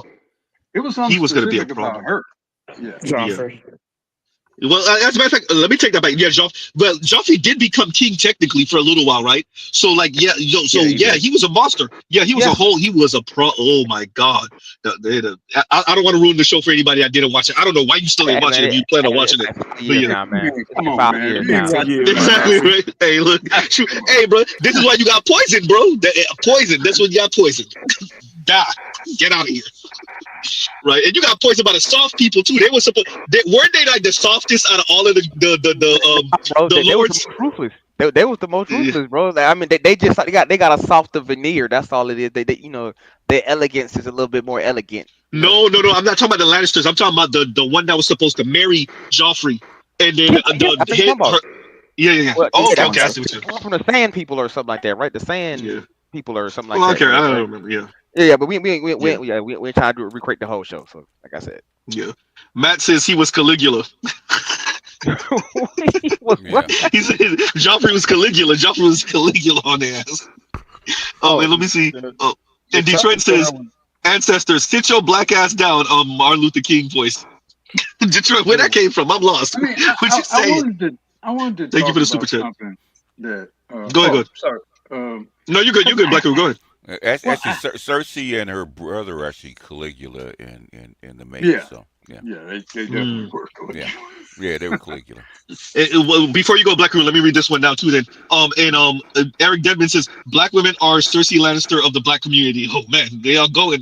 Well, I think a lot of them would want to be if they wish. Or status and resources. I think a lot of them would probably want to. Remember the old woman that poisoned the king, the young king? Yeah, Joffrey. Yeah, we just were saying that. Yep. No, the old woman, the old woman. That was her daughter that got killed. Yeah. And basically, that's the black women. That's the black woman. Okay, of the she doesn't have any power. So she has to do it by trickery. That's probably true. Yeah. Lady Tyrell. Lady Tyrell. I just wanted to add. that when you look at these spaces where these guys participate in, when they talk about upward mobility and how easy it is for black males to move up in that space, you're talking about a small group of black males that reside in those spaces that align themselves with those views. So it makes common sense why even women would say, well, even in this space, guys move up so easy because they're reflecting your thoughts. Why wouldn't they move up?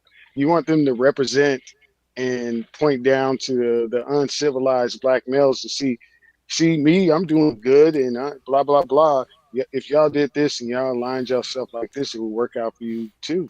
But it's like you actually believe this because there's a financial benefit. It's like Of course. Yeah, it's like yeah, when, of when course. you look at how long people in academia have to be slaves to things they don't believe in until they want to go against it. It's already too late. Most of the time. So The thing is, as long as it can still be in the gray area and kind of sort of work because it limps along, it's just fine. But the thing is, you come up to a environment of the United States where that stuff does not work. Okay, it yeah, doesn't work anymore, and that's what feminism is basically a dead issue. Is because it doesn't work. It's not because it's because people don't want to get behind it or people don't want to talk about it. Basically, when it comes up against reality, the stuff doesn't work anymore. You basically have to start the was it the starting clock of the time of your viewpoint has to be like at was it No, no. 19 something so like What, 19 was 50 1960. so what? It depends on which version you're talking about. Basically, the version of feminism goes back to 1839 with what's her name in the suffragettes. The suffragettes well, movement. even before the suffragettes. Okay, the death of the patriarchy came with the 10 years doctrine, where they handed over the children back to the women. Okay, that's that's the end of the patriarchy because the patriarchy is basically men's control of the family, men's control of the children. Once that was done, basically you basically killed the patriarchy, and the patriarchy has been living in nothing but name only, because the men don't have control of It's a anything. zombie. Yeah. Yeah, well, yeah. Basically, it's a myth now. That's worse. I think Go ahead. no when I have conversation with people from time to time and I think I try not to bring that part up, but then when I be like, okay, well, like what actual power do you have to actually change this all, it's like that one moment, like I guess was I'm not an enlightenment moment, but I guess it's this weird look on people's face. It's hard to describe. It's like bewilderment, I guess, Yeah. or it's almost as like I could not believe what I just heard was true, but I know it's true. I can't. I don't know what emotion would Wait, actually Zulu, describe what that. question are you asking them? What how do you enforce it? How do you enforce what, the patriarchy? No. What Okay, Oh. okay. I may have conversations with some guys. They'd be like, "Oh no, sister, I run this," and I'd be like, eventually, I ask a question. All right, cool. What rule can you enforce? And then all of a sudden, it's Oh, yeah, like okay, I see what you're saying. Yeah. Yeah. then all of a sudden, it's like that look of Yeah, the look of basically even wealthy men. Look at look at what's his name? Okay, basically, I don't care how much money you have, you don't run shit in society. I don't care. The athletes are finding it out, especially in this environment, man. They have all the money, all the wealth, all the fame. Guess what? That chick come home and want to tear up your shit and rip your hair out. Basically, the cops are Oh coming for you. yeah. Yep. I You mean, don't you run you anything. think Jeffrey Bezos was okay with that chick walking out with what, 45 or 50 billion bucks? No, exactly. he wasn't okay with it. He was resigned to it because he knew it was coming. But Well, yeah, that's my point. yeah. Well, let me ask this question: do you think if it was in his power to stop her from walking out with 50 billion bucks, would he have stopped her? Yeah, he would have, just like Bill Gates did with Melinda Gates. Right. So if a guy who's worth $100 billion cannot stop a woman from walking out with half of it, Yeah. then what fuck chance do any of the rest of us have? Yeah, basically the thing is you have to understand the environment that you're in. That's like that's like basically FD Signifier went to Mr. Z's channel first. He didn't want to come to me first because as soon as they He start about eventually patriarchy, did, though. And and it's never come back, has he? BGS, we should practice that new form of Marxism, on What's that? page Nah, I'm just laughing at him when he came through and was like, "Yo, yo." When he brought up Marxism, he was like, "This form of Marxism that we're practicing." And, I think it was AB that asked him, "Which what form or What which form of what are you Marxism talking are about?" what form of Marxism are you practicing? Yeah, couldn't Because answer it. because the two most foremost Marxist economists in the United States say Or that not. Marxism doesn't exist in the United States, or probably the world doesn't exist. Marxism does not exist anymore, except in is a theory. BGS, do you know it's starting to get so bad? Like I'm starting to see like the African ladies, they're not starting to like whisper, like desperately whisper, like on TikTok. It's like, oh man, if I was a man, I kind of understand why I wouldn't bring my wife here. I don't know if y'all seen the videos. They've been kind of like floating around ever so slowly. I don't know if y'all seen them yet. Uh-uh. Oh, well, No, I haven't seen I'll him. send you. I'll send you a Talking couple about of them. black men bringing their woman to Africa. No. It's Okay. the African women here. They're like, if I was an African man, I would not bring my wife to America. Oh yeah, Yeah. Yeah. yeah. So Okay. like they're basically like you have videos like it's like they're all like huddled in like a certain little corners, all right. So Yeah. basically they understand what's going on. Like so the African women when they get here, they know what they know, like, oh, I can do this. Oh, I can Yes. do this. Oh yeah, I Yeah. can run now. See what I'm saying? It's because you have Africans that have have come here for opportunities and brought their wife here, and all of a sudden that news starts to leak back. Okay. Yeah. Especially Nigerian women, what they've done to their husbands over here. No, so no. Basically, what I'm starting to figure out is Mm. there is the quote unquote cultural divide Yes. necessarily between Yeah. the ones that's getting here and they kind of liking it, and some other ones at the same time. Like, plus it depends on what age bracket they in, right? Yeah. Because the ones in a certain age, right, let's say like 34, 30 somethings and ups or whatever, right? They're like, okay, like I can see that this is going to be an issue, and they're Yeah. reporting back home basically like, okay, I like I It, understand what's going on here, but ain't gonna work. it's even worse in the UK. I've been hearing that stuff for years, or about African couples going to the UK, and all of a sudden, in fact, there was a couple of videos about. I think I showed it a couple times, right? Where No, you this did. You did. where this Nigerian woman said, yeah, I said Nigerian woman. You need to stop calling the police on your husband. In fact, the police said the same thing. Stop trying to Hmm. call the police on your husbands. To Okay, regulate your to husbands, to regulate your discipline husband. your husbands. Yes, Hmm. yeah. It's funny. It's funny you guys say that. I don't. If you don't mind if I chime in, it's Go funny ahead. you guys Go say ahead. Go that ahead. You good? because my aunt. I just dropped off my aunt at the airport. She went back to Nigeria, Mm-hmm. and they're professionals. Her and her husband are professionals in Nigeria. Mm-hmm. And one thing I've noticed, and I see this with Caribbean and African families, Mm-hmm. um, it takes a lot. A lot of times, the guys just say, call it quits, and they say, you know what, I'm out. Yeah. You can stay here and raise the family. Mm-hmm. It's something about the way this society the Dr. Thunder was talking about masculinity earlier earlier in the chat. I want to Mm-hmm. elaborate that later, but Mm-hmm. it just breaks up families because the guy just says he can't do it anymore because he has no status. I mean, you Mm-hmm. got to understand these are people coming they're upper wealthy middle class. They come here Yeah. to start all over. It's not a Mm-hmm. question of even starting all over. Yeah. It's the fact that The rules are different. Yeah. the rules are different, and as a man, sometimes you just can't take it anymore. The disrespect, not even, and it's one thing internal, but it's the external. Yeah. Um, If you've been socialized in a different culture where men's role is X, Y, and Z, right? exactly. And basically when you get here it's A, B, and C. You say, wait a minute. Okay. Oh, I can't operate this way. It's not how I was Yeah, raised. and a lot of them just say, you know what, Yeah.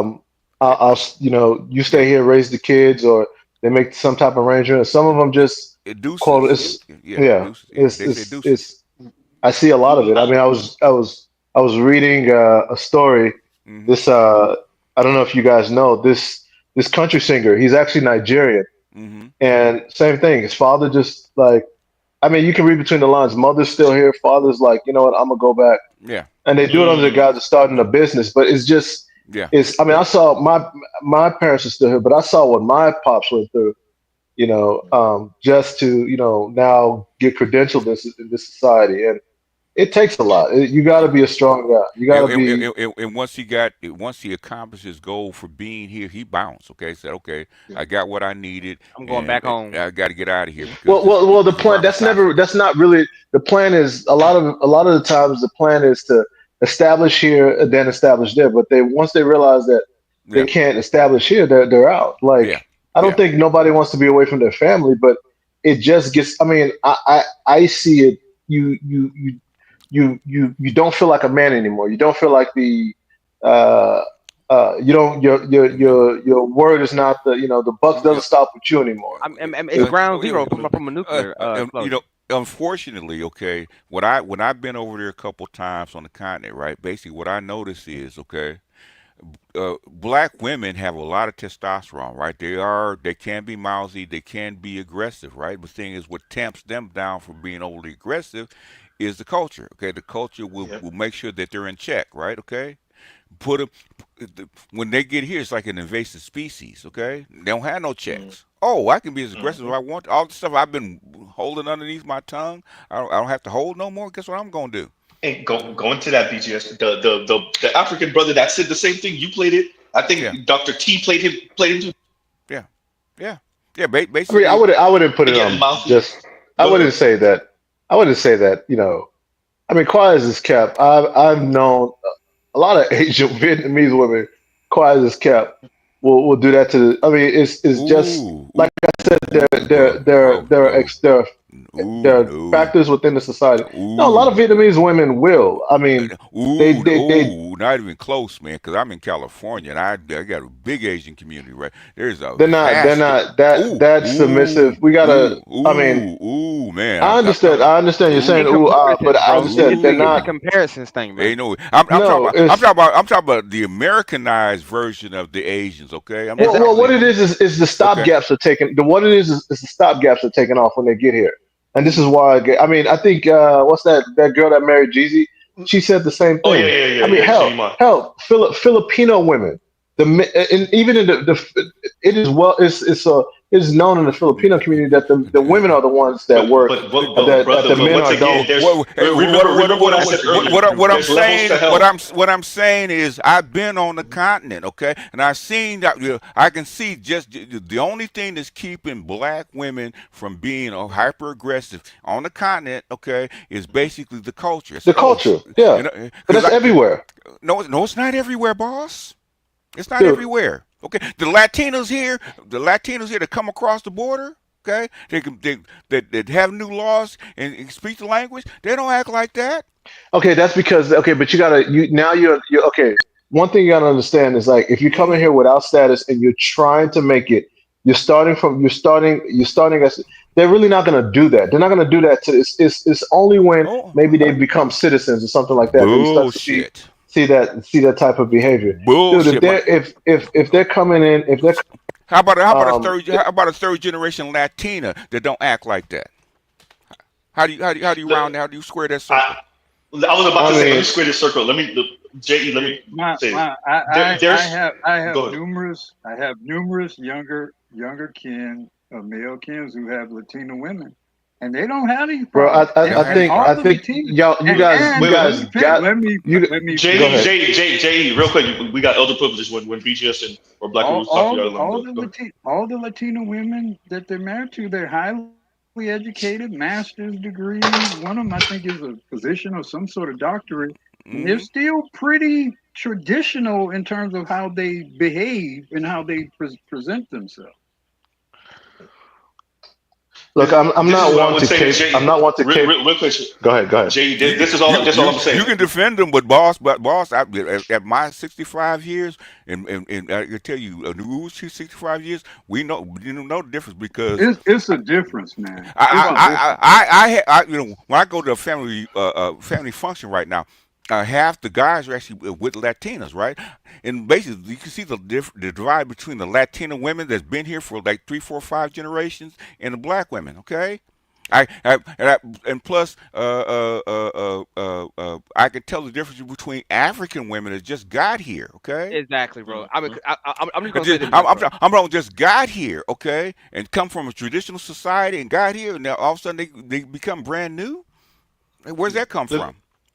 let me say there's something you said, Je. There first, let me say this. I said earlier there's levels to hell, right? So something you said earlier, which is true, the stopgaps get removed. But when the gets removed, this is when the culture kicks in. This is what BGS is saying earlier, that Safety the rails, bro. African culture just does not hold up with keeping these women in a certain line when they come over here compared to maybe Filipina or maybe Vietnamese. So not saying that the Vietnamese women in America that are Americanized aren't more aggressive than maybe someone straight off out of No, Vietnam, but there's levels to hell. what he's trying to say is that all women are biologically the same, and biologically they have the same demeanor. That's bullshit. Okay, Yeah, that's because I'm telling you, bullshit. because the Ugandan chicks that I meet here, even the Ugandan chicks that I meet out there when I'm out in Africa, bro, like it, they may be a little bit more aggressive. I may put like a 1.2, but it's not even that. Like for me, this is nothing, bro. But like, nah, man, it's not the same, bro. Yeah, and in other words, I could tell you, I tell the story all the time, right, man? We're my first time to Ghana, right? We're in a hotel, right, and in late at night, I can hear the mother fussing at her child, okay, Mhm. in a language that I couldn't understand, right? But you know how you can understand the feeling behind them words. Mm-hmm. The emotion. It sound exactly like my mother. Okay, Mm. exactly like my mother. Okay, basically, I never heard that from an Asian. I've never heard that from a Latino fussing at her kid like that. Okay, that's exactly like my mother.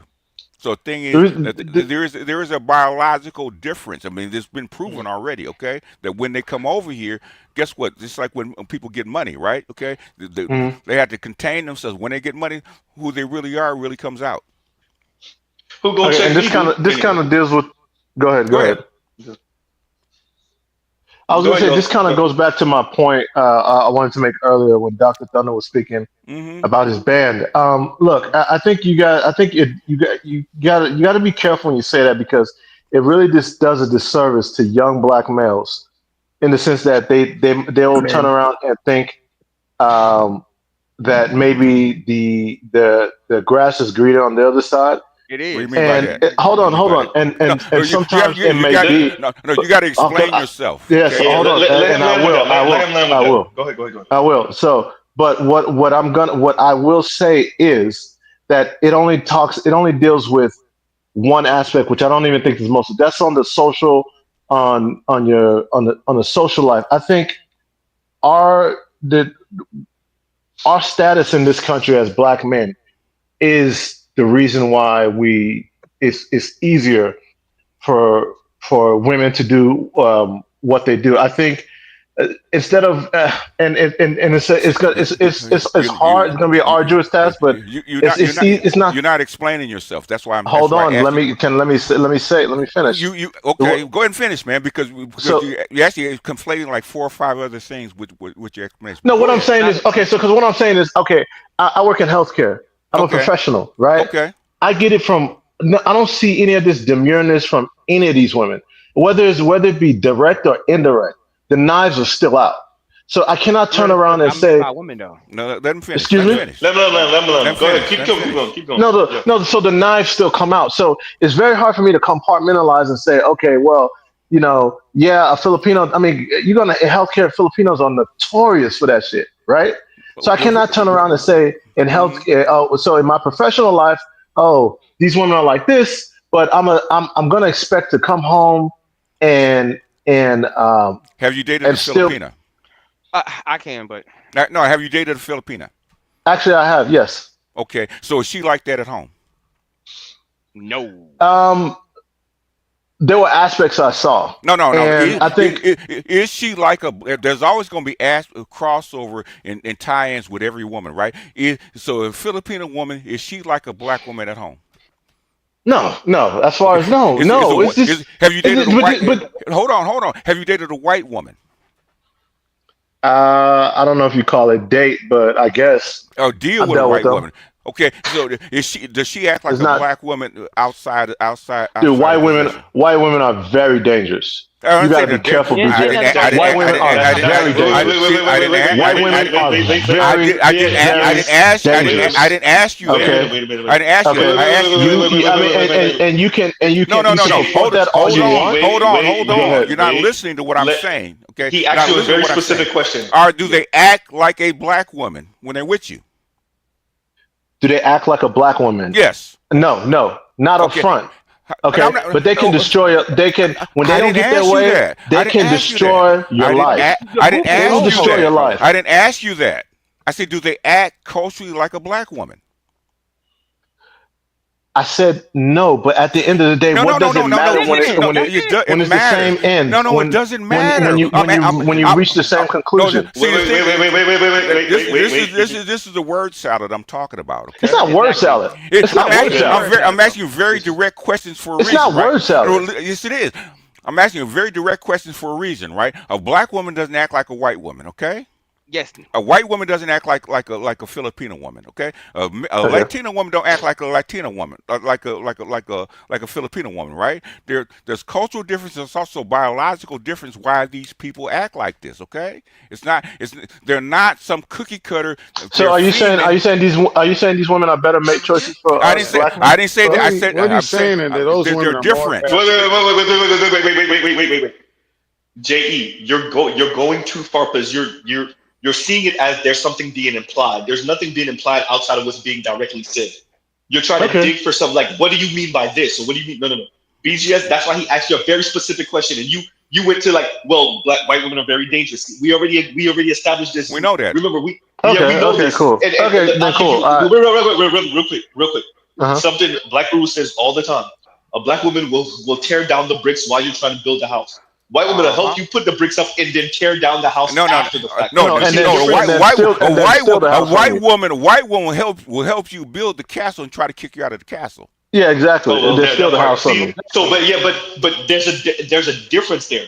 There's a difference there. So we appreciate the danger that you're saying, and everybody here already acknowledged this. Everybody in the Black Manosphere says that, well, at least on this side of the Black Manosphere, says the same thing about this. So you're right about that. That's not where we're going. The question was very specific for a reason. It's about comportment. That's what BGS is getting to. Do they comport themselves the same? What would be your answer? No, they don't. Okay, I think what's his name? I forgot that. I can't say it. But he says it all the time up front. Like black women, they blow it up before they can even get to the point. So I can't see his name though. I can't see his name. What's his name? Oh, J.E. J.E. Yeah. What's up? Okay. He's on the counter right now. Briefly. No, I'm here. Thank you for the super chat. Thank you for the super chat, Louis. Thank you for the super chat. Go ahead. Who's first? Well, Go ahead, Black Room. Go ahead. And then you got a Zulu. Go ahead, Black Room. Well, I was trying to say, do you guys hear me? Yeah, we got you. Yeah, you're clear. Yeah. I think he still might be having a connection issue. Hello. He didn't say I don't think he can hear us. I don't think he can hear us. That's the problem. I don't. Yeah. Yeah, but Black Room, you still might be having connection issues. Yeah, you still might be having connection. Yeah, we can hear you. Go ahead, Zulu. All right. I mean, one thing when you said women can't be dangerous at the workplace and everything, how Filipino women necessarily do things to kind of mess up your situation, but the reality, the way they act with you necessarily in a foreign environment is the way how they would act with any other probably say random man that they don't know that they probably trying to get resources from. That wait, say it again. Repeat it. So I want to make sure I understand what you said. Say it again. Right. If you know anything about Filipinos, they have a very cliquey culture, right? So they're gonna look out for themselves first before they mess with you, right? Now I've dealt with Filipinos, right? Now when I was quote unquote dating a Filipino and she thought it was going serious into marriage, bro. Literally, I was brought into the cliquey zone in the sense where they bring me into the corner they bring you into the next, right? Yeah. Okay. You're right. Okay. Go ahead. Let him finish, bro. Let him land, Jiggy. Right. So the reality, even the way they was treating probably individually you necessarily, right, was because they saw you as competition, right? Because if you're not from my group, that's just simple tribe politics. If you're not from my group, I'm not gonna try to help you, right? So even then, bro, it's even the way how they treated you was actually with the correct response if she is looking at you as a an invader Correct. necessarily, right? As a Mm-hmm. threat, right? So I'm saying, right? That's the kind of woman you actually want. She's actually doing what she's supposed to be doing, right? If you're not part of the group or part of the quote unquote nest, then it's not her job to be looking for your best interest. But when I was dating a Filipino, and I'm telling you, when we got to the point, I was like, oh, this may go kind of serious. I'm telling you, bro, the way I was treated was like almost like I was part of the family, bro. Okay, so I'm going to say this. I see what you're saying, but I still don't. I think you're incorrect. Why? What? Hold on. Can I finish? No, no. Okay. Ask any. Let him go, I'm BJ. sure. All right. I'll Many mute of you. up. I'm sure many of you. Ask anybody that you know is a nurse or in healthcare, and just ask them how, or in any healthcare. Ask them how Filipinos I are. was a paramedic. When that white man, Now, hold on. When that white man comes in the room, they are selling you out. It doesn't matter whether you were your friend, whether you're close with one of them or whatever. They are selling you out. It's almost like they get this memo fresh off the boat.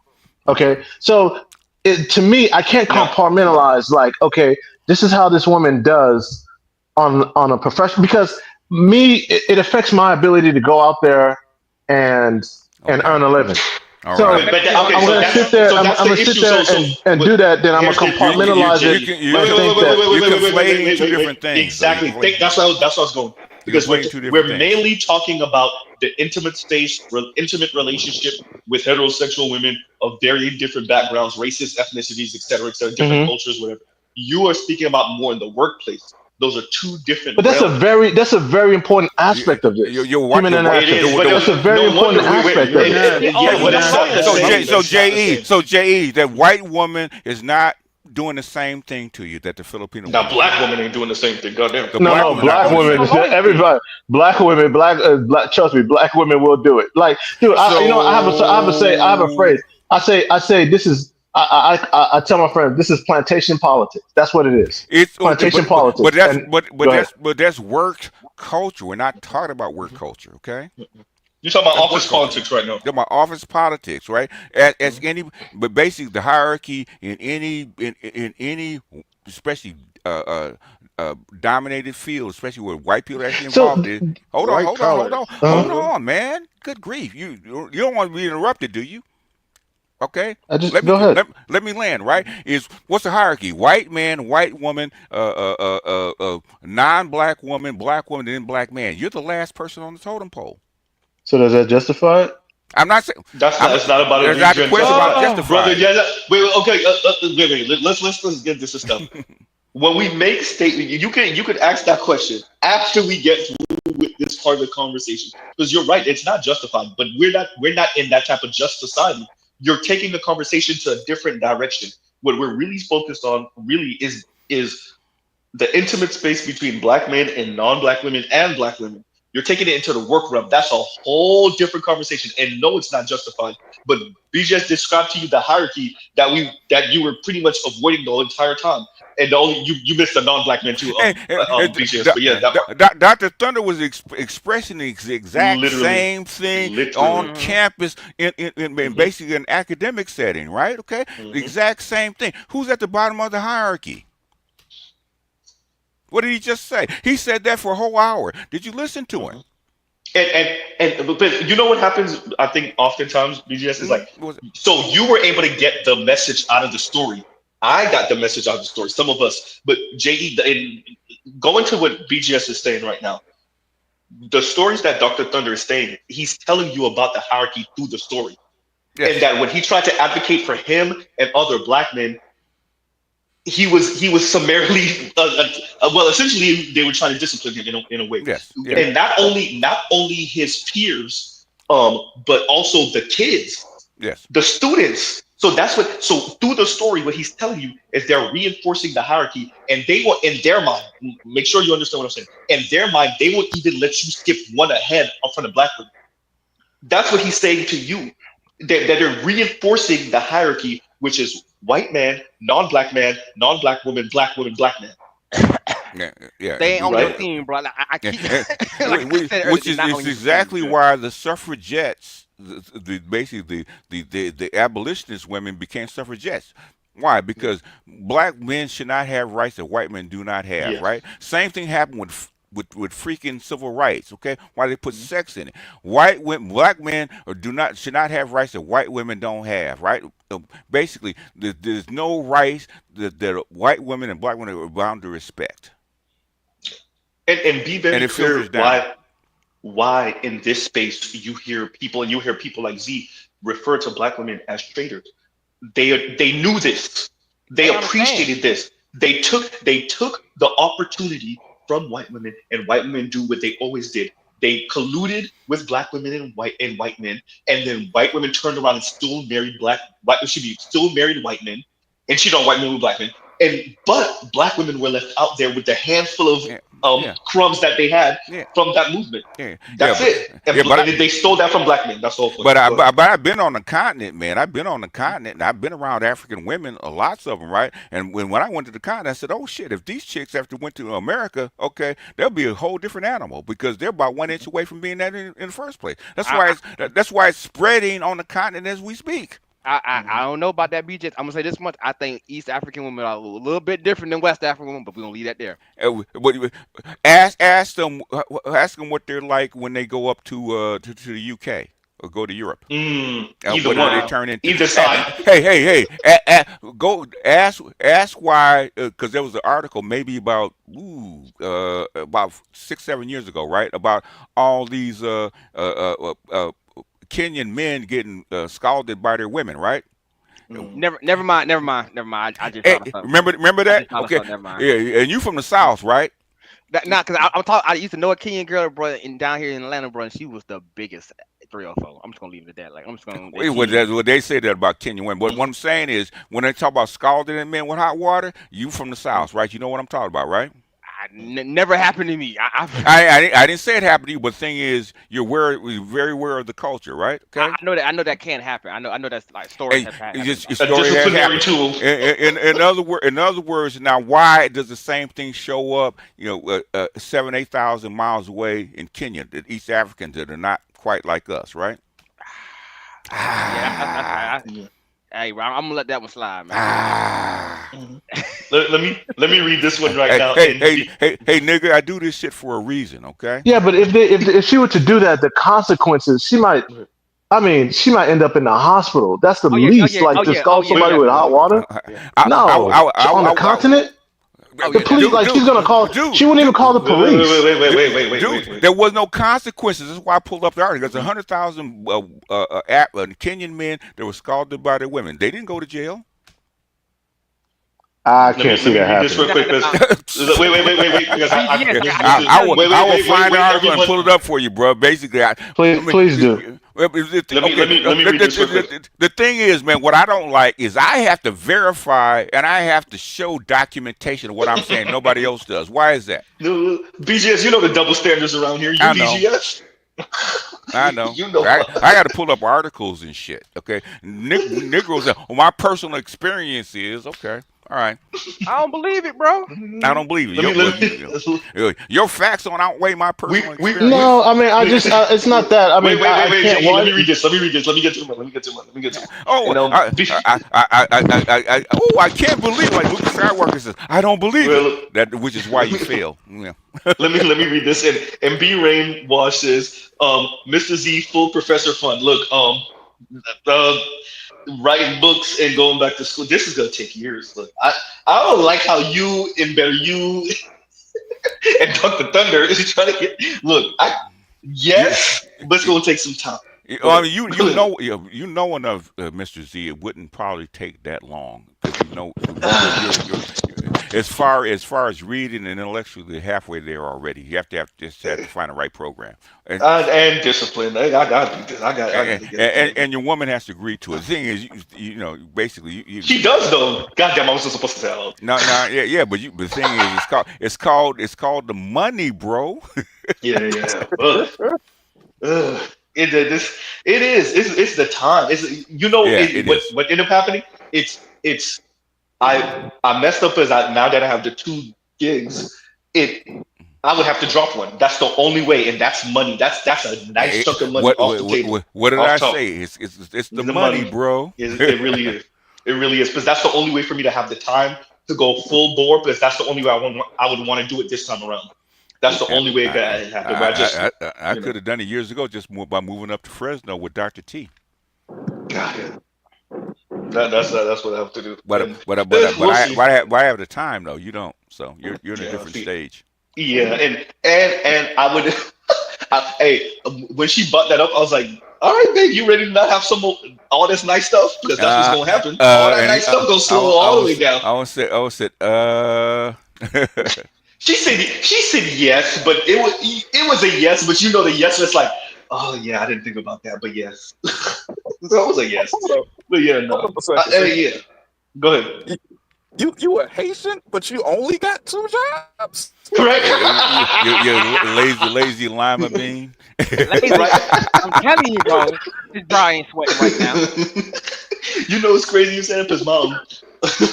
But when Dr. Dunbar, I was in his chat one time, and he was going through something, and he was saying how many hours he worked, and I was like, oh, I'm averaging, because at the time I was averaging like 71, 72 a week, and he was like, so that's with YouTube, and I was like, no.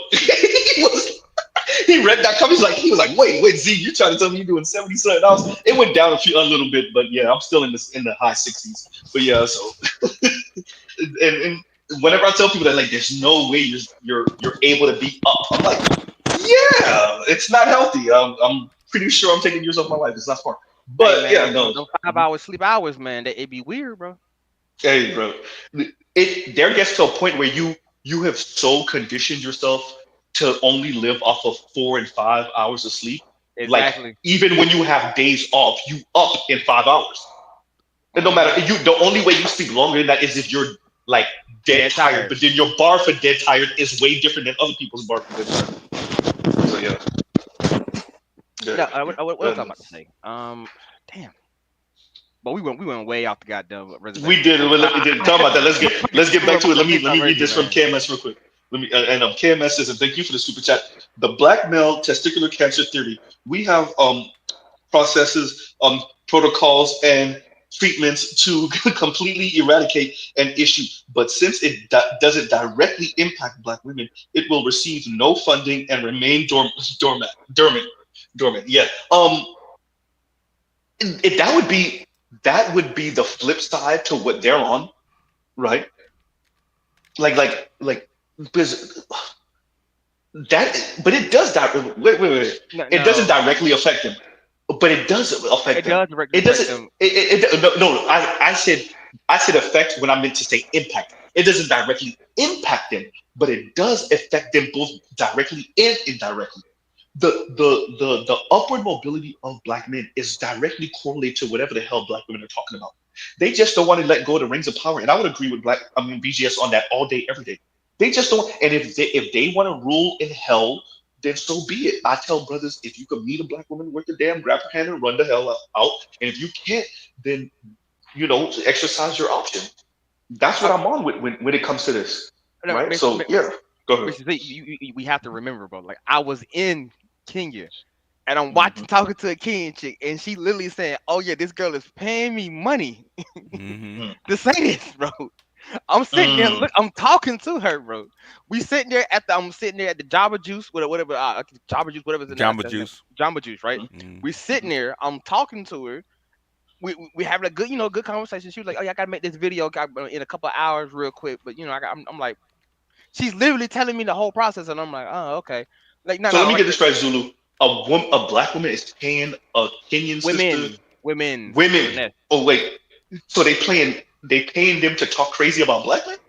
Yeah, I mean, like when you see these random videos, all of a sudden you see this like an African woman with a perfect, was it a Kenyan accent or Ugandan accent or something like that, right? And you can tell they have never left their country. How do you know about a Black American experience? Yeah. How do you know? Sit your behind down, boy. I'm like, first off, you don't even talk like that to your own people. Stop playing. So I know you getting this from somebody else. So like, that's why I play this all the time. Let me play it for you because I know you've seen this before. But this is why I play this because it's funny and cringe at the same time. Are you not ashamed of yourself? Are you not embarrassed? This is really embarrassing. The exaggeration, right? It's like, and when it, by the way, the Haitian sisters that never grew up here and they only been here a couple of times, they be doing this shit too. And you'll be like, bruh, you don't even know what you're imitating. It's so cringe. You trying too hard. It doesn't flow. You're trying too hard. It looks cringe because you think you're doing something. You're not doing nothing. This is cringe as hell. Well, I told y'all are the face of the black world. I told ADOS. I told y'all. Hey man, Hey. I be having some sad moments about that. I be like, yeah, then I'll look around and I'll be like, damn, once again, Ayo, you're not fully connected, Ayo. But yeah, and yeah, because I gotta hurry up, you guys, because we got things to do. And let's see who else. Oh yeah, Gil Gammy's comment, and Gil Gammy says, as soon as you talk about cultural heritage, the Western left and right join each other. The left often being what's this leisure then the right. Doctor Anton and Ania. Oh my God, I can't get it here. And to Dion. There we go. Every time, I always still on that one. Yes, there's no disagreement. Yeah, thank you. Yeah, but yeah, I always fumble on that. But yes, so they foam like Voltron whenever it comes time. And this is, by the way, for those of you that came in a little bit more recently that don't know, Gil Gammy is referring to what Dr. Thunder was saying with his story, and just how essentially at a PWI where there was only one black student in his band or in his class when he proposed to have a score with concerning black men and the upliftment of black men and the contribution to jazz music, his own students were like, what about black women? In a class with only one black kid, and in a school where you're almost certain that the vast majority of these kids, white kids, do not know any black people, let alone black women. But yet they know to say, what about black women? When you say, oh, by the way, this is a discord because jazz and black men created jazz and their contribution to jazz music, but they know enough to minimize black men's contribution to jazz music by bringing up I black got women. a concept. Go ahead. Normalize redirecting the conversation. That's normalize redirecting. Yeah. Because look, man, go ahead. Because Vincent, I was frustrated. Go ahead. Yeah, like I heard when you talking about kangaroo court and all that other stuff. I gotta look that up. But yeah, so I just have to. I wish I was here for the conversation all the way. But like, I would. It's how can I say this? I'm gonna try to make it quick and concise because I don't got too much to say except take your ass back to school, Z. But like saying what black men contributed to the culture and the country and the world does not diminish the things that women have done. However, if that's not the topic of conversation, we should say things accordingly. I don't think we have conversations talking about what women do and then say, but what about what black men did? Like that's like we could define that and put that as we could categorize that as act like a suck ass motherfucker. Excuse me. We passed the 10 minutes, but let's normalize calling people like a sucker for bringing up bullshit that's that's like not necessarily a snuff, but like it's diminishing. You don't have when you diminish someone or something. When you diminish someone or something to uphold someone else, it's kind of like some sucker shit. If I gotta make you feel bad to make me feel good, am I really that good of an individual at that time? Yeah. Well, how were you able? How else would you have been able to real quick, DJ? How else were you going to be able to uplift non-black immigrants, black women, if it wasn't on the backs of black men and you weren't going to take anything from white men? How were you going to be able to do that in America? Well, first of all, we got to remove the black men and black culture from that place and let them figure it out themselves. And kind of like, start throwing the sharp elbow at them. Like, the foundation of a lot of things that we have now is based on things that's been done from Reconstruction all the way on to the 1940s and 50s. So we got to start throwing the elbow. Since Reconstruction. Interesting. Tell me more, sir. I mean, that's just the mile marker. I'm starting from there. We could go back. We could go all through the timeline from pre Constitution all the way up. But like, I'm just starting from there for recent history. I mean, the 1750 when they actually introduced chattel slavery, where the condition of the womb determined the condition of the child. Because before that, if the woman was a slave, the child wasn't a slave. Okay, until they changed that law. Right. And that's where it So, started. yeah, the black codes and stuff like that. Like, it's so much that we can go on. Before the black codes came after that. Okay, after Reconstruction, we're talking about 1750 because chattel slavery was not legal. Okay, in Europe, can't do that in Europe. Nope. Perpetual slavery is not legal. That happened here in Americas, right? With that particular outlook, right? Where if it came out of a black woman's womb, a slave's womb, then the child was a slave. And this inspired the Mustache Man so much. How? No, the short mustache man and the Afrikaners, they both got their inspiration from Jim Crow era America. As a matter of fact, yeah, he owns it. Basically, that's part of it, but also basically, if you go back and look at propaganda in the early teens and 20s, that's where the Mustache Man got a lot of his ideas. Okay. All I have to say for me to say is that we should, like, how can I say it? Not let people diminish what black people have done and contributed, and let everybody else figure out their legacy and stuff like that. Carve your own thing out. Yeah, good luck. It's a challenge. I'm not gonna say it's easy, but I think it's significant. The past 100 years. Good luck. Yeah.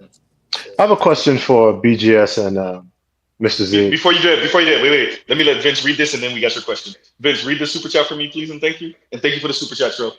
Thank you, Tro Bentley, for the $10 donation.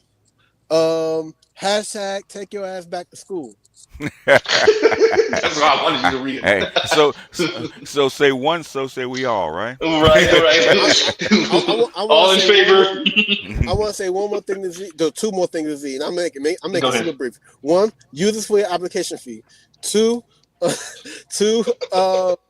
like, with all this education, you're already a scholar right now. You might as well find a way to get financial compensation for your intellect, bro. I'm gonna go back to school. I'm gonna get my degree, and I'm gonna FD y'all ass. That's what I'm gonna do. I'm gonna FD. Why not? From Manosphere to bread tube, huh? Right? I said that like last year sometime, and Dr. Tiller was like, "You ain't gonna do that." And I was like, "You're right." The bread tuber series is one of them anyway. I dry snitched to the conscious brothers about FD and said he a pompous fraud. Oh man! they probably go who? No, he said his name. He's doing numbers. No, he's doing numbers. He's doing numbers. His name, but he said he's more the bougie something. He said something. He's like, but I said, yo, he's a liar. He lied to the woman about the socioeconomic conditions, et cetera, et cetera. I said it in the chat in the comments, and he highlighted the comments, but didn't say anything. But I had to say something because he's a pompous fraud. He is, and he lies about his white followers too. They're mostly black. Bullshit. No. He literally just did on his second channel. He just did a stream. We got you after this, Jay. He just did a coverage of this. So his channel has grown, and on his main channel, he's pretty much about to hit 1 million. He's gonna hit, if he didn't already. So he's about to hit 1 million, and he has. He's at 9 and some change. He's damn there. And he said this. He said, real quick. He said, his audience is pretty much mainly white now, and this is just part of becoming successful. It's like he was wrestling with it. It's like Wu-Tang stuff. Like, I made this for black people, and I was talking to black people, but like a lot of white folks are here now, and like I don't really know how to like. I'm the one that clipped it. You swayed by the money, boss. I know that was gonna happen. I can do the same thing. I got this. Basically, I was offered the same deal. Why don't you come back over here with us? He's the back thoughts of what Anton Daniels is probably contemplating with. Right? Yeah. Oh yeah, but man. Hey, the second Anton already gone. I just want you to know. Yeah, Hey, He's on Fox now. once he He's it on gone. He's Fox, gone. yeah, he's gone. Yeah, Yeah, he's he's gone. gone. And that's why. And I'm sorry, y'all. Y'all just gotta have to be witness, bruh. Anton, if you don't stop with this dancing, boy, Anton is dancing right now. You ain't never seen a more dancing ass nigga Oh ever. yeah. Jesus Well, Christ. him and Throw him Daffy in the Duck shiny suit. with his soft shoes. Okay. Look, y'all. Everybody know I lean to the left. It's not even about Anton being more conservative Republican, bruh. You could be conservative Republican without dancing. Anton dancing He's not. every It's a time. grift. Yeah, It's a grift. yeah, Look at his first videos when he first came out. He was talking about something totally different. It's Hmm. a Yeah. total grift. I think he's It's always been sad. that way. I think he's always been Hmm. that way. He's just No, tired. it was on some spiritual stuff before he thought. Then he just saw where the money is. Yeah, he was very. It's No, no, disgusting. I He's mean, you could tell Anton. Anton's been that way. It's not. He's just well, decided to I would not debate hide that himself. too. I don't think he's necessarily wrong of the grifter, but he kind of put his finger in the air and kind of followed the weather. He still Yeah. talks about God. Yeah. Yeah. He still talks about family. Yeah. Still talk about values. Yeah. But Yeah. he did throw on the Yeah. shiny suit and start, diddy Yeah. bopping. Yeah. Yeah. Hey, bro. Look, for all my Trump voters and supporters, I have people in my chat in my panel that voted for Trump. That's not the issue. But they ain't dancing. Anton's dancing. I'm like, God damn, nigga, you dancing. I've never seen a more dancey ass nigga ever, bro. Did you He vote doing for the him, or did you worms. get on your knees and top him off, bro? What the He doing a fuck? Dougie.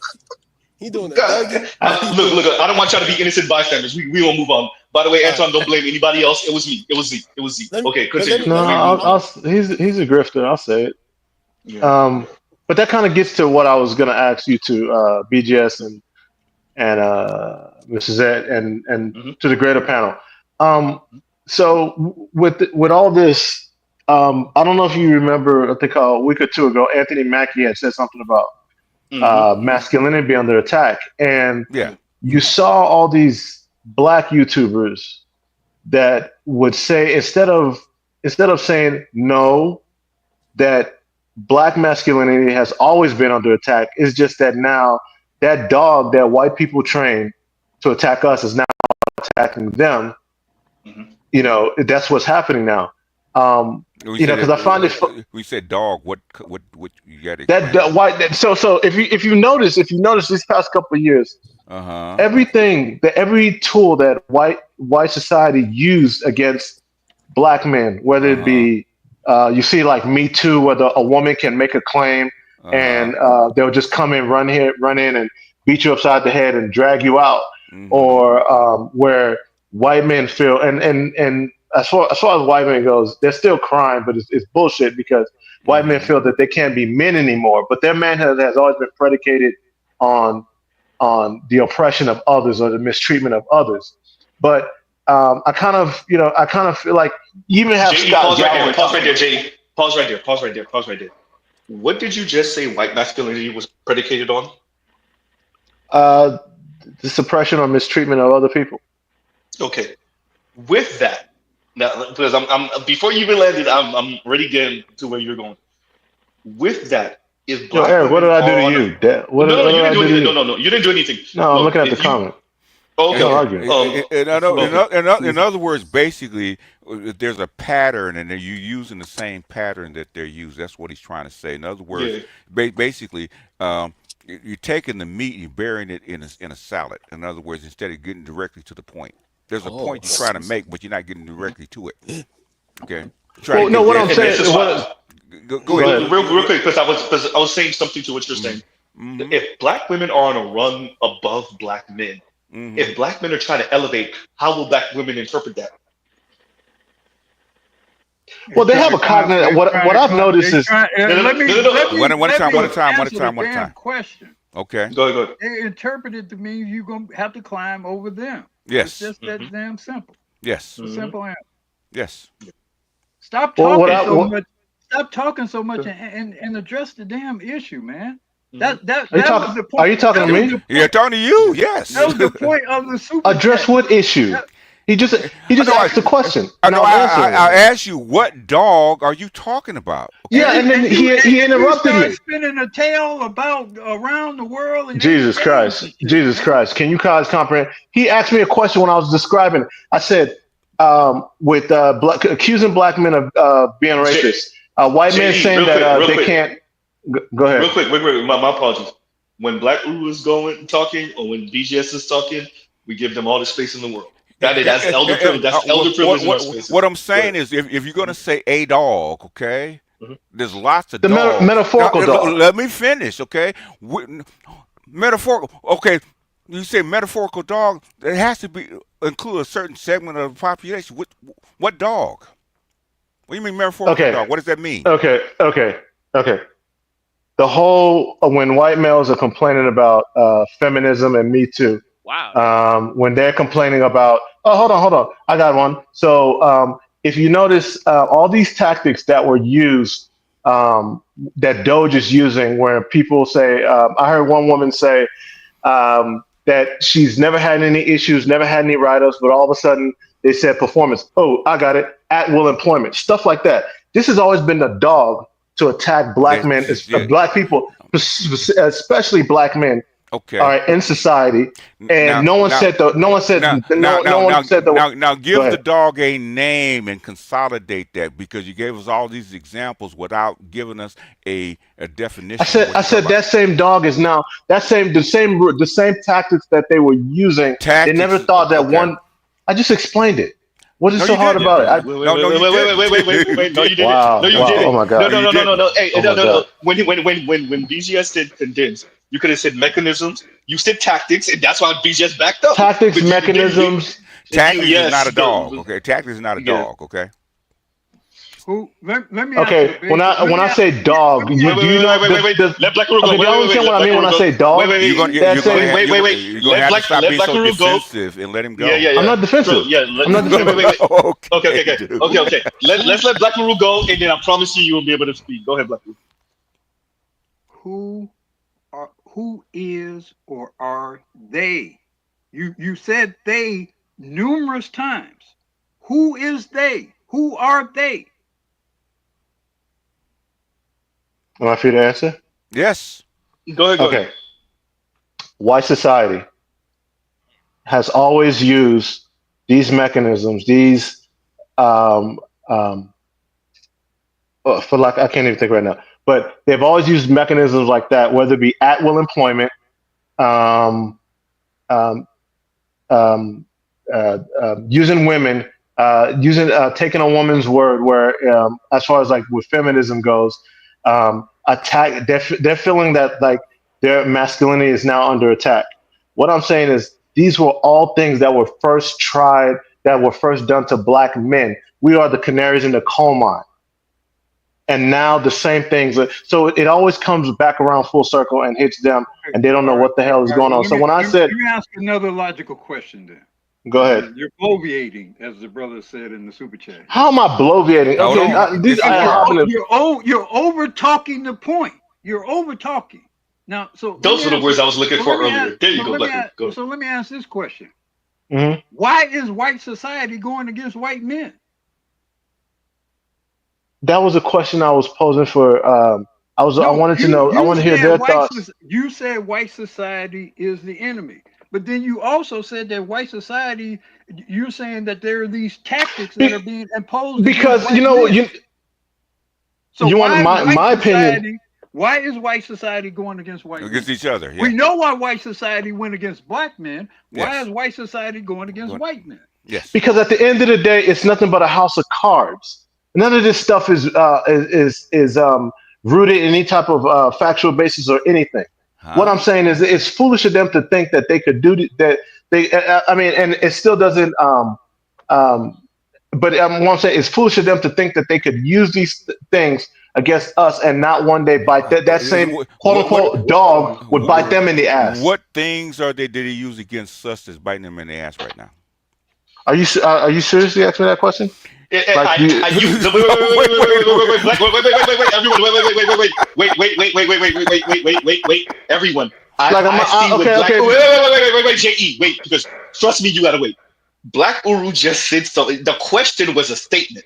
Black Uru, you want to make your point now, or you want to wait for him to keep on going? I just, I can't. I'm gonna let you.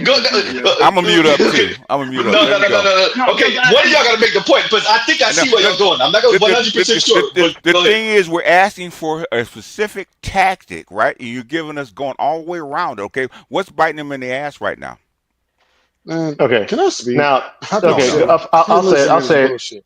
Yeah, go ahead. Let him What'd you speak. say? Yo, No, hey, sit no, there. hey, Leon. Wait. Let him go because Leon, I promise you I'm gonna let you go, but he's let him going go to real quick. deflect. Let him go. I want him to answer that because I know what he's trying to say. Okay, but the thing is, I really don't even know what he's trying to say. Go ahead, man.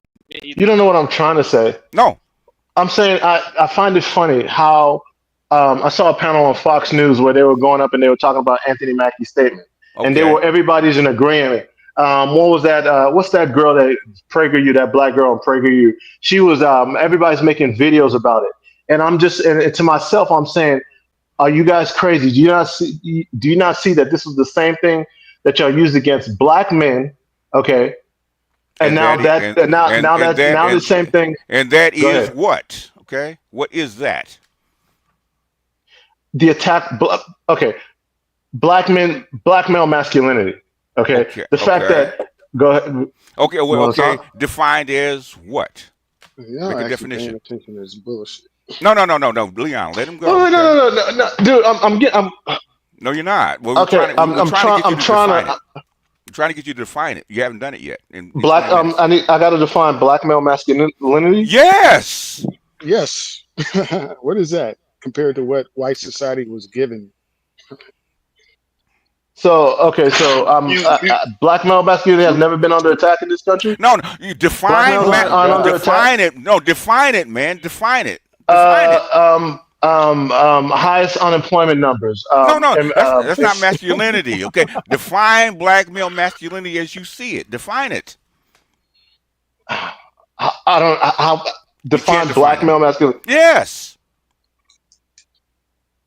I don't even know how it is. Look, exactly. That's the problem. You don't know how to define wait.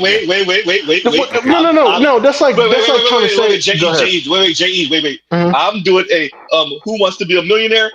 Black Guru, I'm calling you up so that you can make your point because I think it's no, but trust me, you want this point made. It'll stop the torture. Black Guru, you want to make your point now? You gonna keep on letting Black Guru, the man is drowning right now, man. Black Guru, the man is drowning.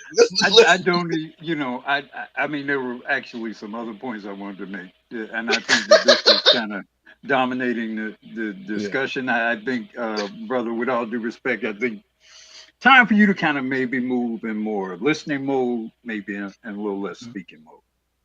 Yes.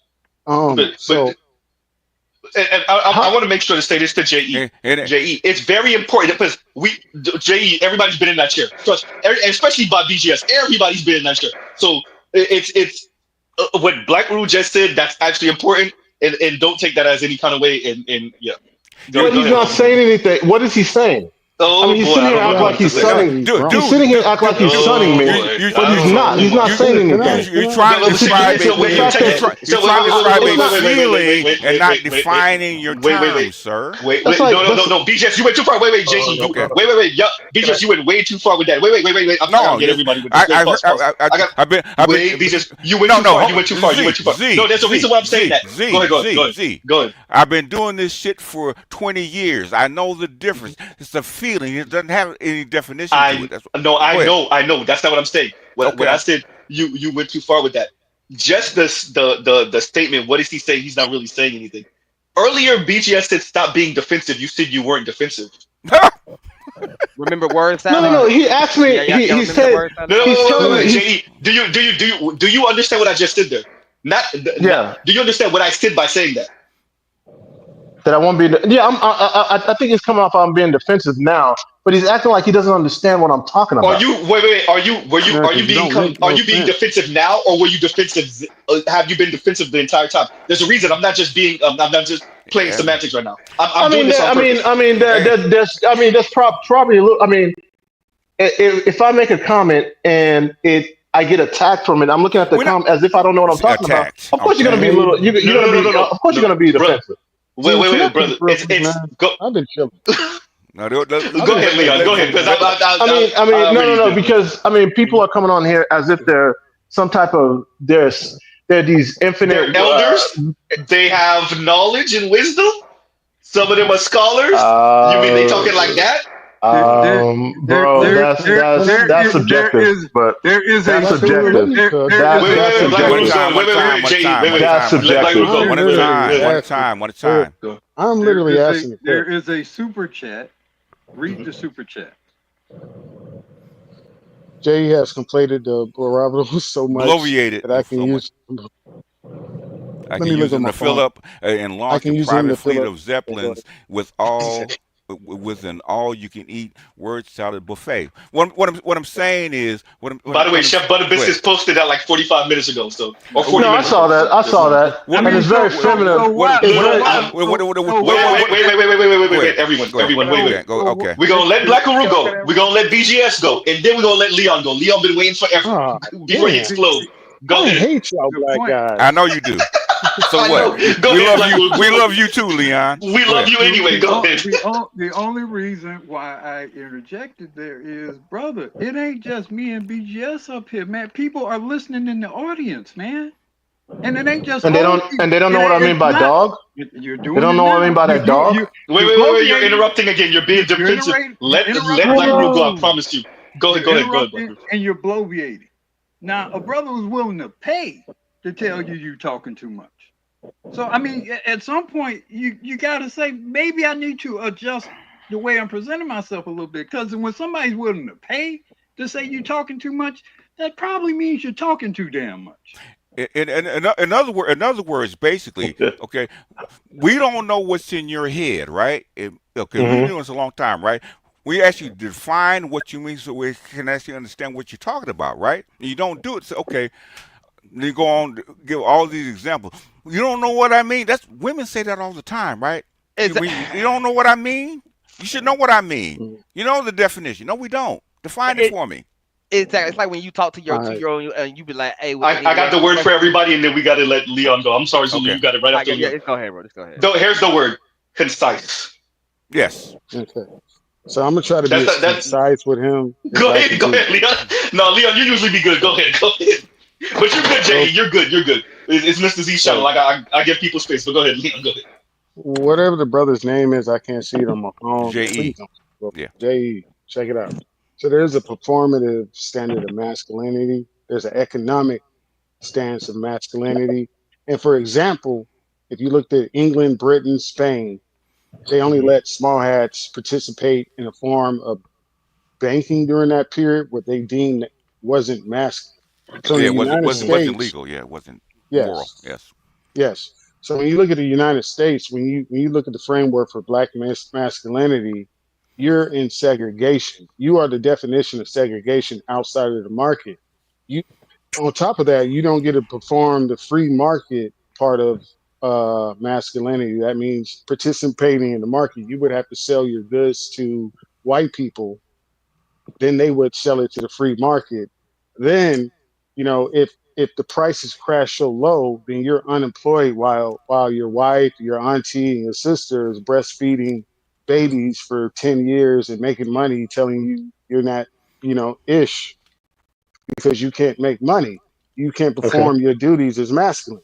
So as we go on, can you stop talking, bro? You talking? No, just Leon, just go. Okay, don't worry about it. Go ahead.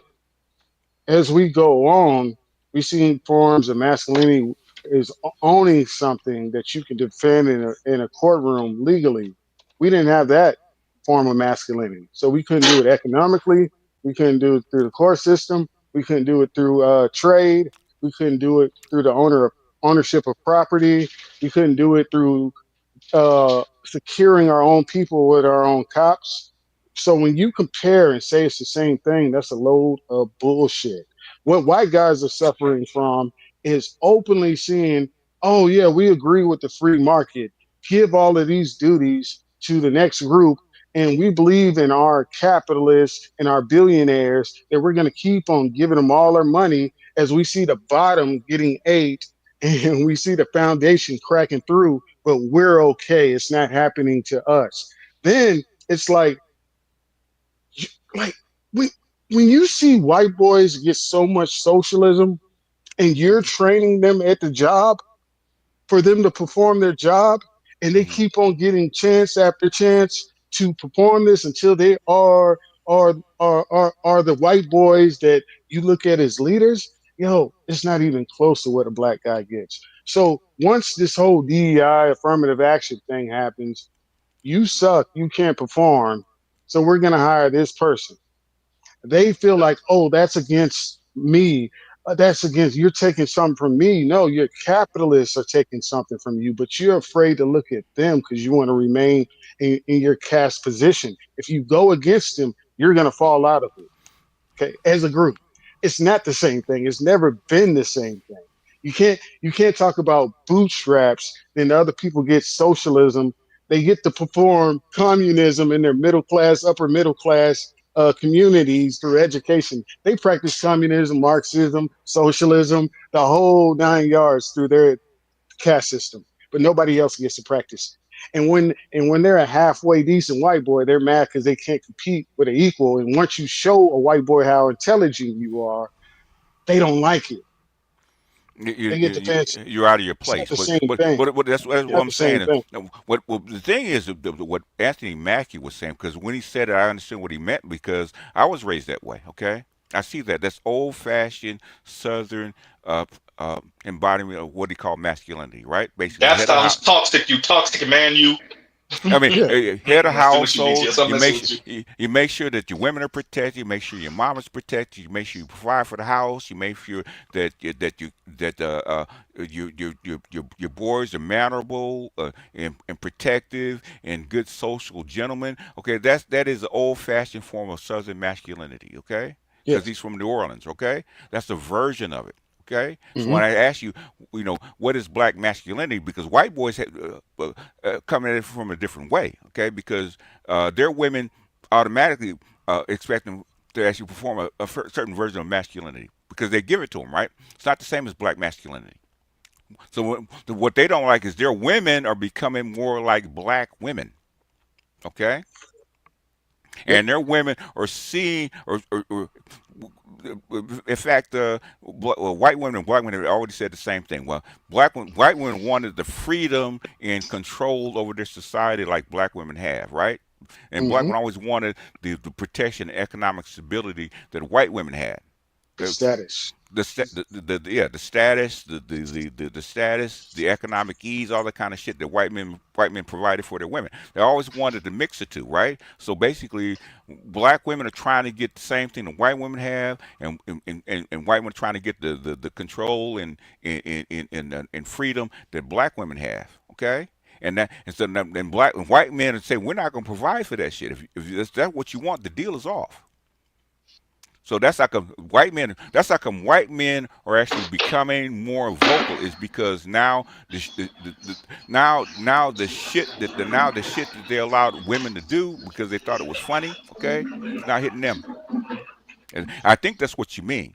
Okay, That's exactly what I meant. That's Wait, wait, exactly wait, what wait. I meant. Now, And I never, with let's all due pause right respect, there. I never equated the Wait, wait, two. wait, wait, wait, wait, wait, wait, hold wait, on. wait, I wait. know what you're trying to get to. I was trying to get you to explain it to make sure because a lot of time when I say stuff, you'll disagree because you haven't fully explained yourself. Okay, I was Hmm. trying to get you to cut to the chase and get to the point. I know exactly what it is because I studied this shit over the past 30 years. I know exactly Yes. what it is. Okay, And I know BGS, at the exactly end of what's the day, causing it's it. not the Go ahead. same thing.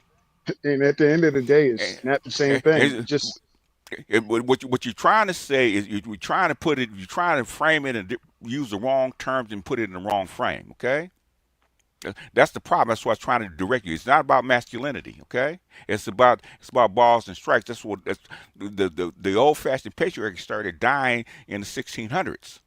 Okay, that's like white Let boys don't me. like it. Go ahead. I'm sorry.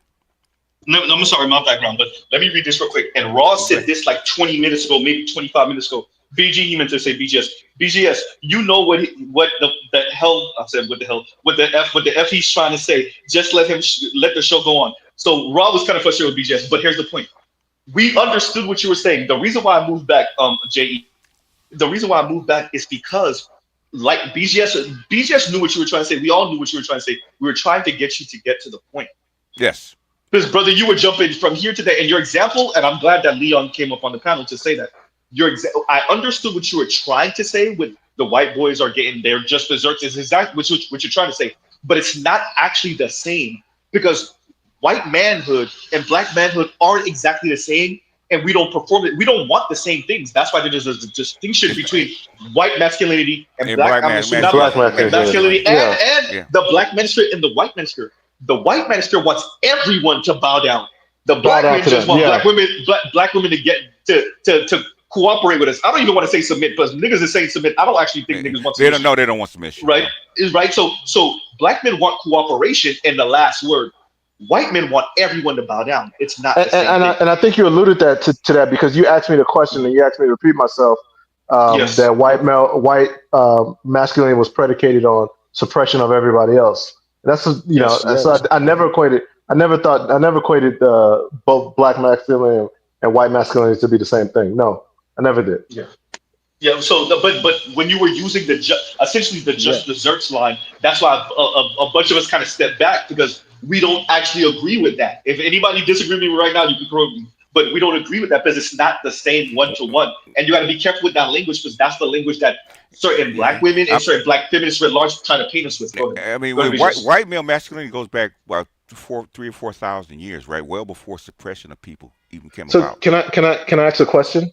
Sure. And I mean, I'm totally being genuine about this. So yes, I'm sure. Something like the Me Too movement. Mm-hmm. And when you think about the Me Too movement, you think about like the elevator incident that kicked off the Red Summer.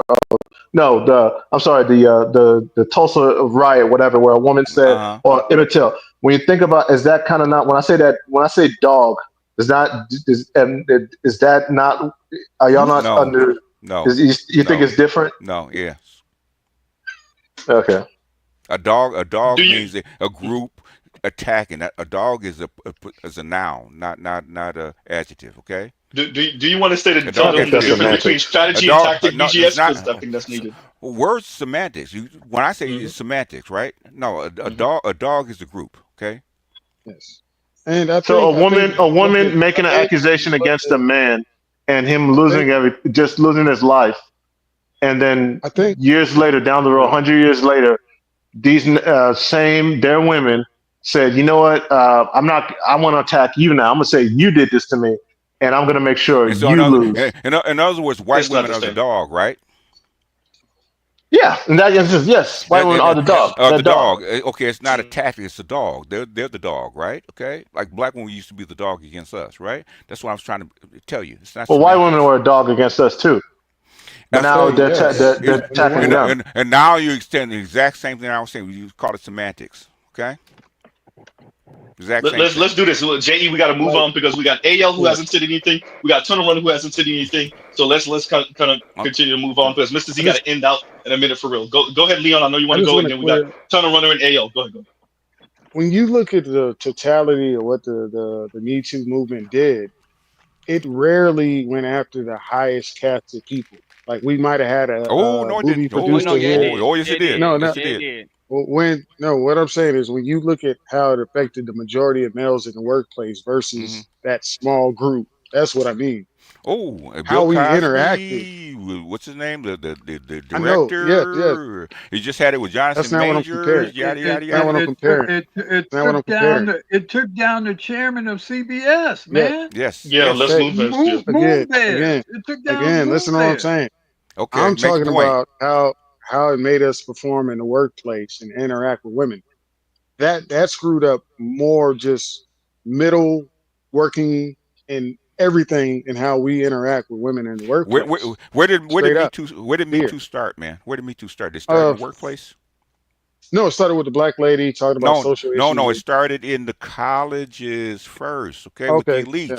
That's where it started and worked its way through. Low key, the dear colleague letter, if you really want to say it, but that was the kickoff. That's where it started. It started in academia first. I agree with that. It didn't. You know, it didn't start on the McDonald's. Okay. Yeah, it started there. And what I'm saying is, when you start with the elite first. Yeah. The total to how we interact in the workplace. Mm-hmm.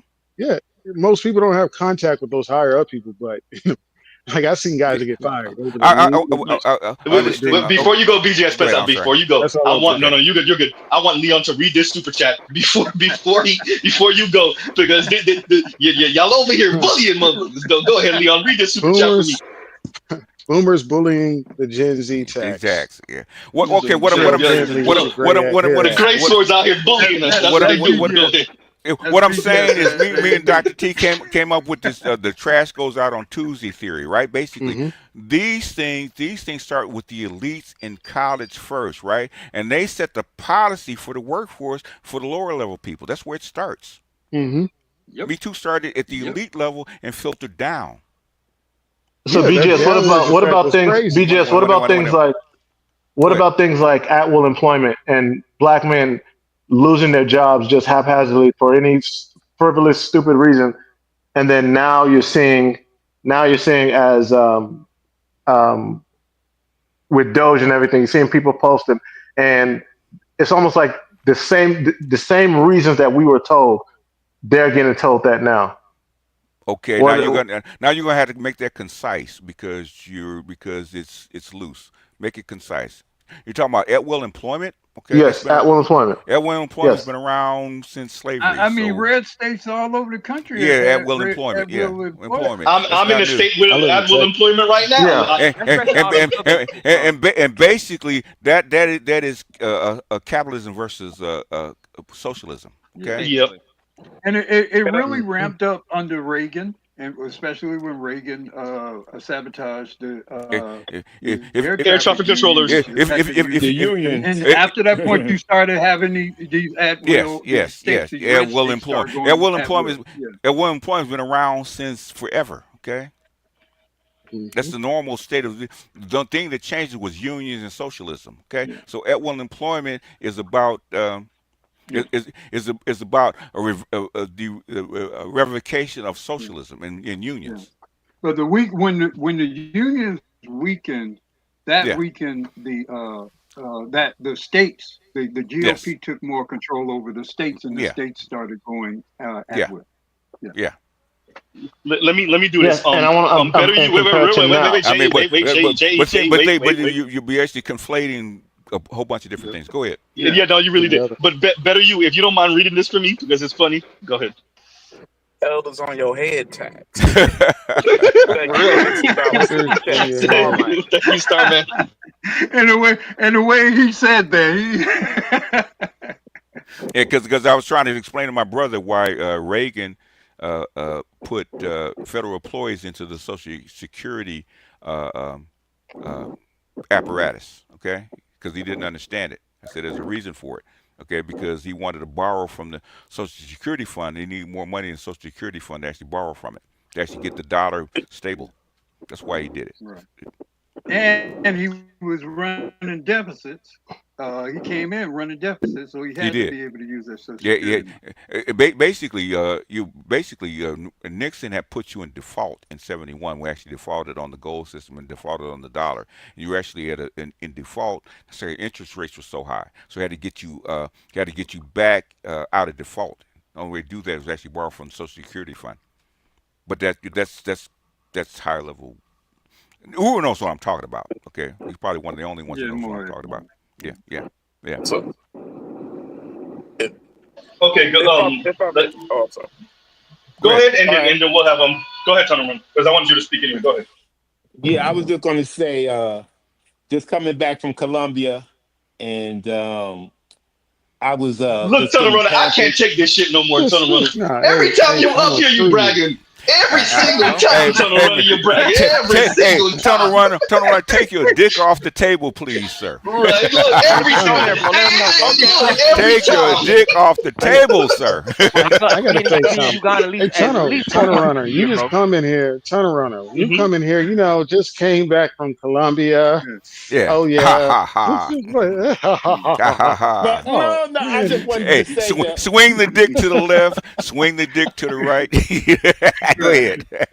I just, the thing was that all the women in her family was trying to feed me, trying to listen to me. Wherever I said, they was, laughing and they were Respectful. just enjoying. The respect is just was.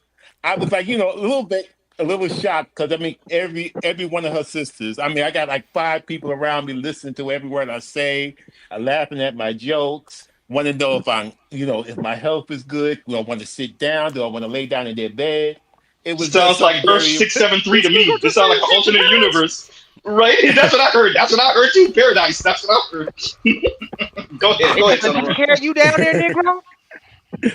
And then the one thing, BGS, I saw a 26-year-old black man with three black boys. He had one on his shoulder.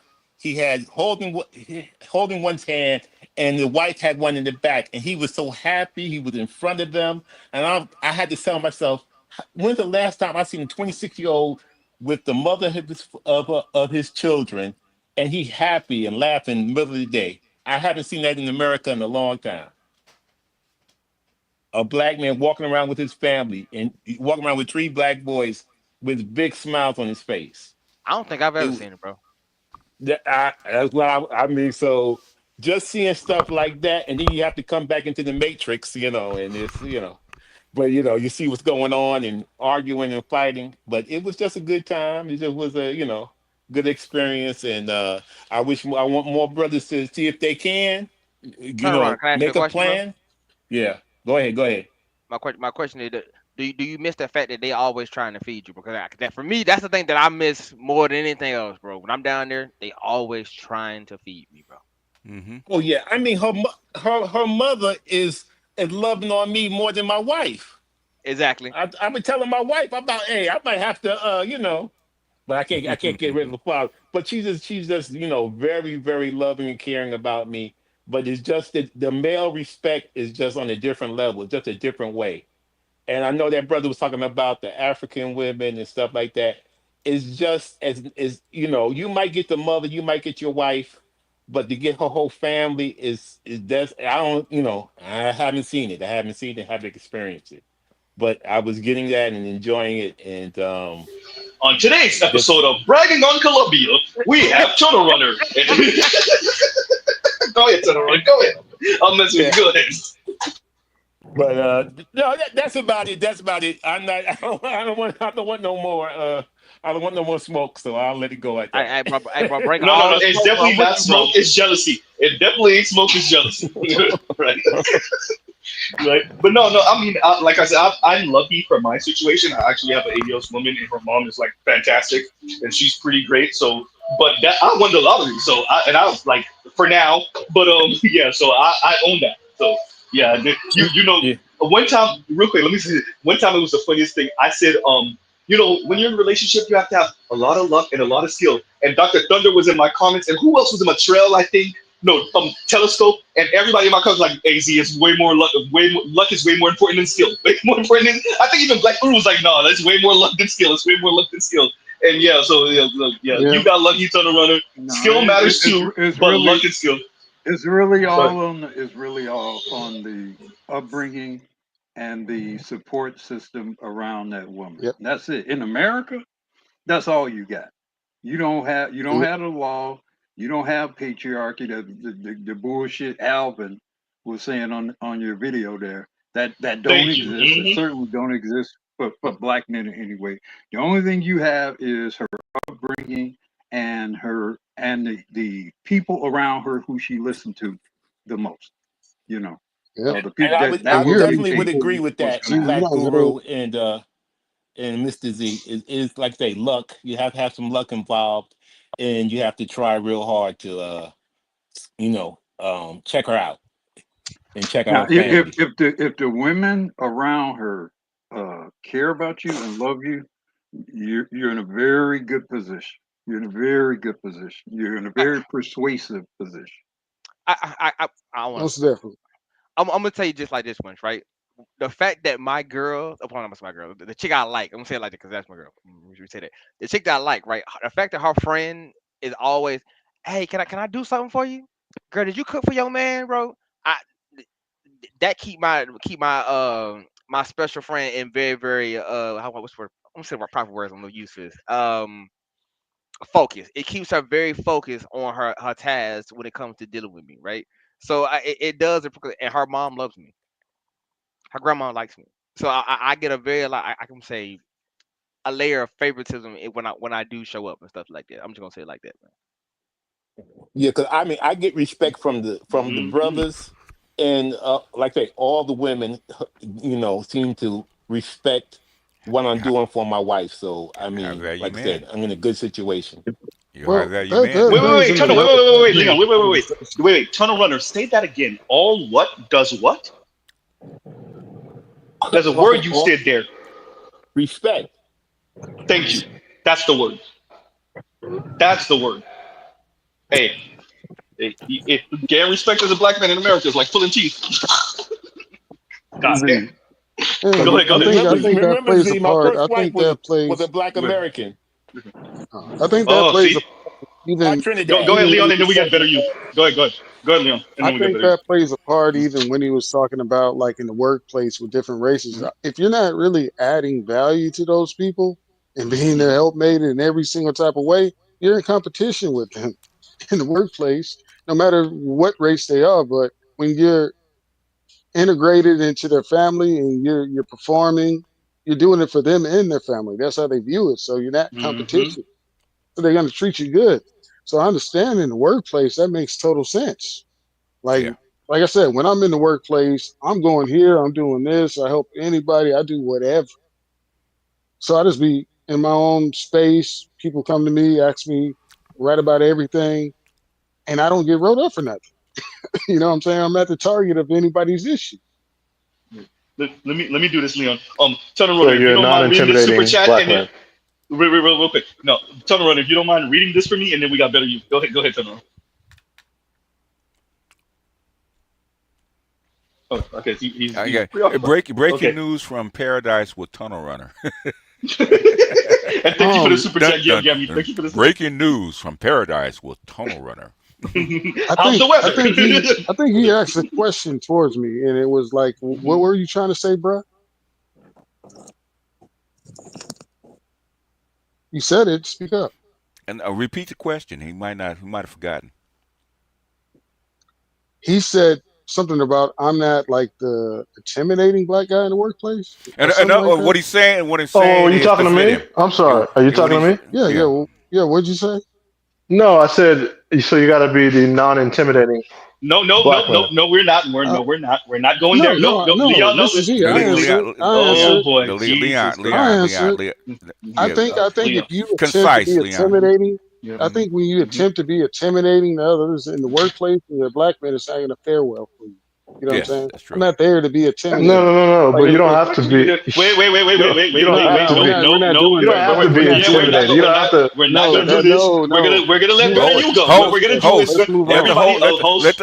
What we're gonna do You, is we're gonna let. yeah. let No, the it's host okay, Big I'm Jet. finish. simply No, Let the saying this, what bro. I'm gonna do. No, no, You no, no, you no, asked the no. question. I answered Leon, the Leon, we got question. it. We're We got not it, Leon. adding We got nothing to the no, no, table. no, Leon, no, no. Leon, calm down, Leon, Leon. let it go, because I see where this could go. We're gonna let better you Yeah, go, let's but do so we it. can get our funnies in. I see where, yeah, because I heard it too, and I'll let it go. And that was an comment. Yeah. Anyway, Yeah. go ahead, better you. Go ahead. Well, on a lighter note, I Mm-hmm. feel Thank you. like that For there's a real. video clip you need to get for when Turnaround comes. Clip that Chappelle show where he Hmm. Rick James and he come through, he like, fuck your couch, nigga.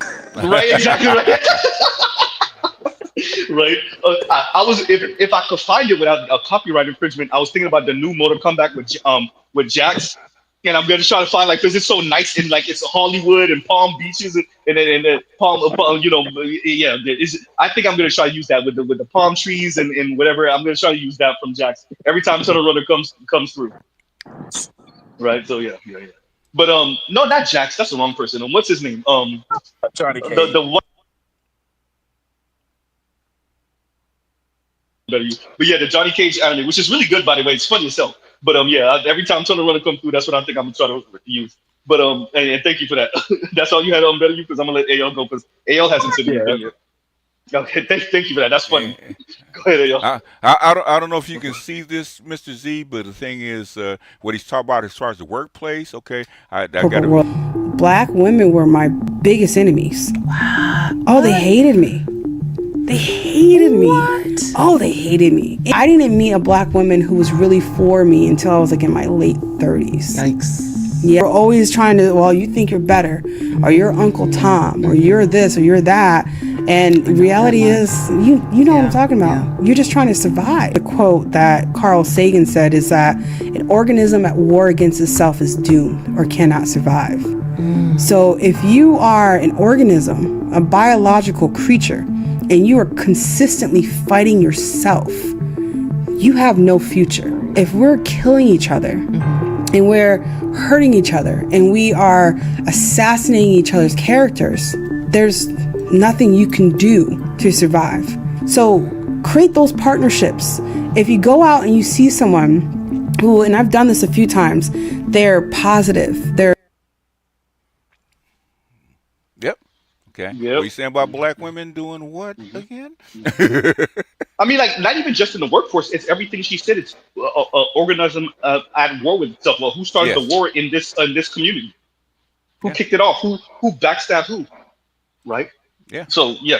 And I'm so glad for that Paulie Murray clip, BGS. I'm spamming that goddamn clip, by the way, on my channel because in it says fact, everything. in fact, I'll send you a PDF of basically what's her name?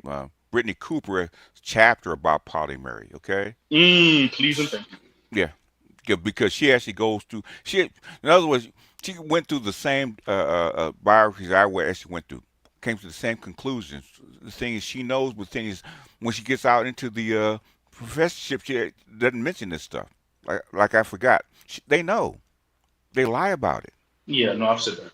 I've said the same. But I mean, okay. Let's game this out. I'm using your phrase over here, BGS. So if we game this out, okay, Brittany Cooper comes out one day, FD comes out one day, Dr. Jared Ball comes out one day, and they all say, you know what? The academy is racist. They bring us here as colonizing agents. They want us to regulate the black community. Essentially the miseducation of a Negro. They try to miseducate of a Negro, us all. What happens day number 2 after they all say that? Ooh, that's a good question. I don't know. See, the thing, black man said we've been bamboozled, and the red pill gets a boost. Okay. No, This they'll is what just I'm saying. replace Yeah, those go ahead. people. They'll replace them. There's so many queer, non-conforming, other angry people waiting in line just to take their position. Well, I mean, go ahead, would you also have potentially a massive multi-trillion-dollar federal lawsuit? Yeah. Yeah. One thing that still resonates with me about what Poussin says, okay? Are black women more concerned about control of black men or racism, okay? And they're less concerned about racism and white supremacy than they are about the control of black men. I was gonna say what racism from what I'm seeing now, if for them it's only racism they experience is when the white boy tell them no. What did Bill Hooks say? Okay, racism is defined about white men not refusing to marry them. Right? Exactly what I'm saying.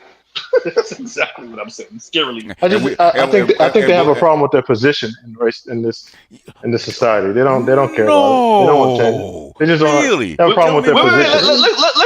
Let's see where he go with that. Go ahead. Go with that. I know where he's going with it. The light's on. Go ahead, man. Really, tell me more. No, I've always believed that. That's nothing new. That's nothing new. Black women don't have a.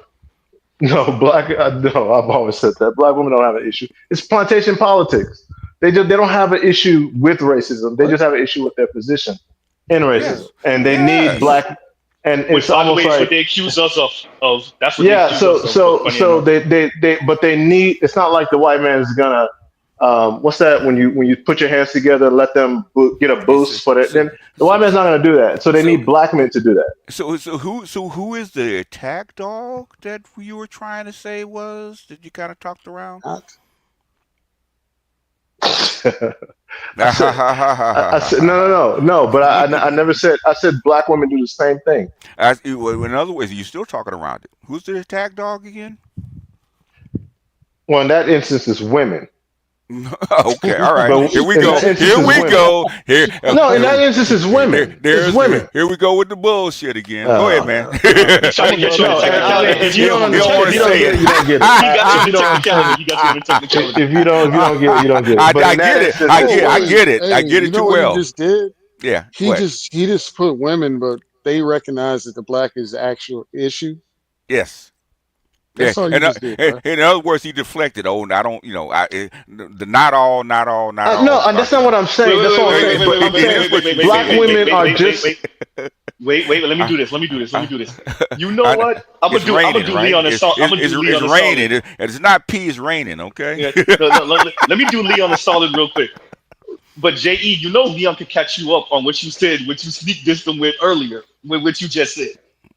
But you didn't About being actually say the thing that needed to be non-intimidating said. Non-threatening. Negro. Non-threatening. And Non-threatening. non-threat I got that. I got that from Amos Wilson. Yes, but I got that from Wait, Amos what Wilson. you? Yes, oh the non-threatening wait. Do you Negro. understand? Yeah. That's That's Wait. not Amos what I Wilson. heard. That's JE, before Amos Wilson, boss. JE. But Yeah. if JE, here's the thing. But the way you just framed this comment about black women, how would you interpret that? I'll interpret what? How I interpret what? Oh, stop being obtuse. How would you interpret that? He's not being. Would that not be I don't know. non-threatening? What do you? Repeat the question. Repeat the question. How do I interpret what? I gotta finish No, that. no. Let me clear this up first. Hold on, Yeah, go ahead. Leon. Let Z finish, and then you can go, man. Hold on. Calm down, man. Go ahead, Z. Z, you there? Maybe it's me. My bad. I might have knocked out. Oh, okay. My I thought bad. it was But me how for a would you? second. No. I'm good. No. How would you interpret you not saying black women, instead saying just women? Because he was. Yeah. It looks like I'm. No. That's not where I'm Yeah. going. It looks like I'm saying. It looks like all lives matter, that type of thing. But that's not what I'm getting And at. that He was just wait. asking. Okay, let's go with that. Wait. Let's go with that. And all lives matter would be categorized under what?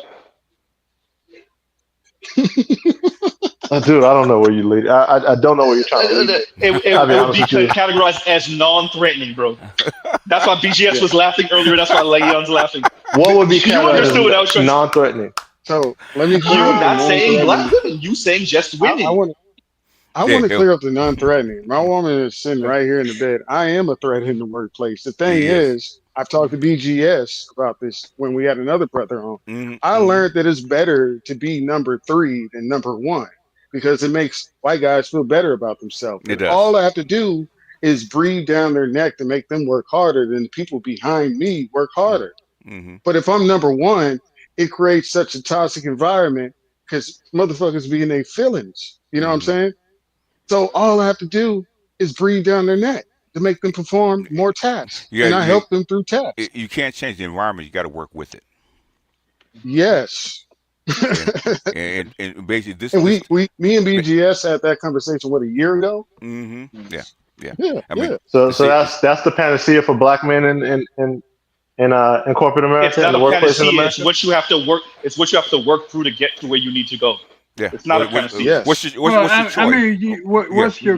your cost benefit analysis? I mean, are you trying to ascend some mythical corporate ladder into white nirvana, or are you trying to establish something for your family and pay for your children's college education and put together a nest egg for yourself and your wife and pay off your house? I mean, all this corporate shit is bullshit, man. And those of us who have been in these actual environments, they know it's bull. We know it's bullshit. You get out as much out of it as you can. You make as much money as you can. You get your pension. You get your 401k. You get all that shit, and then you get the fuck Essentially, up what out you're of there. saying is keep your head down. That's it. But it No, doesn't matter how. That is not. Wait. What I'm No, that saying, is not what what I'm he said. saying Let is simply, Uri I explain rather himself. move Wait. Let Uri explain. Let Uri explain himself. What I'm saying is all the shit that you're alluding to is not worth it. Okay. You do it. You go there. You get what you can get out of it. You maximize your opportunities out of it. Maybe you take whatever you make some money. You invest it well. Maybe you even invest it in some business enterprise that you can build up. That's what you do. You don't become some kind of corporate animal, all that kind of bullshit. That's not for most black men to do. But I never said that. They're gonna form up around you. The HR is going to form up around you. The white people, they all going to form up and around you. and As black soon women as you, too. And black women too, especially black, yes, and black women too. So, but when did I say other? J.E., don't make me start muting you, bro. When Black Rule's talking, let him talk. For most black men, it's not worth it. It's not worth it. Anyone who's been around over and through it, they know, it is not worth it. It's not worth trying to do this battle with these people in they fucked up ass environment. It's not worth it. It's not worth it to your family. It's not worth it to your health. It's not even worth it to your money. Most times long term. J.E., do you stick your head up in your environment? Dude, just my presence alone is an issue. No. Just my presence alone is an issue. J.E., do you stick your head up? Do you stick your head up? It's not a question of feel like that. J.E., do you stick your head up and outspoken like that? Do you do it? Do I don't stick my head down. I don't keep my head down. Do you? I mean, I'm not a. What I'm saying is, what I'm okay. I know you're not answering the question. No, I said no. I don't stick my head up. Thank you. What I'm saying is, it doesn't. It does. No, I'm sorry. Let me say it again. I don't stick my head down. I don't put my head down. That's not what he asked. That's not what he asked. That's not what he asked. Dude, just being is sticking your head up. Just being. Just being. Oh my God. Oh God! No. I got more red. Oh God! I don't know. Wait. So let me tell you. Let me give you an example. I'm not gonna let you overtalk people. Let King Kong beat his chest, man. That's what he's trying to do right now. I'm not beating my chest. Yes, you are. I'm not beating my chest. Yes, you are. J.E., you gotta let me go, bro. Real quick, Leon. Real quick, Leon. Go ahead, Z. Go ahead, Z. Okay, so this is what's important about what we're saying. You can't be gangbanging on breakfast, bro. In corporate America, in the medical field, that's what you're in the medical field, right? You can't be gangbanging on breakfast. Number one. Number two, don't be the example of when keeping it real goes wrong. You don't want to be that either. That's what Black Rule was telling you. That's what Black Rule was just telling you. Don't be on the other side of when keeping it real goes wrong. So we're not telling you to put your head down, and even the way you answered that lets us know a lot.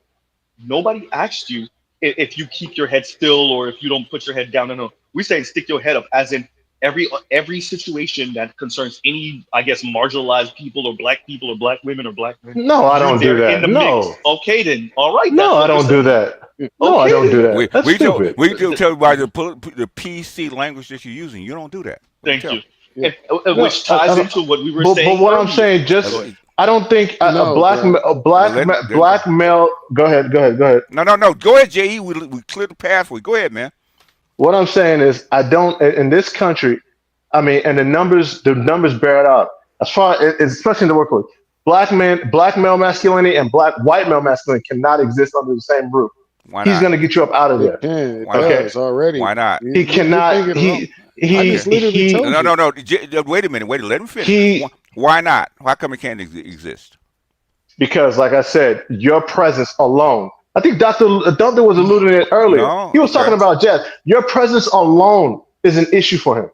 Well, don't you have a job? Just being there. Wait, I got this. But don't you have a job?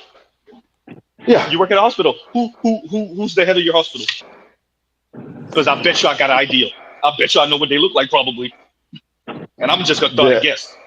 The head of the hospital. I don't know. It's probably some white guy.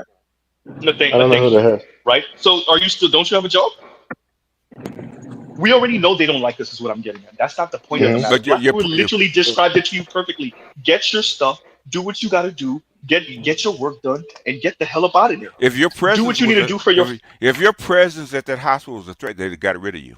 Your presence is not a threat. Actually, it happens a lot. I mean, but I'm just in a. I'm in a position where I can find a job tomorrow. If your presence was a threat, you wouldn't be there. Yes. Let me tell you. Wait, real quick, Leon, real quick, because I gotta get this point off first. Give me 1 second. You know what you just did, J.E., and it's gonna be hard to find because we just covered this maybe 2 months ago. Do you remember you were covering a conversation and the brother asked, "Were you on the cheerleader team?" to the sister? And the sister was like, "Well, I didn't want to be on the cheerleader team." That's not the question. Well, were you on the cheerleader team? Because she already knew she didn't qualify to be on the cheerleader team. Right. That's the point that he was trying to get at, but she completely ignored that and tried to make the other argument. J.E., you just did that. Yeah, the That's what you flex. just Yeah. pulled. Yeah. What did I do And that I didn't qualify to do? I'll What tell are you, you well, talking no, about? No, no, don't not. do it. Okay, Don't you're do missing it, the bro. example. You Yeah, got to All right, stop doing we're that. going way too far No, no, afield no. with Explain it. Explain Yeah, it. Stop yeah, it, no. dude. No, Jay, you're making it about you. this is circular now, Yeah. man. It's not Okay, circular. I mean, it is look, I'm circular. Stop it, navigating. bro. I'm It is. navigating the No, you're workplace. not. No, you're not. I am Okay. navigating No. the So workplace. No, you're so not. so Okay. All let right, me what Maybe makes you no. say that? can I just want to Wait, give you let a Well, Leon go. chance shit. to Let get Leon right go. for Leon's trying to go. can I, Everybody, let Leon go, and we got to get AO in here because he was trying to go earlier. But You're doing the go ahead. same thing that Uru just told you that done in the workplace, especially in the corporate workplace. You're doing the Yep. exact same thing that he said. Okay. yes.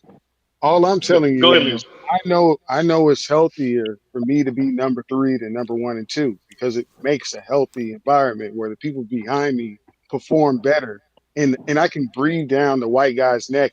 And as long as he can stay ahead of me in his mind, he's okay. He knows I'm better at stuff than him. But overall, at the end of the day, he can feel all across the board that he's better than me. But the people below me perform better. So my thing is I have people that call me for construction gigs, the healthcare, the social worker hits me up to talk to me, and everybody wants me to work for them.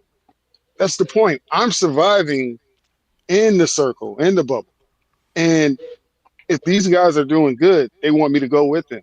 If they rise, I'm gonna rise too eventually because they want me to work with them because they know how I'm gonna work. That's what it boils down to. I'm not gonna be the bottom, and I'm gonna be close to the top of however I perform, even though I can perform better. Hmm. But when a black guy performs better, it makes a hostile environment because they get in their feelings. Like It it de- has to be one or two above you. it depends. It depends. Mm. Okay, because I've been in this Leon, where's environment. Machiavelli Hmm. talk? I hear you, Okay, Leon. I hear you. it Go ahead. depends. Can that I'm serious. white guy take advantage and make money off of you? If he can, he will actually Yes. promote you. Mm. Okay, he'll put you over him. Okay, he will Yeah. if he sees a benefit out of it. Okay, Hmm. because he's still at the end of the day, he's still white. You're not. Yep. so His skin can I get a confers the quick question status. in? Go ahead. My apologies, better So you. Go ahead, go ahead. no problem. Because I've been Mm. in and out and I've been missing different pieces. So if this has already been said, just go ahead and keep going. But Mm. to the brother on the panel that was talking about his presence being a threat. Mm. Question for you: what makes a black man a threat in corporate America? Oof. Being a black man. Oh No, it gosh. does not. Yes, yes, it does, dude. Oh, okay No, Dude, then. fuck, it does not. Working the best in Better the you. room, Do you being want the to? smartest in the room. Wait. Better you. Do you want to tell him who you've worked for, or at least one? Um, I'm good right now. Okay. All Okay. right. But I'll say this. I won't say anything better, but better you would have the knowledge to tell you that that's not true. Yes. The two people on this panel, the most that would have that knowledge is Black Uru and Better You to tell Yeah. you that's not true per experience. Mm-hmm. I mean, Okay, I don't so know what yeah, makes you think I don't have experience, but I mean, yeah, I did not say that. I'm How, saying the how, two is it people. how old are you again? 38? Okay. Oh, no, okay, no, you okay? So, No. but still, Yeah, but guess how the Uru had his own firm. Okay. He's in the 60s. He knows. Okay. He's been through this. so, so I talk to these cats all the time, all levels, from the UN all the way down. Okay. If you're a threat, they get rid of you. oh So, no, I didn't. Let me actually read this. My apologies. Go ahead. But I think Tunnel Run, you were trying to say something. I think and AL, we haven't heard anything from AL yet. I hope them white folks ain't kidnap AL in Texas. Go Did ahead. you catch the super chat, Z? Yeah, I'm bringing it up right now. Where did it I ain't go? been kidnapped. I'm just listening to all this farfanoogan that's going on. I mean, what I'm saying is, I'm tired of I understand where it comes from, right? I don't know what it is about Trump and this disturbing all these guys coming out beating their chests, man. Come on, man, But calm down. so this is my issue because BGS, I'm damn near about to start another channel just to rant and sound like a lunatic about Trump. But Oh, like mine, there's spaces for that. like mine, There's huh? spaces for yeah, no, but no, You yeah, get the well, views for but it. as a matter of fact, I'm gonna actually ask you to visit it too. But no, because but I don't know, I don't know if I seem like I've come unhinged since then, but I want all the people that's kind of that it's kind of making them, I guess. He dropped off. Drop. Yeah, My he dropped. apologies, goddamn. But no, Go I ahead. know there's a time and a place to rage out. I mean, me, Better, you, and Leon are kind of in the same ballpark politically, but you don't see us like losing our marbles all day, every day about the Trump thing. You know, the thing is, you know, with all this stuff coming out, with all this social media and all this kind of stuff, it's about how black men are starting to feel about themselves. They don't want to feel like, you know, like the black jelly bean at the bottom of the jar, right? I'm a threat. I matter. Blah blah blah. I show up and I'm powerful. All this kind of stuff. Okay, well, that's where it's coming from. This is about feelings. It's not about what is. Okay. Because I know from people at the highest level in D.C. all the way down to people in the project, if you're a threat, they get rid of you. Because I know guys. Dr. Thunder was telling me the same thing about being a threat. Okay, at a university. Okay, they get rid of him. Okay, the professor I was taught about it started the Black Male Political Independence, right? BMI. Okay, he was seen as a threat. Okay, they try to get rid of him. They don't play. Well, if you're a black man and you're a threat, they see you as a threat. They try to get rid of you. I'll give an example. Those that know who I'm speaking about. Mm-hmm. We have a professor who's not associated with the Black Manosphere. Let's be very clear. Yeah. Yes. But he's much of an inspiration, and yes. He pretty much got ran out. He's back now, but he pretty much got ran out, and he had to go professor at in another country for what 2-3 years. Oh yes. Yeah, and come back. You see what I'm saying? So yeah. So yeah, no. When we say these things, we know what we're saying. Yes. The thing that makes a black man a threat in corporate America, into corporate America, is your presence a disturbance to the status quo? Yes. Exactly. Working in HR, when I was at Fortune 100 company, and I started hiring more black men because the city I'm in, it's about 65% black, but our workforce was about that, but it skewed heavily women, like 80-20. Mm-hmm. And I got into HR. I started hiring a whole lot of black guys. 3 months later, I'm on a call with the VP of HR, like, what, WTF, what the fuck you doing? Mm-hmm. That's a disturbance to the status quo. Mm-hmm. I went into another company, a large corporation. They interviewed, hey, we want somebody to coach and develop and do all this stuff and actually create a pipeline for diversified talent. Mm-hmm. Stepping into everybody's lily white. Mm-hmm. And I actually started doing it. I believed them. And very soon, it's like, hey, you a top performer, you all this, but we got all these little, very subjective concerns that that we go try to performance you on. So that's how you know when you're a threat.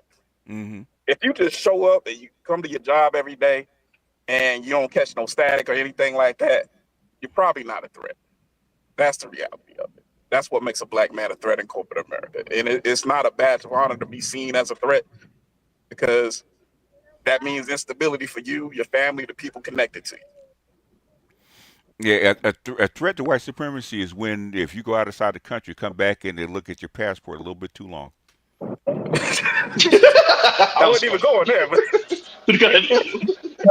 Sir, can you step to the back with me, sir, please? Yeah, wait, I haven't heard a friend. I have a couple of friends that have had that happen. Okay, I have been fortunate that it hasn't happened to me. Okay, you know when you're a threat. Oh, I'm not flex. I've had wires cut and shit like that, but that's beside the point. Okay. Oh man, that's minor shit. I'm not even gonna flex. I ain't got the balls to leave the country right now. Wait, certain things go. Right. Yeah, but it might be a good time to leave the country because the focus is not on you. And my wife was worried about coming back. She was like, "Are we gonna make it back in?" I said, "Don't worry, baby. Don't worry, baby." I said, "If they keep you over there, I'll come. I'll stay. You know." I got a story. I do have a story. I'm not going to tell it here, but I had a trip planned, and my anima told me to cancel that motherfucking trip, and she was right. Okay. Let me read this from Black Socrates. He says, "Corporate America is entirely political." Exactly. Yeah. As a person who's worked in a couple of firms, yes. Everything's political, man. What did intersectional feminists say? The personal is political. The personal is political. That is their quote. That's And a quote. that was one of the best quotes ever. I got to give it to him for that one because it's true. And And the BGS, political is personal. Yeah. Yep. Go ahead. Yes. Yes. Yeah, there are some political people that have left out and have not been able to get back, or has been held up for Held up. hours. Yes. Yes, Yep. Yep. Yep. at this time, yes. Yeah. Yeah. And basically, and passport bros are really shaking up the whole social dynamics in the United States on white and black. So, um, yeah, y'all have to really tread lightly. For the most part, passports are pretty much tread pretty lightly. They really haven't uh, been too brash. Now they'll brag a little bit about the situation, but more after that, they actually tread pretty lightly.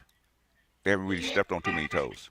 Which is good. Yeah, because Yeah. we know we have been scrutinized in America. So when we Yes. go abroad, it's easier for us because we actually know how to act. Yeah. We have to. You know, Yeah. we've been watched before. We've been followed in the stores. We know what to do. That's why you have some of the sisters going to Italy and they Yeah. have a big problem. Yeah. It's not they think it's racism, but it's other things on top of that that Yeah. they don't see, and the way they act, they get themselves in trouble. And the since the passport bros, especially since black men's reputation around the world has gotten better. Believe it or not, it's because the women actually come in. Okay, let me actually get to know these people. Said, wait a minute, okay, these motherfuckers actually top notch. Okay, let's get some more out down here. Okay, Colombia is loving them right now. Black passport bros, oh, they love them down there now. Yeah, Don't let Tunnel Runner brag again. Go ahead, Tunnel Runner. Go Tunnel ahead. Runner can tell you they love them down there now. Say, oh wait a minute, you're not like the white guys. Okay, you treat us better than the white guys. Okay, oh you guys are the best of both worlds. Oh, bring some. You got friends? Bring some more down here. I mean, BGS is always right. I mean, and he's saying. I mean, he knows. I mean, he's telling. I mean, he's telling facts because I mean, but it is because we have been scrutinized in America. We Yeah. have been watched. We Yeah. have been. First of all, you have to have money to get out of the country anyway, Yeah. and most of us need to come back because we're legit people. We're not criminals or whatever. So we act right. We just know how to act right, and we are responsible. Yeah. And then you have a lot of soldiers that already have another layer of Yeah. security on top of them. Yeah, yeah. Because if you ever been around white guys that's traveled outside the country, man, how they treat foreign women, it's not always the best. Okay, not always the best. Okay, and the women know that. Okay, I want the money, got to act this way, and he's gonna call me certain things, do certain things, blah blah blah. But I had to put up with it, right? Where black man, they said, wait a minute, you don't want the same thing that he wants? No. Oh, you cool. You actually want to have fun and get to know me and shit like that. So wait a minute, you're different. Which is why white guys, sometimes white guys go abroad and they don't want you messing with their women. Okay, messing with the same group of women. You're actually gonna fuck up the game for them. Yeah, no, you said it the right way. You said it the way they see it. You said The it way they see it, yeah, the first way. yeah, You messing with our women? Aren't these yeah, Asian women? yeah. Isn't she Chinese? Because we all of a sudden the women in Kenya have been messing with white guys for the money. Basically, they're loving black men now in Kenya. Love them. Passport bros and blue passport gentlemen coming into Kenya. They're black. Oh shit, they love them now. Yeah, you guys going over you guys going over to Thailand, man. Y'all wrecking the whole joint over there. They are. Over there. Yeah, they are. Them They are. Asian countries, I know y'all ain't leaving no stones left unturned over there. They are. They Gentle are. Yeah. giants. Yes. Let me have Black River, if you don't mind reading the super chat because I think it applies to you too. So if you don't mind reading the super chat. All right. Thank you, Telescope 3 for your super chat. Married into a sane black family tax. Amen to that. Yes. Yeah. I'm sure he Rare. counts his blessings every day. Hey, Right? it's mostly a generational thing. I think I just jumped the flood. Yeah. When I Well, look at and you married up in class, and they people in the upper classes of black people actually move a little bit differently. So people That's don't know true. that. Yeah. That's true. And I was blessed enough for them to I think to some degree I'll say this because it don't matter. I think to some degree I was a project. Oh yeah, yeah, yeah. you They know, adopted you, huh? it's like, well, let's see how this goes. As it Oh, goes. Yeah. it's a little bit Yeah. better than I thought Yeah, it would be. yeah. He worked out. You know, and I think to some degree, I kind of, I think to some degree, I kind of refreshing the environment to some degree as Yeah, well. it's Yeah. called new blood, man. Yeah, new Yeah. blood. New Yeah. blood, I think, Yes. is definitely the way I definitely amongst the men. I think Mm-hmm. my wife's uncle and some of her older male kin, I think they appreciated that Mm-hmm. aspect of my presence. So yeah, but it worked out. But it Mm-hmm. was tough in the beginning. It definitely was tough in the beginning, and most of it was because of me. Most of it. Oh yeah, because you weren't you weren't socialized Yeah, in that particular broken class of people. home, Yeah, yeah, yeah, lower yeah. class, Yeah, that yeah, whole thing. yeah, So a yeah, lot yeah, of yeah. things she expected me to Eh, do, I Yeah. didn't necessarily know to do. Yeah, you know how. Yeah, Yeah, because yeah, us climbers are yeah, different. Yeah. yeah. I was blessed, very Yeah. blessed. Yeah. You adapted And well, so BGS, if you don't mind reading this super chat because it applies well to you and Black women. okay. A master class thanks to the elders BGS and B I think he meant to say Uru. Black Guru Strikes, yeah. Salute, yeah. Yeah, that bus, that I get acronym. you. Wait a Get minute. hit by the Okay, bus. hit Get by hit the by the bus, and bus. sometimes you feel like you get hit by the bus with Black Guru. Touche, Wait, touche. I you got a question about the higher class of black. So, go ahead, go ahead. something that I noticed because I like, BGS knows I like researching people. Hmm. These people tend to have like a master's in mass media and communication. Like they know the algorithm and how to Hmm. perform in it, and it's just really interesting every time I see that and I see what they perform. They all have that degree. They're trained in those graces from the time that they're small. That's what uh, similar to what what's his name Anthony Mackie was saying, right? There's certain training that they get, okay? That when you from the time that you're small about what to do, how you practice manhood and masculinity and roles as a father and husband, shit like that. You're actually socialized into it. The thing is, we think it's mass media. The thing is, it's just Tuesday for them. Okay, they don't all have the same degrees, but the thing is, they're all trained in it. That's why you go to the Jack and Jill balls and the black tie events and shit like that. You're trained into it. Just to actually to be a social creature, you have to be.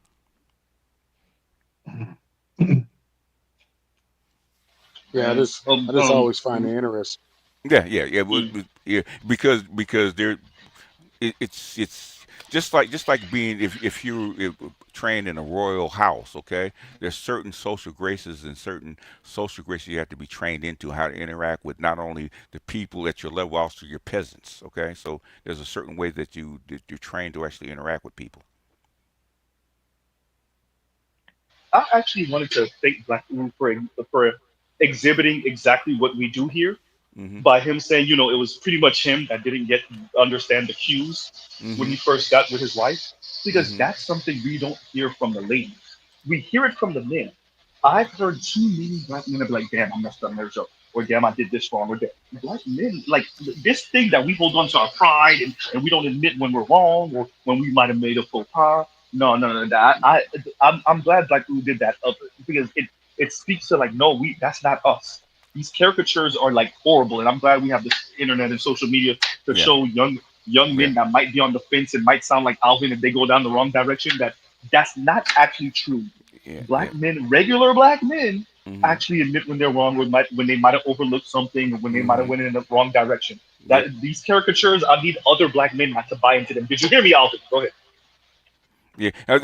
In fact, somebody wants me to do a piece on how black men hold black women's anima for them, their emotional core for them. Mm. Oh, that'd be dope, BGS. Yeah, that Got was. to. not you too. Right. You got to. I pay you to do that Yeah. one. Yeah. Not you Are you too. Et tu brute? Right. And two. are you gonna Et use the tu? Maggie? Are you gonna I use the I Maggie I I, wounded I woman find femininity? The who? Go ahead. I Are find you gonna that use the Maggie wounded femininity word in it? Maggie's used in a version of Carolyn Mace is Mm. Yes. woundedness. Okay, which I turned her on to about a year and a half ago. You go listen to Go ahead. Carolyn Mace and Why People Don't Heal. That's Wounded Femininity. Okay. Yeah, and If then you the get Vine it. version is unhealed. If you listen to Carolyn Mace's Why People Don't Heal, she actually goes through the whole thing. Okay. Esoterically and personally and all that kind of crap. Okay. Let me let Black Uru go, and then I want Yeah. if Tunnel Runner, if you're available, then I want you to read this super chat. But go ahead, Black Uru, and then we'll have Tunnel Runner read this if you get the chance. Go ahead. Well, I'm gonna let you read the super chat. Don't need Okay. to understand black woman tax. I'm gone. I don't know what that means. Because he's with a white girl. He has a white girlfriend. Guy Oh, okay. incognito. That's why he's Okay. saying that. So that's why I wanted Tunnel Runner to read it. Okay. Because he got a He Latino escaped. wife. wow. Right. He escaped. Guy Sorry, Incognito's all yeah. over the place sometimes, man. I don't understand where he comes from All right, sometimes. y'all. Mr. Z got to get a move on because All right. we just moving from one channel to another channel because Nameless is going up and I want to listen to that. So I want to be Okay. in there. So Okay. let me start. Compassion, you want to say something before I jump off because you No, came no, up. no. You good, bro. You good. I just want to say Somebody one said he's last. with Maggie. Right. Somebody put nameless. Somebody put nameless as Yeah, put link in the chat. Yeah, somebody put link in the chat. And let me read this while we're doing that. Let me read all the super chats. Southern Purchase. What did you want us to react to? Send it to me, and maybe I'll get to it tomorrow because we gonna end out in a minute. I don't want you to send the super chat and we don't get to it. So I'm gonna try to do a panel also tomorrow. So if anything, we'll get to it. If I can't find it, send it to my email on Southern Purchase. And Southern Purchase says, can y'all react to the clip I posted in the chat? I did not see it. That's why I didn't react to it because I saw this super chat, but I did not see it. So if anything, send it to my email. My email is always in the description box. Black Socrates says corporate America is entirely too political. We covered that already. And thank you. Okay, and the Spy Shoe says reminder, Nameless is up next, y'all. And thank you for that super chat. And yes, we're getting to it. And let me see what else we got. Guy Carnio, Becky fighting me to pay for stuff tax. That's beautiful. Oh, fighting you, yeah. Yeah. Look. I got me a good one, but she ain't doing that. So you a step ahead of me. I got me a really good one, but she ain't doing that. You got a good one, but she ain't Becky, okay? Yeah, no, she ain't Becky. She ain't fighting me to pay for stuff. For real. And thank you for that super chat. But they're all the same. Right? Exactly. Yeah. Exactly. I'm gonna find the clip of the brothers doing that type of laugh for you, BGS. Because there's brothers that do that laugh. It's funny as hell. Like they'll give a corny dad joke and then they'll do that laugh. That comes from that comes from the count at Sesame Street. He goes 1, 2, 3, Hey, Becky, Mrs. G telling me what Becky does for him, and I feel like you're lacking, around there. No, I don't got a Becky. I'm just saying I have a black woman. I'm joking. But I'm saying she's laying right next to me. Okay. If Mrs. E wanted a Becky, could have had a Becky. He just doesn't. Yeah, it's never been my thing. It has been his It's thing. never been my thing. Yeah. No, but like I said, there's a couple of cool ones. There's one that I see occasionally at one of my jobs, but it's never been my thing. I've always wanted a black woman, and that's what I'm with right now. Yeah. So that's why I'm Stop always lying astonished. and quit lusting. Stop lying and quit lusting. No, because I went to all white school. I could have had white women. I just, you're just not attracted to them that way. That's all. It don't really do it for me. It do it for you. That's all it is. It's not that you don't like them. You just don't get the gears running. That's all. I know exactly what he means. Anyhow, all right, good people. I guess I will see y'all later. If Mr. Z is bounced out. Yeah, we're gonna let Mr. Z go and check out Miss Z.